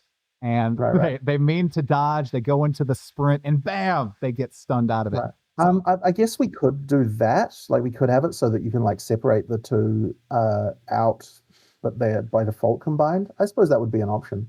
I'll ask about that. That might be something we can do. Okay, yeah, that'd be great for people with fat fingers like myself. All right, this one I know has been done to death as well, but I think it would help a lot of new players. See, personally, before you ask the next question, I like accidentally going into the sprint because you get a little bit of movement speed and very few times are you going to get hit. Most of the times I get hit, I'm sprinting into monsters when I should be rolling. Oftentimes after the roll, if I get a quarter second of sprint, I'm happy I got a little bit of movement speed to get the distance before I cast my next spell or do my next attack. So I don't mind accidentally going into the little sprints. Actually, I feel like the short sprints are very beneficial to the player. Only if you accidentally sprint at an enemy that you can't run around or into a projectile. I guess sometimes you might accidentally sprint into a projectile. With certain monster types that have fast projectiles. I think it should be an option, frankly, but I probably won't use it, but I think some people should. Death recap, even a simple one. Is that something you guys want to add? I mean, at some point probably, but unfortunately not really on the cards in the near future. Okay. So for map modifiers and for items, is there the possibility to add in color coding for prefixes and suffixes and certain modifiers in PoE2? I'd actually prefer not, because I don't like items to turn into a rainbow. Like I think it really hurts how they look. So it's just one of those things that I don't really love. Like a hotkey? Yeah, so I'm not a fan of it personally. Not a fan of it. How about map modifiers? Like being able to highlight certain map modifiers, or is that? I suppose it's similar where it just like because turns it's into an a bit of a rainbow in the end, which is I'm not a huge fan of. Okay. I like the idea of tries to have a hotkey because you could have it. By default, it would just look normal. But when you're trying to identify quickly whether or not you want to pick up or carry around this item, or if you want to throw it on the ground, I feel like being able to quickly see if it has the color of stats that you're looking for, you could associate skill levels with gold. And then if you saw, oh, this thing has a gold modifier, that's plus to some skill level, those are good. Then you could more quickly see that without reading the whole item. And so you just look over it and then maybe press down a toggleable hotkey, and then it would flash the color for you while you held down the button, and then it would go back to normal. So it would be a rainbow when you wanted it to be a rainbow, and then not. That might help me personally, because identifying whether or not to keep an item is a lot of my time in game is like, is this good or not? And it takes experience to understand that, but helping a player identify, I think there's something there on like, hey, maybe like they have this add-on that determines the you can look up the price of an item on the auction house live in the game. That's an add-on for a reason, because it's really useful. It's like, hey, is this worth something? Is it like, there's two things, I guess. Is this an upgrade for my character, or is this worth something? Answering those two questions is going to determine kind of what you want to do with the item. So they don't want to tell the player, hey, this is an upgrade for your item, because it's just up or down arrows like Diablo. You have to find a more elegant way of doing it. Which, I mean, just color coding them still leaves a lot on the player side to do. You're not telling them what's good or bad. You're just associating them with their tag, essentially. This is an HP modifier. This is a mana modifier, which they already do in game. That's how when you upgrade your rings with catalysts, if you do a mana catalyst, it upgrades all the mana tags on the ring. Or if you do like a fire catalyst, it'll upgrade the plus to fire damage and the plus to fire resistance if the ring has both. So you could just make the fire stuff glow red and the mana stuff glow blue and the cold stuff glow light blue, like cyan. You could figure it out to where that, but it's not default, so it doesn't look like a rainbow by default. But maybe give the player the option. Don't make it the default. Let the player go into the settings and then select, do you want color-coded modifiers? I think that's fine, because the player gets to choose whether or not they play with it. And by default, you probably have it off, so you're happy with it not looking like a rainbow. I feel like that's a fine compromise. All right, for all my Acolyte Achayula lovers out there, all 1% of them, are you planning on adding like chaos attacks to the quarterstaff anytime soon to maybe build out the I don't have a specific thing there. Probably one of the major things we need to do is just work and rework chaos generally. Like I would say that it needs like some kind of ailment or something. Like we need something for it to do more than what it's doing. So yeah, like we need to do a full chaos rework really, I would say. Okay. Performance improvements for opening the Atlas. I know you mentioned this. That's interesting that they need to do a full chaos rework, because I was just playing chaos on the witch, and the chaos witch doesn't really need an ailment because the chaos witch spells are damage over time. So what would a chaos ailment do?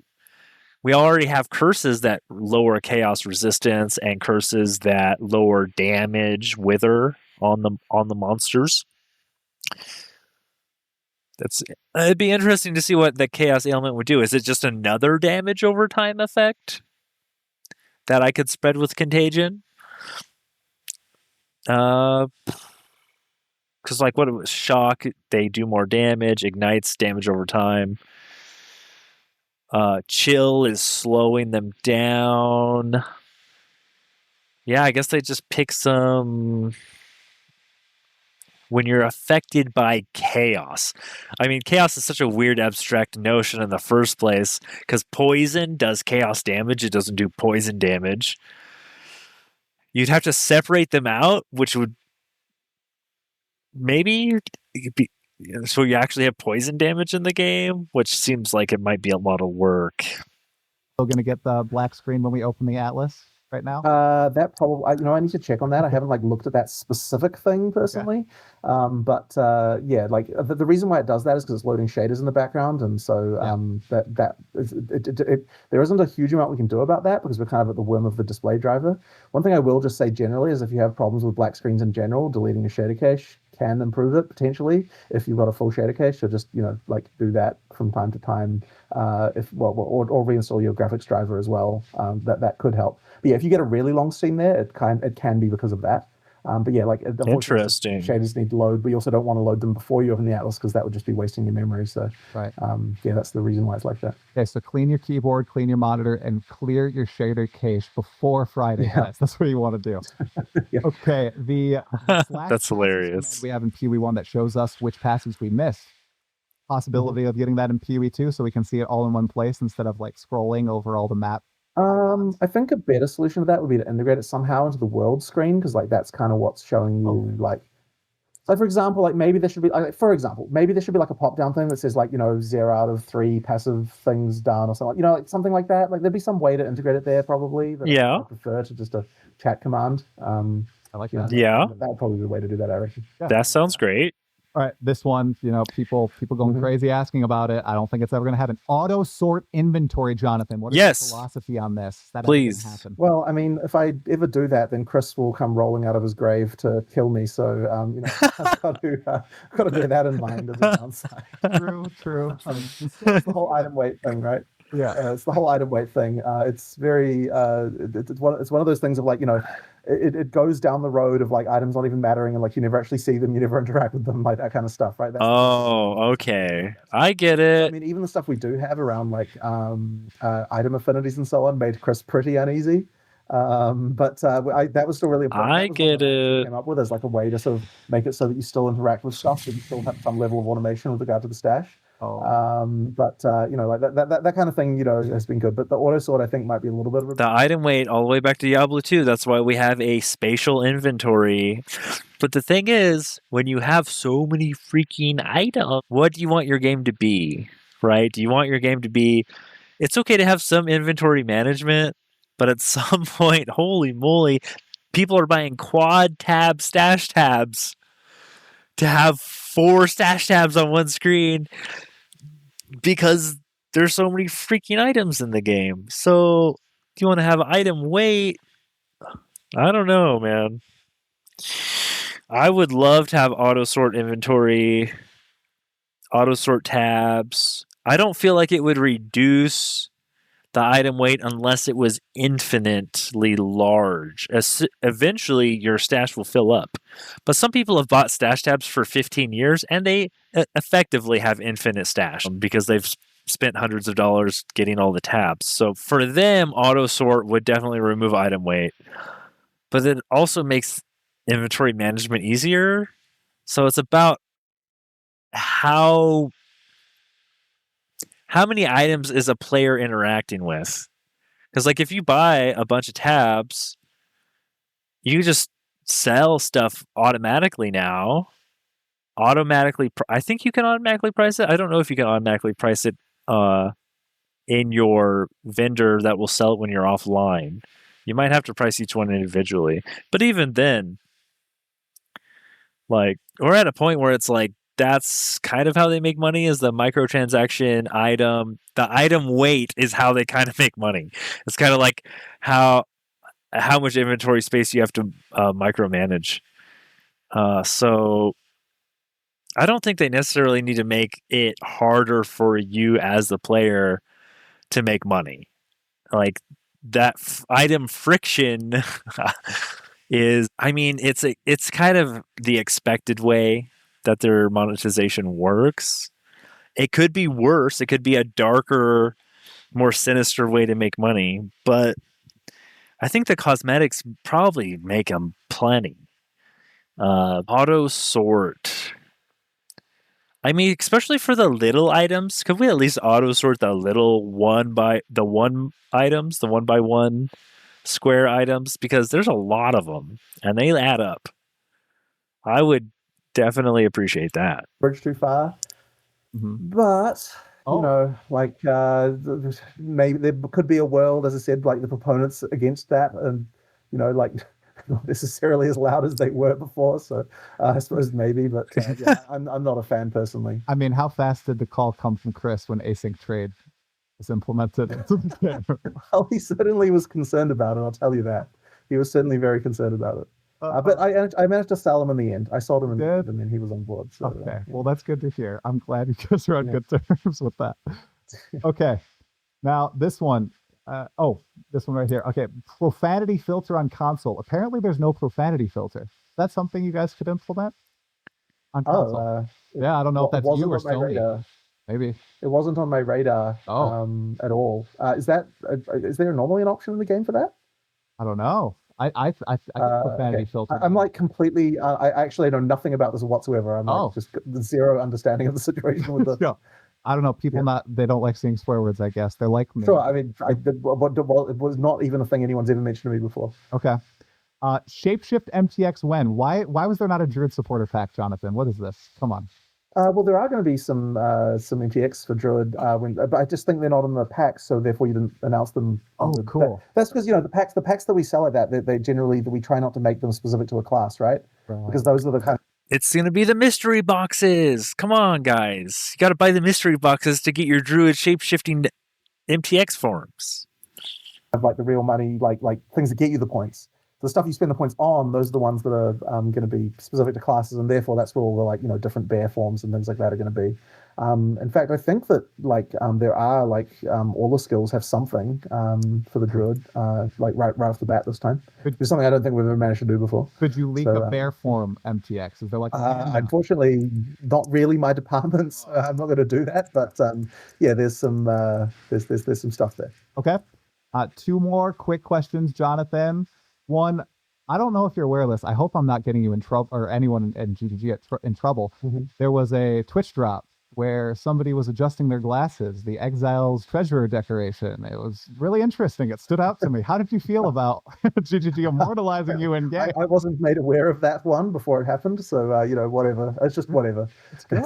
It's really good. Okay. Right. Okay. It is right next to my stash. I have it there. He talks about how poor I am. Unfortunately, I'm not bringing enough gold in, but it's a good MTX.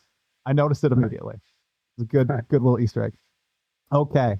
To close us out, obviously you guys are revisiting Atziri in this expansion. First out, was it kind of exciting or nostalgic to go back to Atziri because she was like the very first expansion to PoE1, Sacrifice of the Vow, and that was the first big endgame boss? How did that feel on For sure. I mean, people have a lot of love for Atziri. So there was also this whole everyone was very keen to make sure we get it right in terms of how she looks and everything. Like a bunch of people came out of the woodwork to have opinions about that. So there was a lot of that. There was a lot of that stuff going on with like the trailer and everything as well. So that was a big one for sure. So I think it turned out very well, and we've got like a pretty awesome version of Atziri for the that kind of like lives up to what we were what people had in their imagination, I suppose, from the previous version of what they were seeing. So that's been a lot of fun for sure. Now, it was very exciting to see. Everything was framed very well in the trailers. People were quite excited. Now, I have a lore question for you. Doriani says Atziri communes with the beast. Unofficial interpretation from Jonathan. What does that mean, communing with the beast? Well, I guess you'll have to wait to see the beast and Atziri in the game to find out. But you'll see, I suppose, is the answer to that. You'll see on the 12th, and then we'll find out the answer to that question. All right, there we go. That's why you hired all the narrative designers to go with that storyline in the game. I see. Okay, well, Jonathan, this was a pleasure as always. Thank you so much for taking the time out of your day to sit down, take questions from the community, explain your thoughts. It's always great. Really appreciate it, man. Thank you. Yeah, it's been a lot of fun. Okay, well, you have 4 more days until the launch. I wish you well. For sure. I hope everything goes great. I hope I hope there's not as many bugs as people expect in the league. I'm sure there can be some, but hopefully we should be right. Server's not on fire. Everything good. It's still gonna Christmas patch. It'll be fine. Yeah. New player peak. We'll see. Okay. All right, well, thank you very much. All right. Thanks, Jonathan. Talk to you later. Bye-bye. Yeah. Bye. All right, guys. Whoa. You guys, think about it. I'm afraid I had to close chat at one point. Thank you. Great job, W. At one point. So that's all I'll say. Did you guys enjoy it? Well, of course, this chat is all glazing him, and I will glaze him too. Great interview, Tri. And also Jonathan is such a great game designer. Holy moly, he's so smart, and I don't think I really can disagree on anything from his from a game design perspective. It's he's really got it on lock, and I feel like that should give everyone confidence that the game's going in the right direction. It's going to be continually improved on, and it's just a company. They're just people. It takes time. It's early access. You can't expect too much, but the game's already like one of the best games in the genre ever made. That core engine functions pretty flawlessly, and optimization. Yeah, you're always gonna have to optimize stuff when it's brand new because you make it and it's kind of janky, and by the time you get to the full release, you iron all that stuff out. I think if you look at this game, not even it take 3 years, it is going to be so deep and complex and optimized, and you all can have such a variety of play styles that anybody who loves this genre of game I don't know if you're going to be able to make a competitor. These guys have all the tools and all the knowledge and all the experience and already such a great base for a game. You're going to have to do some crazy stuff to compete with these guys because, I mean, Diablo 2 is really such a keystone in the genre. I don't think anybody's made anything like it since until this. And I mean, Path of Exile has carried the torch. Path of Exile 1 has carried the torch for all these years for what Diablo 2 was as a game that Blizzard could not recreate. They can't hold their own torch for their old game. And GGG's doing it, which is great because me and my friends had a lot of fun trading online. This is the first game that we could trade online and there was an online market for the items. And yeah, even though like it was pretty repetitive farming for the drops in that game, you know, at the time that was all we knew. And now with all these years of experience and how the player base has grown and evolved, the amount of complexity that you can add that people can still sink their teeth into and understand is just so crazy that if you're a thinking person and you like some complexity and, you know, even some pretty meaningful combat, you know, it's not Dark Souls, it's not Sekiro by any stretch of the imagination for meaningful combat interactions and you know, asking you to have crazy reactions or predictions, but it does have a pretty fair amount of that actually in the gameplay. That's not just, you know, your character just number checking all of the combat. You know, you're not just stat checking the game. There's some of that to an extent, and but it's got a good balance, I'd say, and that's kind of where the genre and the spirit of the game is, where you can outstat some of the mechanics eventually. But you know, that's a later game. That's the power fantasy of late games where you can outstat the mechanics, and so I think they're doing a great job carrying that Diablo 2 torch and the spirit of it. And I'm excited to play. I'll be playing probably, oh geez, I kind of want to do Wolfpack now that he said that they're like specifically trying to make Wolfpack a thing. But it might not have the ease of play, but I don't really care about that either. I don't know. I know a lot of people will probably be doing that too, and people have already seen The Witch, but I haven't played The Witch yet. I know The Witch will be easy. I'll be able to play through everything with The Witch just fine, because they're not really doing anything to nerf or buff The Witch build. I can just follow last patch's build. I don't know. I mean, the Druid is the hot new thing, but it's kind of a novelty, honestly, because, you know, eventually, you know, I'll play everything. So The Witch is still new to me. I haven't played through the whole thing with The Witch, or the Mercenary, or the Monk, or the Warrior. So there's still plenty of options for me, personally, to play through the whole thing with and try to get the late game with. I've only done the Sorceress, and of the Sorcerers, I've only done the Stormweaver.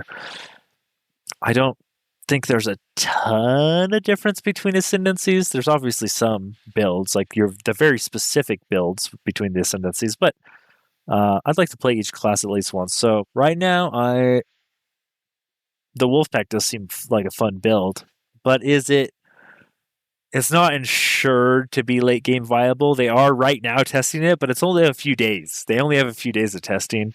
So I think I'll probably just go with The Witch just to make sure I can do all the content and try to push a little bit further this time than I did last time. Even though killing and spreading that contagion is kind of hard sometimes, when it works really well. I think that there's just something I need to do to kind of do some base level of damage to the whole pack, and that's where the other abilities come in, like the totem I can put down and stuff like that, to just like make sure I kill one mob. I think the most interesting thing about this has been that discussion around how they have the monster effectiveness budget for the pack size. The monster effectiveness, and then they have a monster budget that they can fill up. And how that scales, because effectively what they're doing is reducing the budget, but not the effectiveness, and they're not increasing the effectiveness while reducing the budget. It's kind of some levers they have to pull to make different builds viable. And overall, I think we'll see that the end game is a lot easier, period. End of story. And that, like, the super chaining lightning skills aren't as required, but with a smaller pack, that means that the chains of the lightning will hit the same target more times. So they'll still be good, but it'll just essentially make, I think it'll essentially make the super clearing builds still better, but not the only viable ones. I mean, there's going to be this level where I think overall, you just don't need to focus on defense as much, because without being swarmed, you're not going to get hit hardly ever, unless maybe you're unless you're a melee class, and even then you're going to get hit less. So I think overall this will be essentially almost exclusively an easier patch that you can focus on damage longer. Maybe on the super juiced mechanics like Abyss and such, you might still get a screen full of enemies. But it's not like the maps are going to be empty either. It's just that they aren't going to scale to that crazy extent in the same way. It might just be, just slightly, you just don't need to worry about getting surrounded as much. So defense is a little less useful. So you can go, you're probably not going to ever use a focus, is my worry. Why would I use a focus now? Because they buff staffs so much, and staffs are now the offensive option, where wand and focus is the defensive option. Why would I ever use a wand and focus unless they're perfect, right? They have to be like really, really perfect, better than my staff comparatively. And also, where does shields come into play? Unless you're like a shield charging warrior. It seems like they were really, really strong. I think they did nerf the shields in an earlier patch where you can't get the block chance so high, but it seems seemingly to me, with like less projectiles on the screen, less mobs on the screen, it's gonna even doing like those partial sprints, it's gonna be really hard to hit me just without just me walking around with a character like the Contagion, Essence Drain Contagion Witch. I mean, it's gonna be a lot easier for me to kill that one monster I put Contagion on too, because the pack's smaller. So, it's not nothing. There's still gonna be a pack, just a smaller pack. So just less kill threat on the player. It's gonna be interesting. I really want to look forward and see in softcore and hardcore what builds rise to the top when there's just a little bit less kill threat on the player getting swarmed. Because I don't know if there's anything necessarily now. Maybe like some of the melee characters. I think this might be a huge melee buff. Actually, it's mainly the melee characters with these small AOE's that I would be worried about typically playing. That could come into the forefront here. That if you do one big mace slam that critically hits and it was overkilling a small group of monsters, now it could just be enough to kill the only pack of monsters now that the packs are smaller. So it could be a good warrior patch or a good monk patch. or a melee spear might not feel so bad with a smaller pack. And also the druid itself, with its melee animal forms, is probably going to do pretty well. And even the werewolf, the non-lightning forms, even the cold form and the werewolf and the fire form and the bear, even though the bear seems like it has a lot of AoE, the bear seems like it has a lot of clear in general. I think the bear's going to do really well. And maybe even the werewolf. The wyvern, now that we know that the ignite stacks on bosses, it's basically sounds like your boss ability is to try to get a huge burn on the boss. That should be fine too, because the lightning typically doesn't do as much single target damage because it's all about chaining. So you clear with the lightning.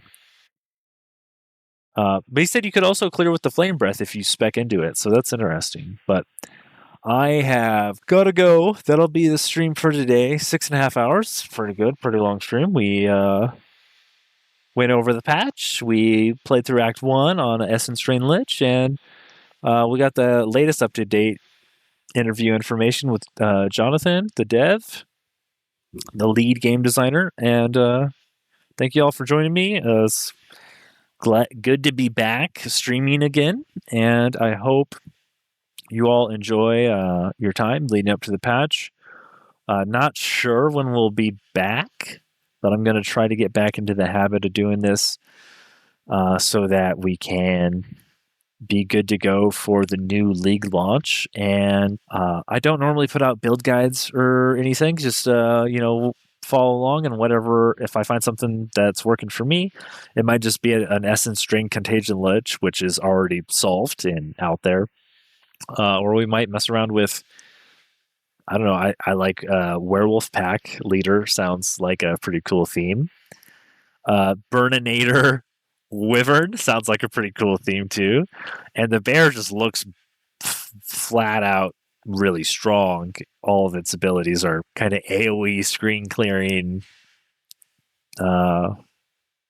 things that also ignite. So that being said, I'm going to sign off, and I'll see you guys on the next one. Bye.